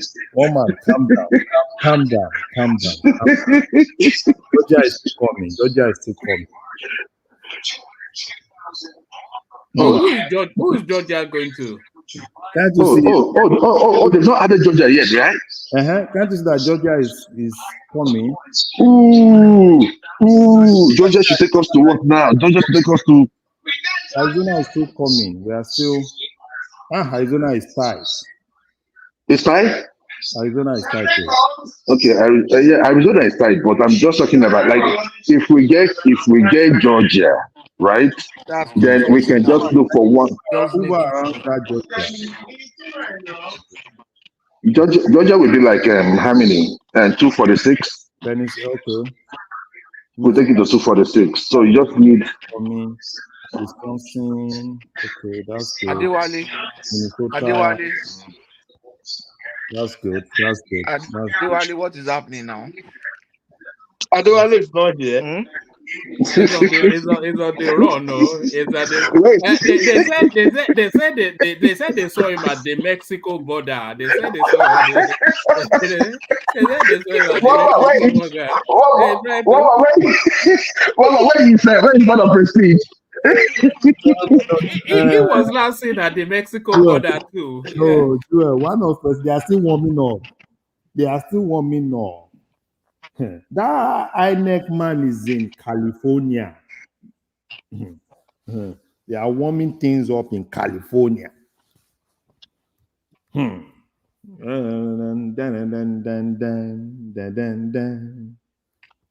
Don't worry. Don't gloat just yet. Don't gloat. You know what usually happens when people start to gloat early. And we will see you for a week or after what is about to happen happens. We have to.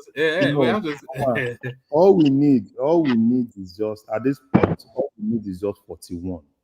After 41, we just need 41. If we can get 41, there are some other candidates in this election. Nobody's even talking about them. No. All those ones are just. People like Robert Kennedy. We just need 41. If we get 41, I don't even care about whatsoever is coming from anywhere. Just 41. Call it. So if we take Georgia is most likely. Georgia is in the bag, and we take Pennsylvania. That should take us to that's 19 plus 16. We still need something. We need maybe Arizona. But that Pennsylvania. Are you sure you are going to take Pennsylvania? No, it's still. No, we are ahead though. It's close, but we're ahead. Yeah, but marginally though, you are marginally ahead. No, it's still at least close to over. How many? 76% of the vote has been. It's still close. No, I think Trump will win, but probably Trump will do like 172, 173. In fact, I'm not quite sure why you are celebrating, because a lot of this, like in Minnesota, for instance, it's only 16% reporting. In Wisconsin, it's 65%, and the margins are just tight. In Michigan, it's 31% and still tight margins. In Pennsylvania, 76% and very, very tight. You know, so what's Virginia? Okay, yes, Virginia is 76% and it's very, very tight. So you shouldn't be celebrating at all. In Georgia, is also tight. No. How many electoral votes? Georgia is 90% in 90% in anyway. So 90% in and 16 electoral votes. Georgia is gone. You see that Georgia is already gone. It's like Georgia. Yeah, Georgia is gone already. Yeah, from what I'm seeing. You can't call it, so that 10% like, look, even MSNBC is reporting that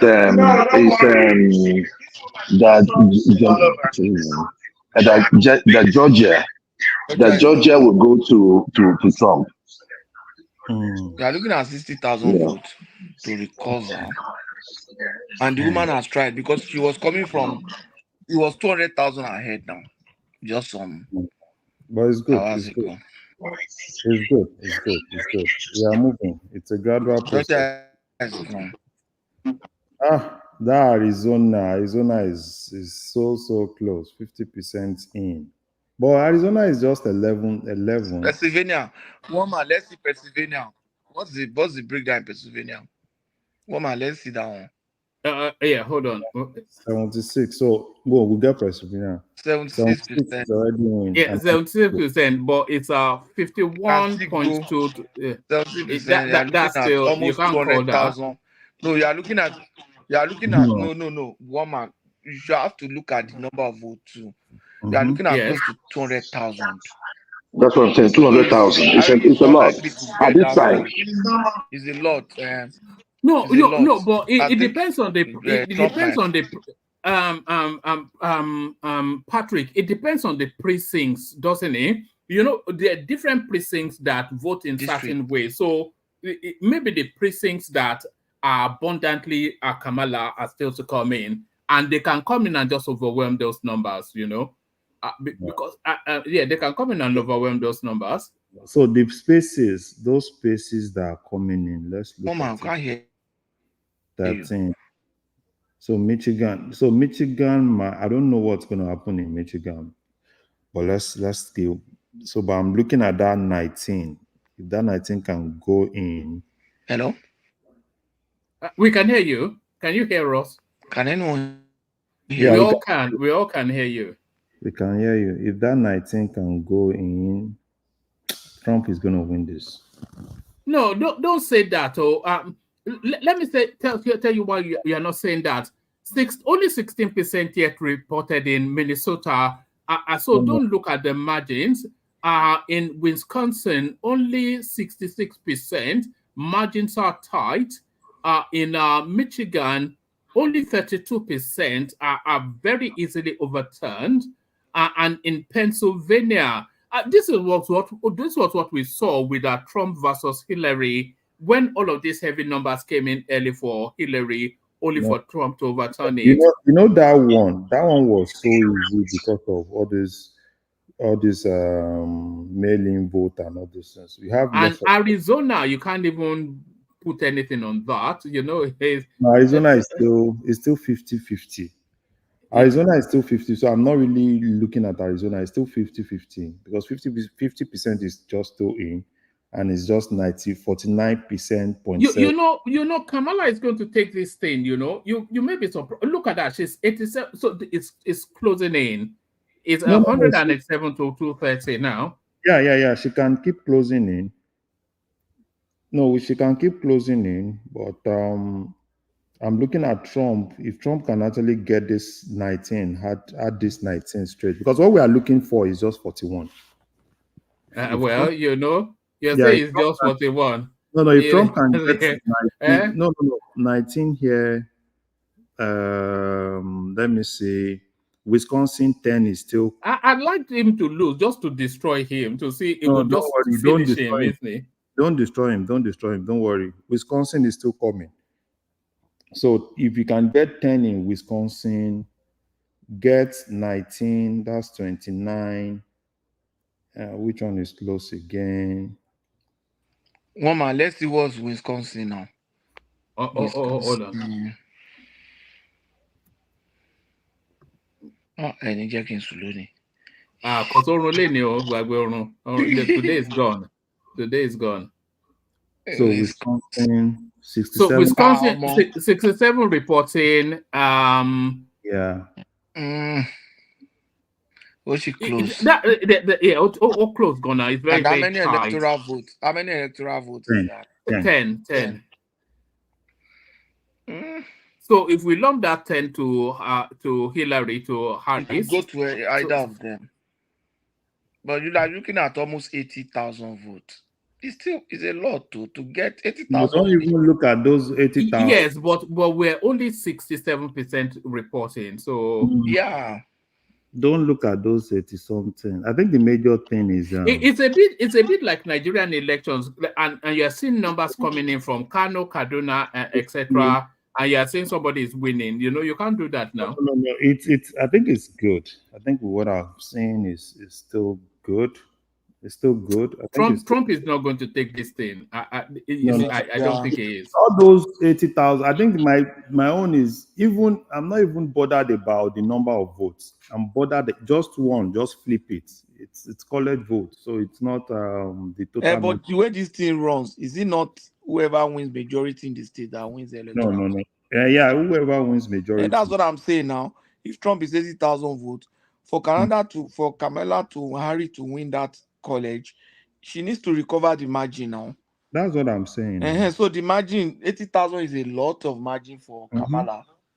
He needs to get 80,000 people to come out and vote to recover that, and there might still be more of Trump votes coming in. Of course. So you're likely to lose Pennsylvania and the rest. Yeah.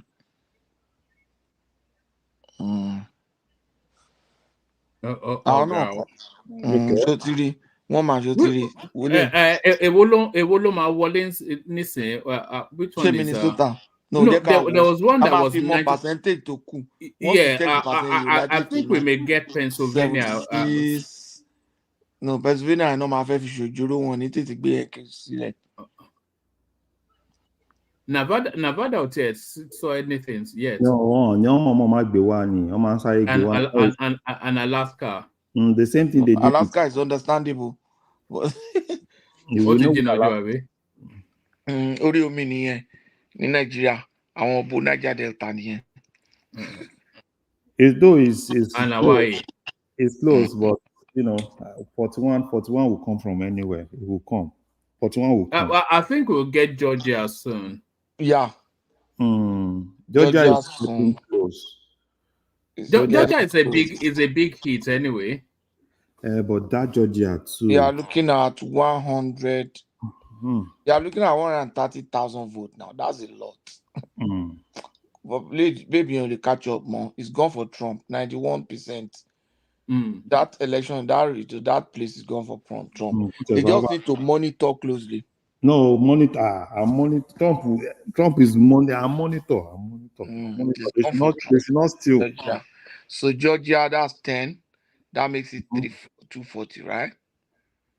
No, Georgia is 16. No, Georgia is 16. Sorry. That makes 246, right?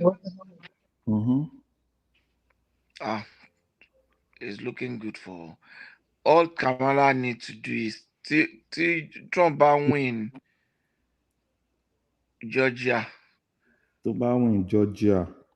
That means win Georgia. Win Pennsylvania. Win here down. Could win. Win Wisconsin. So if I win Georgia and Pennsylvania, he may well have it. Win Georgia. Georgia is 19 electoral votes in Pennsylvania. 19 plus 16, that's already 35 now. 35. So we need the. What's the wallet now? We need 5 or 6. We need 6. And we need Republican state to shikumbe no.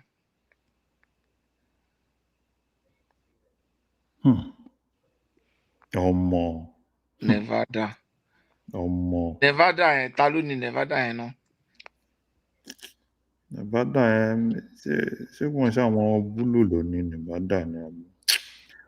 I don't know.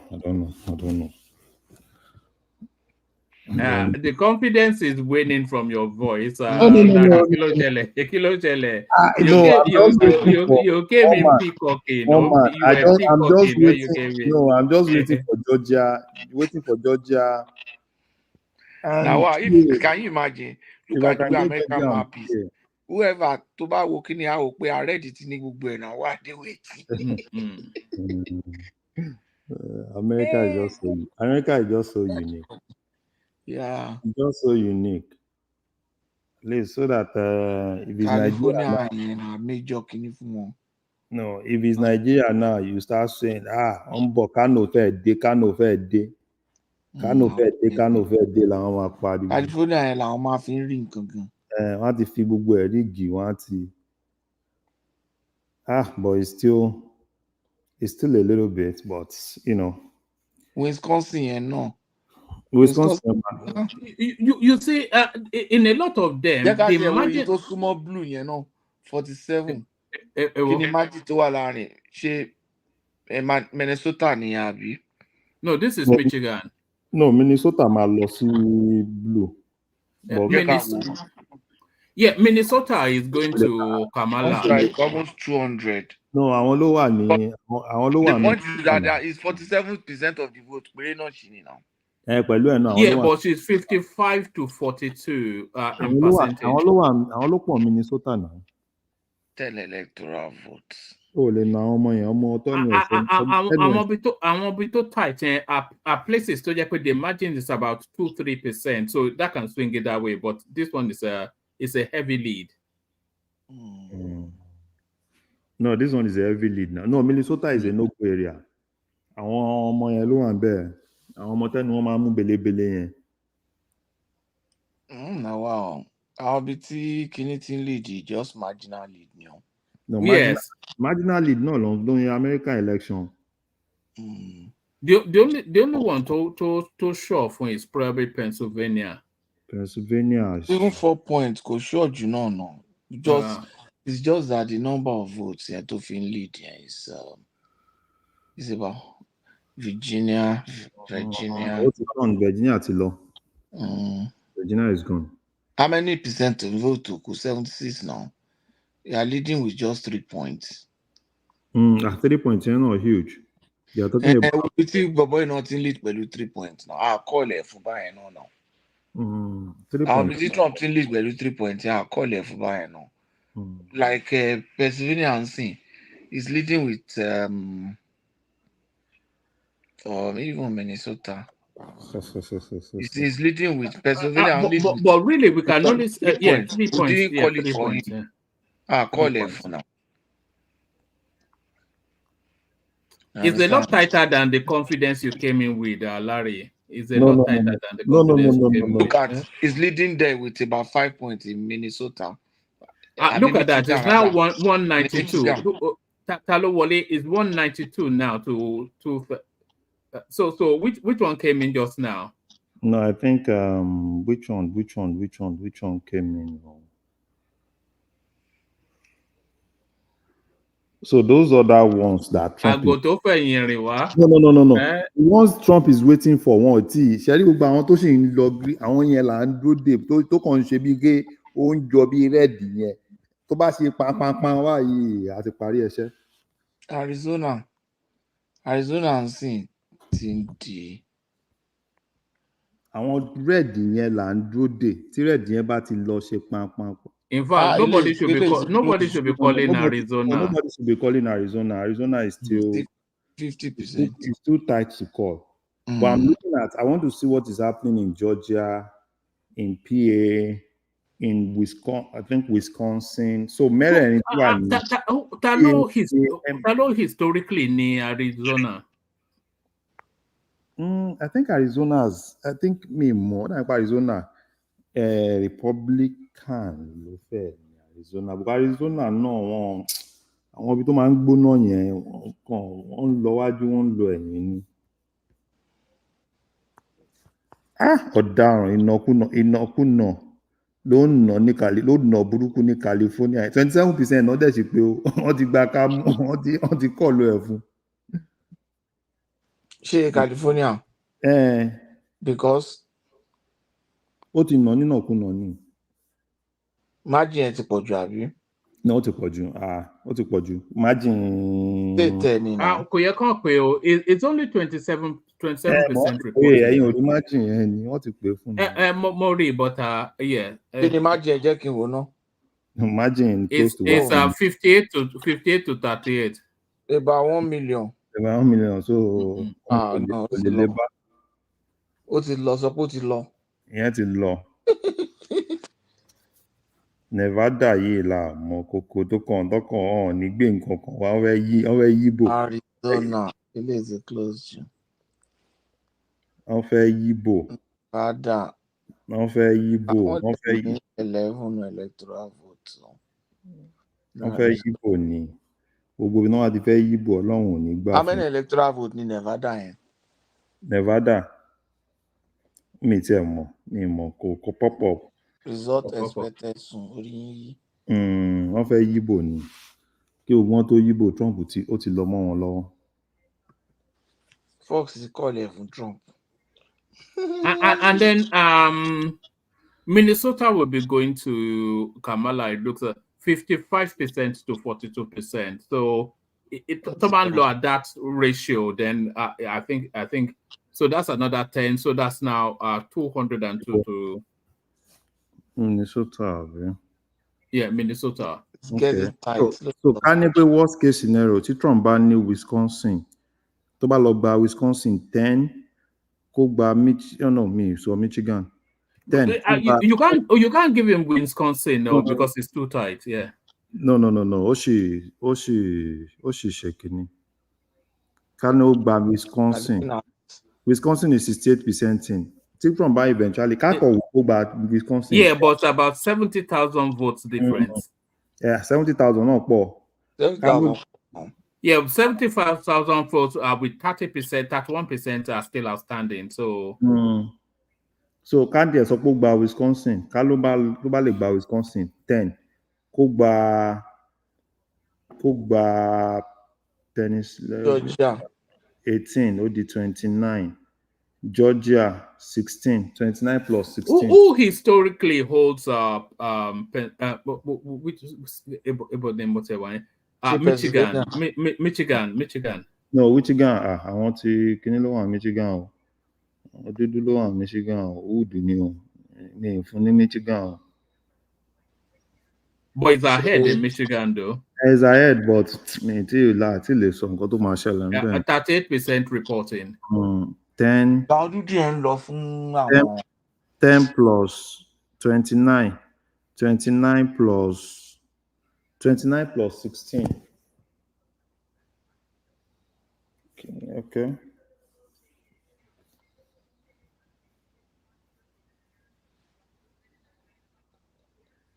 Nǹkan tó mẹ́ta tó nídìí nìyí. Tó bá lè gba Wisconsin, kó gba Pennsylvania. That's 10 plus 15. That's 25. No. That's tó bá gba Wisconsin 10. Kó dẹ̀ gba PA 19. I wouldn't give him Wisconsin just yet, Wait now. Let's say he takes just the permutations. Okay. Let's say he takes Wisconsin 10, and he takes PA 19. That's 29, and he takes Georgia 16. 29 plus 16. That makes it 45. Not too long. So too long, yeah. But look at that. The others are complaining. They say, so even your number one fan, to go. Yeah. So if you can take Sabo, as we call him here. So if you can take Wisconsin 10 electoral votes, if you can take PA 19 electoral votes, so 10 plus 19, that's 29. And one just came in. Virginia just came in. No, Virginia is already. No, that just came in and went to Kamala. 205 to 230 now. No, Virginia was almost blue before now. They just finished counting. So we are not really looking Look at that. Where is that confidence in your voice now, Larry? No. Where is it? Virginia was almost gone. No, one man. Virginia was almost gone. Even Virginia is still at 82%, but obviously, Kamala is leading by 60,000. So they just gave it to her, which is good. Akolata, I wasn't expecting you to show your face today. All your confidence about Kamala. What I just got back from Medina. But I looked at my phone. I think she's going to lose. Doesn't look good for Kamala. I thought she was going to win. Like there's some hidden polling for her, but no. Miracle they make it. So if Trump can just take Wisconsin, take Georgia, and take nothing gives him. What do you keep saying? If nothing gives him in Wisconsin in this skinny now. Wait now, nothing give, but okay. It's 69% in and the margin is less than 70,000 votes. That's 80,000. What's 80,000? Hold on, different. hold on. It's not 80,000, no, unless my math is wrong. Have they called Georgia? No, it's 70,000 votes. Okay, so 70,000 at 69. 69%. Now you look at the probability. Republicans come out more on election day more than Democrats. Democrats do more of mail-in voting. So look at. So if you can take Wisconsin, take Georgia, and take PA. Georgia has not been called. I thought Georgia was called. No, Georgia has not been called. It's close. So what PA. About North Carolina? So PA. So in PA is leading with over 200,000. In PA. Yes, and it's 81% in. Yeah, and it's leading with over 200,000. So yeah, that's what I'm saying. In Pennsylvania? Yes. Yes. If Kamala does it in Pennsylvania, she's done now. Because that means, what about Arizona? Arizona is still... No, they've not called Arizona. What about Nevada? Arizona is 50-50, 49%, 49%. No, forget all these ones. It's going to take a while. But if she's trailing by 200,000 in Pennsylvania, have they counted Deloitte? I mean, Philly and the suburbs, Bucks County, and all. Yeah. Those ones they count them mostly at first. Now they're within the city. So those ones actually come in last. But 200,000 is steep catch up. I mean, that means you have to almost, depending on how many millions is voted, she needs to almost double, more than double what you get to catch up. And on election day. If we're looking at it in percentage terms, though, it's a 3% swing. 3% is huge. Yes, 3% swing. 3% is huge. So it's hard. So and at 81%. So if you can get Wisconsin, get PA, and get Georgia, then we call it a day. That's so funny. I mean, the most liberal city in America right now. People are going to cry, but everybody's kind of living their life. But many people will cry. I'm in San Francisco. So Georgia is 91. So Woma, you see, Georgia is 91% in now. So Georgia, they counted Gwinnett, I don't even know. All those. But if it's 91%, I think they've done those places. I mean, it's 91% in. I mean, so what's the gap between both of them? What's the percentage? No, the gap is not. It's about 3%.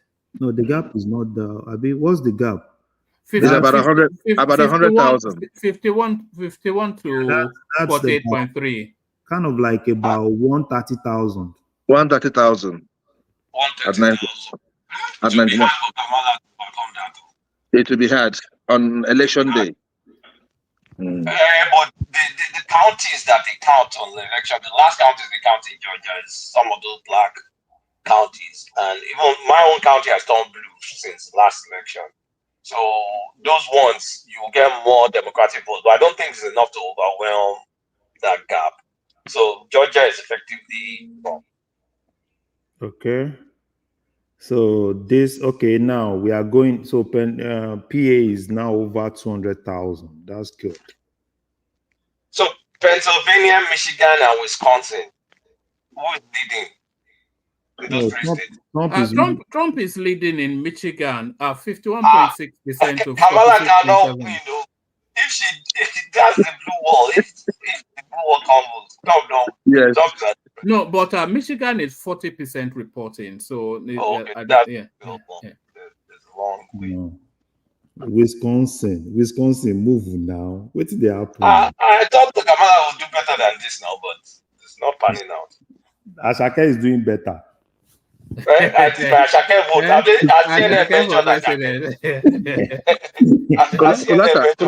Kulata, I thought she was going to lose. She was going to lose New Jersey. No, how can she lose? But I mean, she just won by 200,000. But 200,000. what's the That was problem? a miss. That was a miss. I got the They could shocker have- of my life tonight. I was talking to one of our colleagues, like it's one of these people, touching change, whatever. And the guy is a Trumpist. I'm like, for someone like this that is outwardly liberal, supports Trump, Oyinbo, you go no, sit down when I look say, oh boy, Kamala get long night. No, it's what I'm just waiting for. I'm waiting for MIPAGA. Then we call it a day. I don't even care about Arizona. If they call PA, it's done. You only need PA. If they call PA, it's done. Yeah. That's 19 electoral votes. Yes. And if they call PA, it's done because if she cannot defend that, she's not picked up North Carolina, she's not picking up Georgia. We're not sure she's going to pick up Arizona. So if she loses PA, she's done. Because if she loses PA, most likely she's going to lose one more state. And if she does lose one more state, the math is not going to match again. Arizona is tight. Very, very tight. Have they finished Maricopa County? There's less than 7,000 votes in Arizona margin. Trump did so well. Trump did so well with black voters. So he did so well with black voters. Yes, he did so well with black voters. They were giving some breakdown in even in Georgia. You know, I think Kamala's problem was people actually showing up. I think many people was like, man, either she's part of the administration or, I think, Kulata, what do you think in retrospect? What do you think about with the color thing? Do you think she could have stuck with being an Asian lady? No. I don't think that's what's affecting her. I think just the incumbency and the fact that I mean she's under Biden, and again she's a woman. I think that's what really affects her. Solata, I don't think it's because she's a woman. I think it's because she's not able to dissociate herself from it's incumbency. And a lot of people are not really pleased with Biden. And even in those black-dominated spaces, what you hear is that, okay, take for instance now, my wife was showing me something in black, they have this black nursing group. And you can basically see the nurse, they were more like, the men are for Trump, the black men were for Trump, and the ladies are more for Kamala. So, and when you are seeing that division within the black space, that black space, Democrats have this, they have, the normal convention has always been, we own this space. And that space that they own, it's not really owning for them this time around. I think Trump made some adjustment though. Like he did more. There are more early votes that went for Trump because last election he said people should not vote early, but this election is trying to change that. So that perhaps helped him because traditionally the Republicans vote more on election day, and if they're already putting their voting early and putting it in ballots, and then they vote on election day, so his turnout may be actually more than. So this Nevada. So is Nevada predominantly a Democrat state? Yeah, for the past couple of cycles, it's been Democrats. It's gone Okay. Give it to them. MIPAGA. But Arizona just went Democrat like 2 cycles ago. It's typically Republican, but 2 cycles ago it voted Democrat. That Arizona, Trump will get Arizona, but I don't even want to put my hope there. Let me wait for. You can't say that now. It's 49.8% to 49.4%. That's why I said I don't want to put my hope there. I'm looking at, And they call Colorado. Colorado is already gone. Okay, it's gone now. Colorado is already. Who won that? Democrats. Okay, so Arizona may not be true. Arizona is going the way of Colorado, but I don't know if it's that far yet because a lot of California people have been moving to Arizona. But they don't want to. They don't want to make Arizona like their own state now. They don't want to make Arizona look like their own state. People moving from California are moving away because of how California is right now. California is a mess. So when they're moving, I mean, we have a lot of them move to Tennessee too. Yes. Immediately they just come in. They don't want to have anything to do with Democrats. Honestly, I thought Kamala will beat the polls because the polls favor Trump, but I thought she had hidden support. But CNN poll will always favor Kamala. No. Most of the polls recently, Shibai said it, that the polls favor Trump, but I thought that maybe they weren't polling, especially women, that didn't want to say that they're going to vote. Make her go Twitter, make her go they watch Trump, make Trump they tweet. Kulata, you know another thing, right? People who were going to vote for Trump or people who voted Trump, right? Most of them are not going to come in public to say, "Hey, I'm going to vote Trump." Yes. You understand what I'm saying? Because of the kind of attack.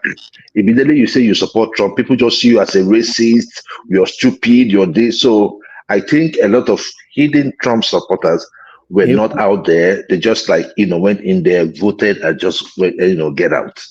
I think that's what we're saying, because even in Georgia, it had a lot of independent support. In retrospect, we're still going to look at, he had a lot of independent support. The black female vote even went down by 8-9%.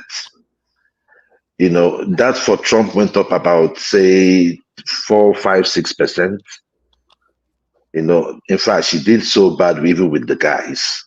So I don't see a way, because the trend, out of the remaining states, 1, 2, 3, 4, 5, 6, 7. Minnesota, Kamala will most likely win Minnesota. But Georgia, Pennsylvania, Michigan, and Wisconsin, and Arizona, they're kind of like trending Trump. And Trump is just 37 electoral college votes away from what's needed. So there's no way. I mean, there's no way it's going to screw up more than 2 left. So essentially, Trump is the president. No, Trump. I think he needs more than 30.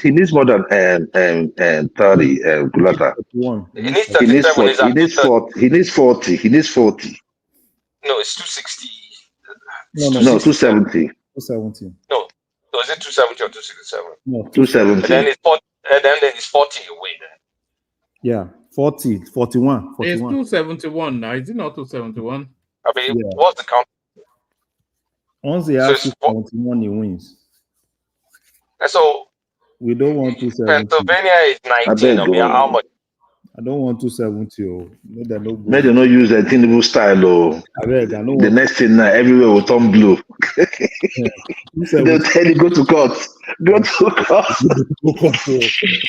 They go court to 270. So I'm actually looking at Wisconsin. If you can win Wisconsin, win Georgia, and win PA,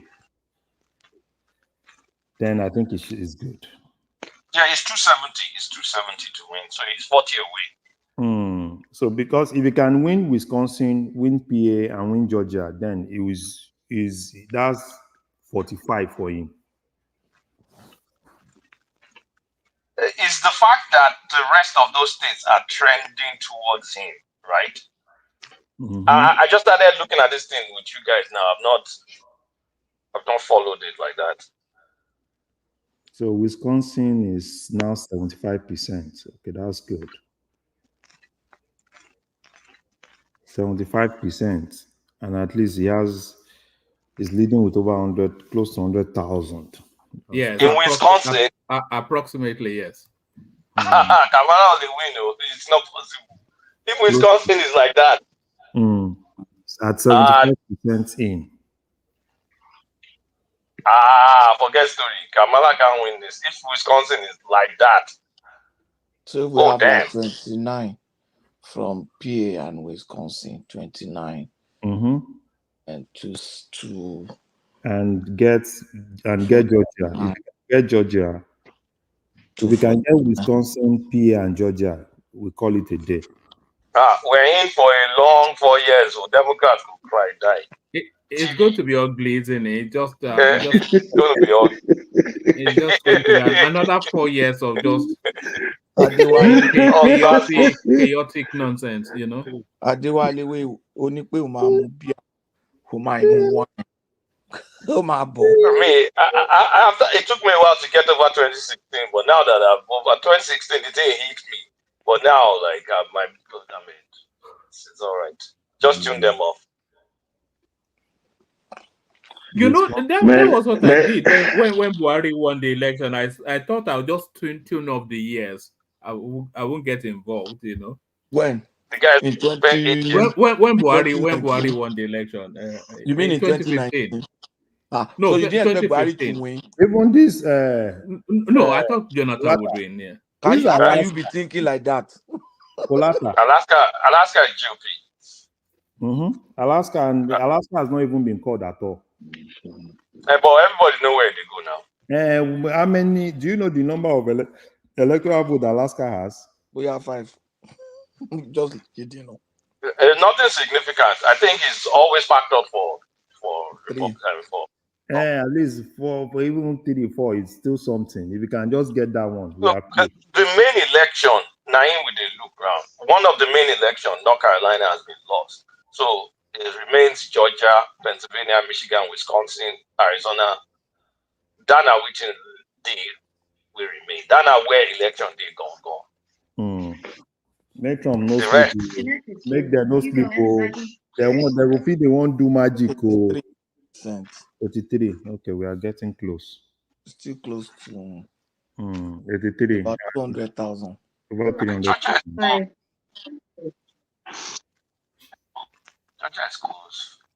There's no sport in it even. They don't even make a sport out of it. Georgia is close. But Georgia is still close, right? But Georgia is at 93. Georgia is currently at 93% now. So that means the margin has increased now. Kamala is at 209. I don't know who came in. Kamala is now at 209. No, we don't even care. No matter. Just focus on one man. Focus on the trophy. The trophy, we know where the trophy is. Focus on the trophy. Leave all those other ones. The trophy. But that means Michigan might still go. Let's see Michigan. But Michigan is 15 electoral votes. Wisconsin is 10.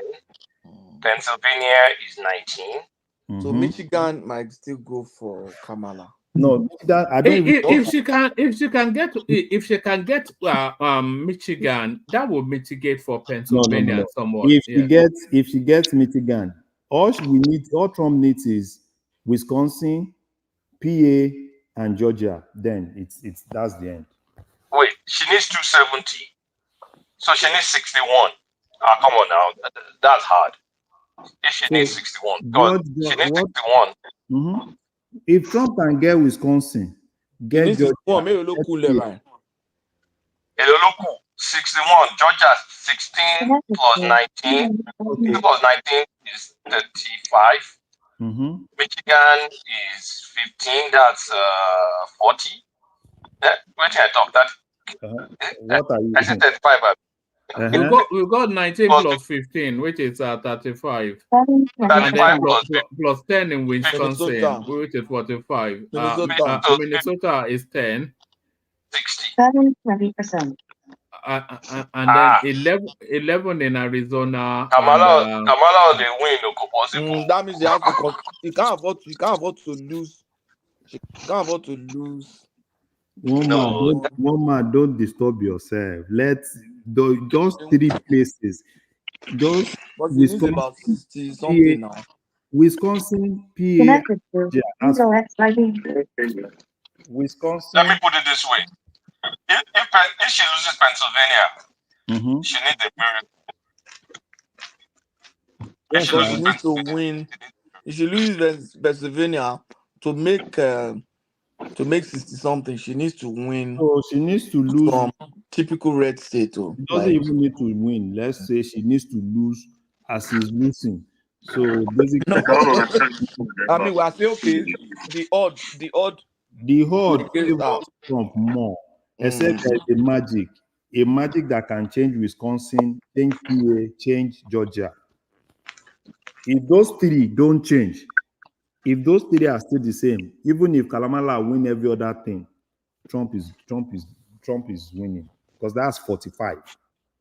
45. Let's not kid ourselves. Kamala can't win. Because if Pennsylvania is at 83%, the gap between them is, oh my God, like 200 and something thousand. Well, the gap is reducing, John. It just reduced to 170,000 right now. The gap if she doesn't win Pennsylvania, it's over. Because I think Georgia is almost gone with 7% left.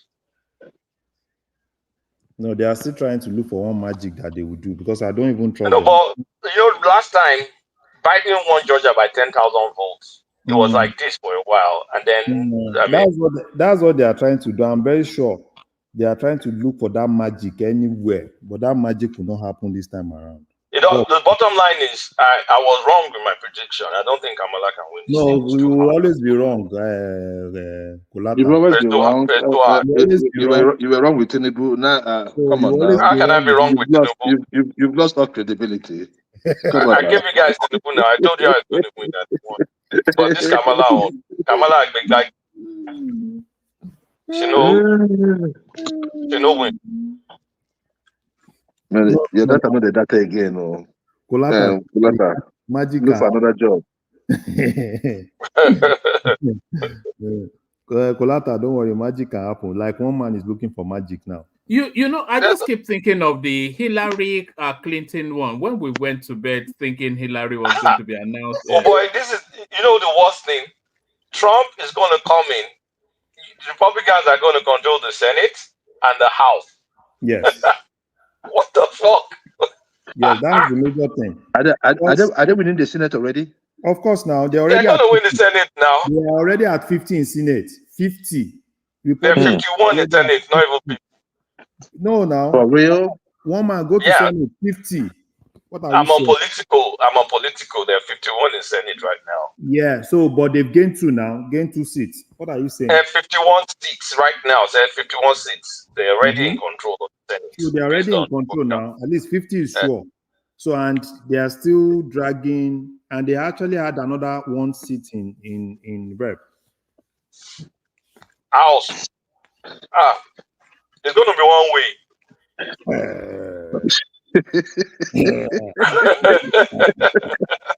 Let's keep moving. One way. I just don't think I can bear another 4 years of that guy. It's one just man, don't worry. You have to go and hide away again for another 4 years. Party. I mean, they should just come and take all their machinery tomorrow. They should take their machinery. Anybody where if your people are no good. if your people are no good, Trump is going to kick you out. If he controls the House and the Senate, whatever he wants, he's going to get it.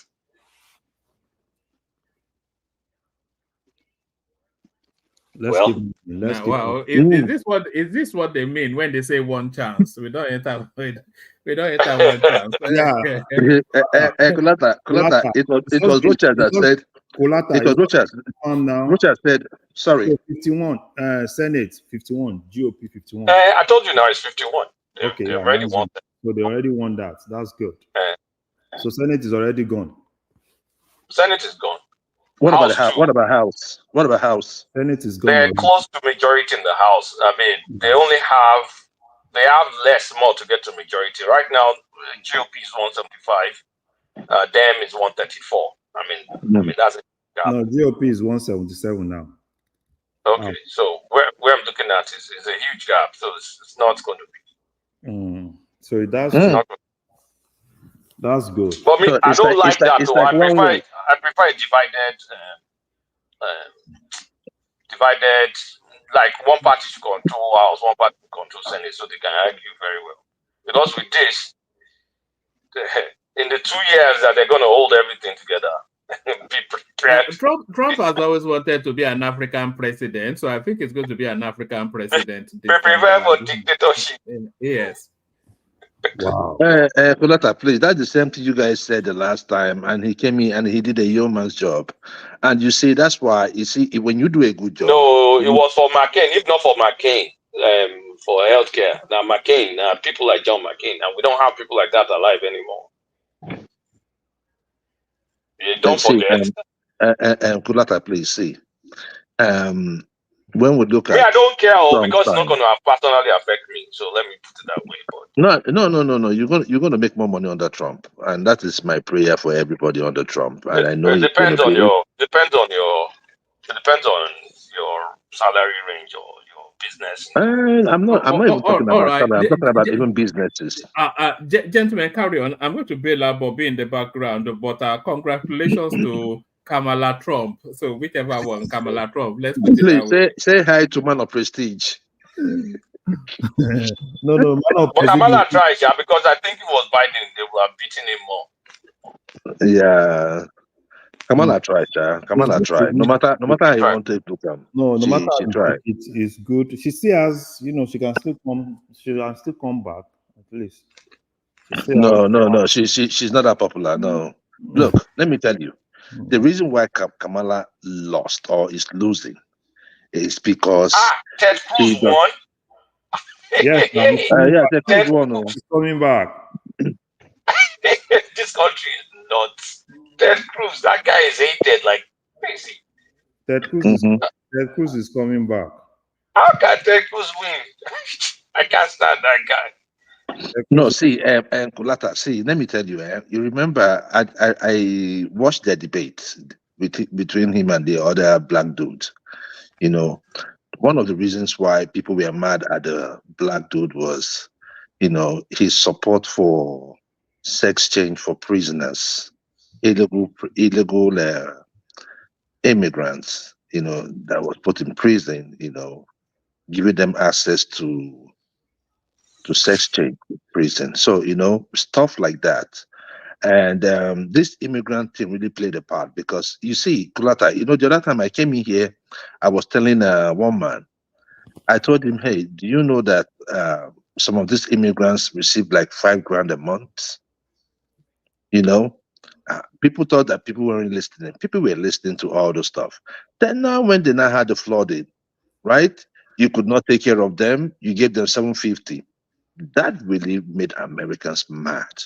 Like, who is the priority?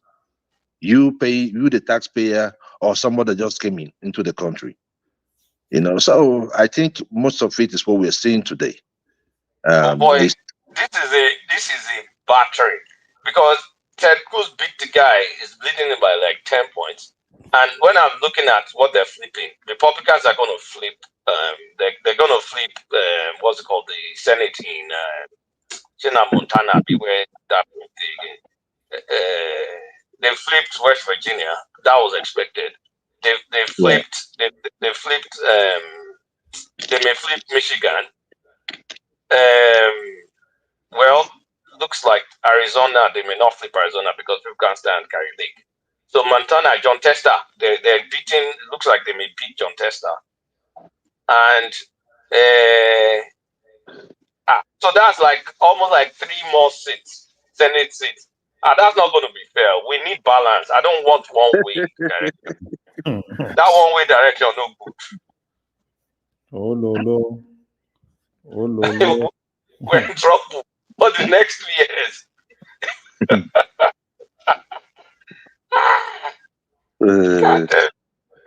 No, it's going to be fun, the drama continues.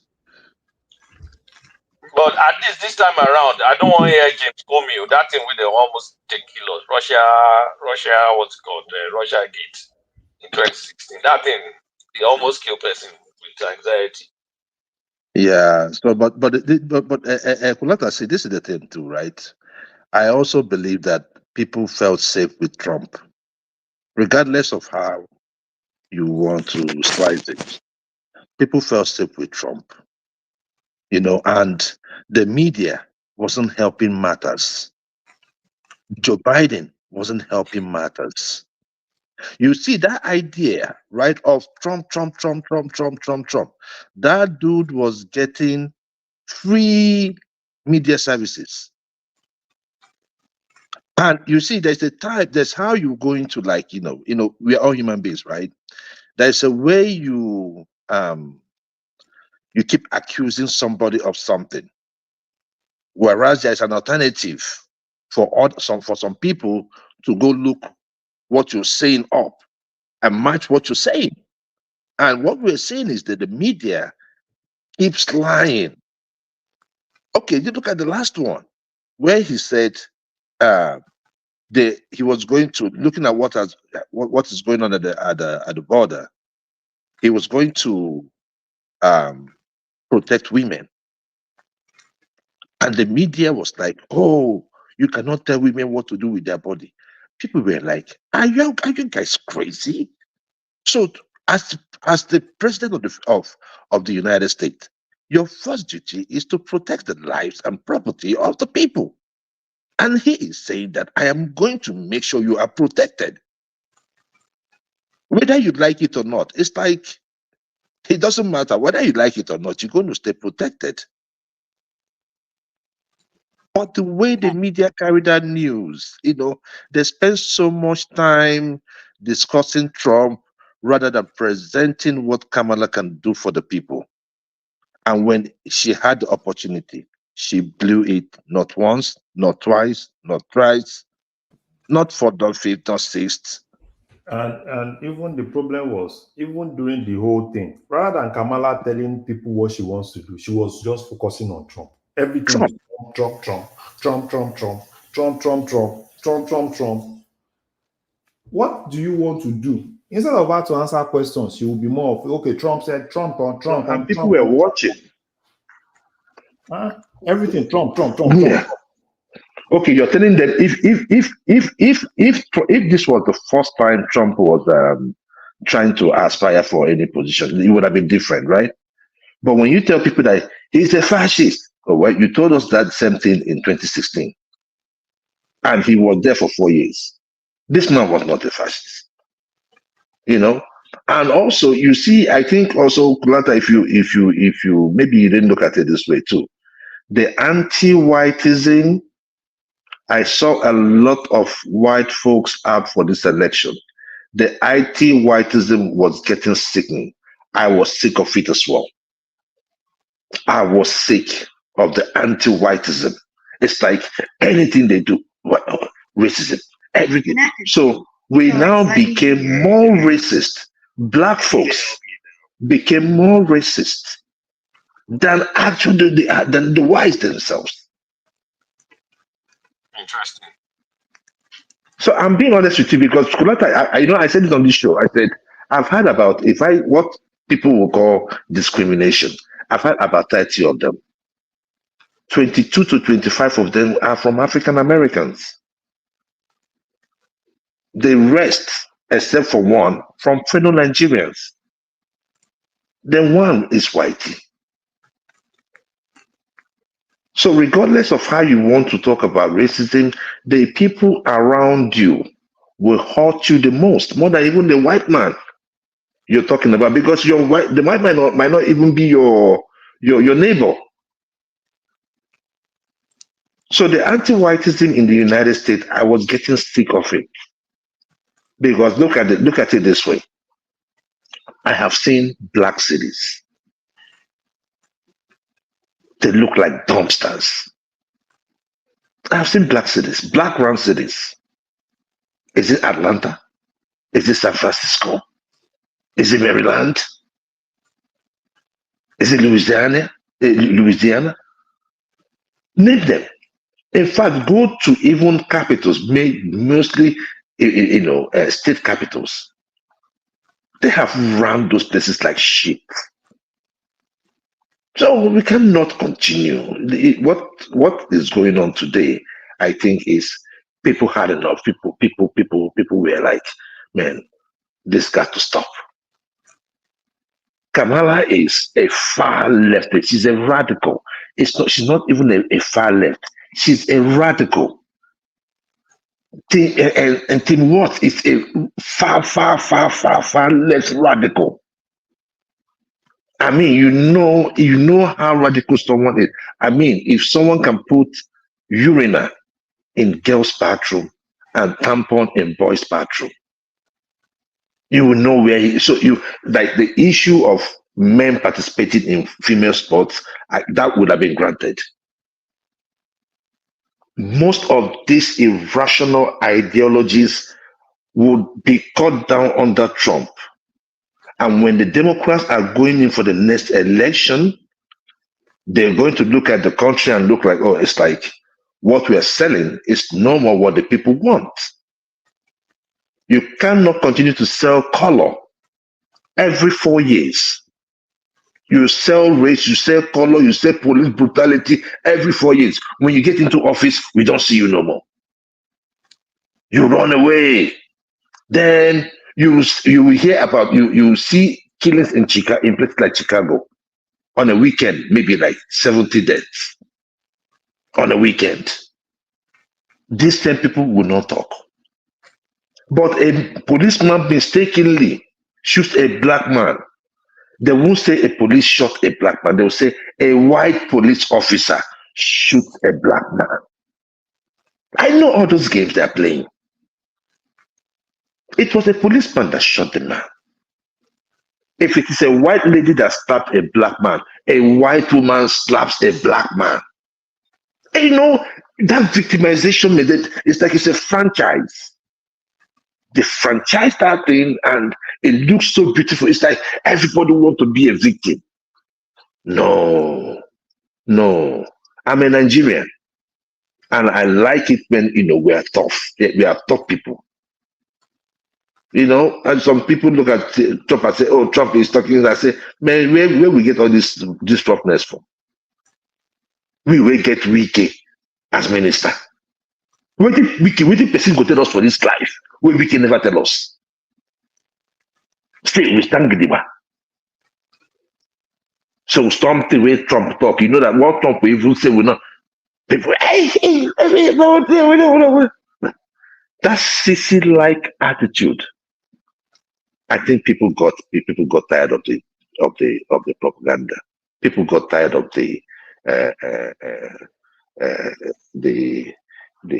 ideology that was being peddled as being real. You cannot just go ahead every time. You can now tell us a man can be a woman. It's a lot of things. It's a lot of people, family voted. People were scared of their kids. People were mad. People were crazy. People were like, what is going on? In places like California, a teacher can, Can you check your space? What is it still 2:30, 2:10 from the other side you're watching it? Oh, I switched. Let me go back to political. Yeah, Newmax is reporting 246, and I'm wondering where are they saying 246? It's Georgia. It's 2:30 to 10 from where I'm looking at it now. Okay. Newsmax, maybe they called it. Newsmax is right wing, but let me look for neutral. Don't mind them. Probably they are reporting Georgia already. The Hill. Let me look for neutral place. The Hill is okay. The Hill is 248 Trump, 213. They called Georgia. The Hill has called Georgia. 248 to 13. Trump has 22 more. 22 more to go. Yeah. So Georgia has been called. Okay, so we are looking at PA, Arizona, and we'll go to sleep. I know why they can't call PA now. I just went to look at the counties. Philadelphia County is like 78%. And I mean, the kind of votes you get out of that area is that one-way traffic. It's huge. So 78%, that means that's 20 something. But Trump, like, look, it's not just that. If the other Michigan, they've not really counted Michigan. They've only counted like 50% of Michigan, so we don't even know where that is going. But Pennsylvania is 19. Trump needs, how much does Trump need? Trump needs 22. So if he gets 19 and he doesn't get any other one, that's going to be ugly. The country's going to burn. But if he gets 19 and gets one more, Trump needs 2 more states. Yeah, just 2 more states. Yeah, he needs 2 more states called for him. And Kamala lists all the states. Kamala at this point in time cannot afford to F up any what's left. Because she has to win PA, Michigan, PA. I mean, Kamala is down like 13 to 270, 70 minus 13, 60, 57. She needs 57. Like, how is she going to win all these things when Trump is almost winning PA apart from the remaining? I think Trump is going to be president. The rest, I have an any flight. He's even leading in the popular vote. Popular vote, that one go. No, popular vote you won't know. You will not know till. Okay, after March. Okay. No, because they need to count California, all those things. Popular vote will take a long time. I don't think he can win popular vote. But electoral college. He's ahead by 3 million. Let's see. Popular vote, they've not counted all this California them now. They just projected the winner. Oh, okay. You will not know popular vote for a long time. One short Tiri is in Alaska. Tiri is just sure. They just kept it for him. Tiri, Alaska. Haven't they counted Alaska? They should have assumed Alaska by now. What do you say? Alaska, they shouldn't make Alaska should have been assumed as Trump. I mean, they've not done anything. Maybe they've not started counting. No results. Okay, they don't have any results yet. Because Alaska is probably just closing. What time is it? Okay, I'm in the West Coast in 9 o'clock here. Alaska will close by now. Alaska will go to Trump. That one is like, I think they have like three votes, right? 3 college votes. So what are we even waiting for? They've not counted Alaska at all. And Alaska for sure bet is going to go to Trump. And how many electoral colleges in Alaska? It's probably less than I think 3. 3.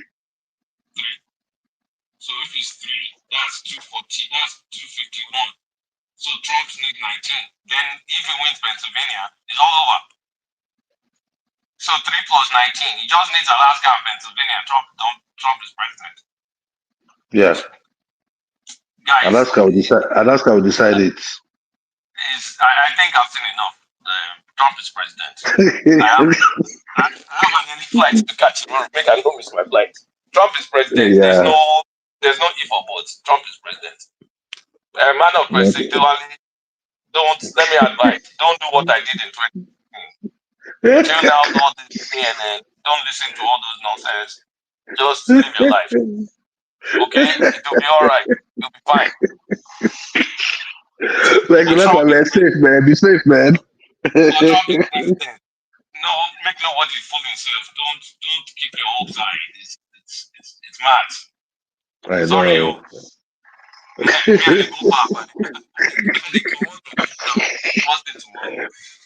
we all be fine. I trust Nigerians will be fine. Whoever comes in, Nigerians will be fine. The best thing is don't follow the press. Just live your life. Don't follow anybody. Exactly. I didn't vote for him and I didn't vote for Kamala, and I'm going to be fine. So let's talk. Okay, guys. All right, safe man. You go outside. Safe man. Okay, good night. Let's go and sleep and wake up tomorrow and wake up to another dimension of Trump.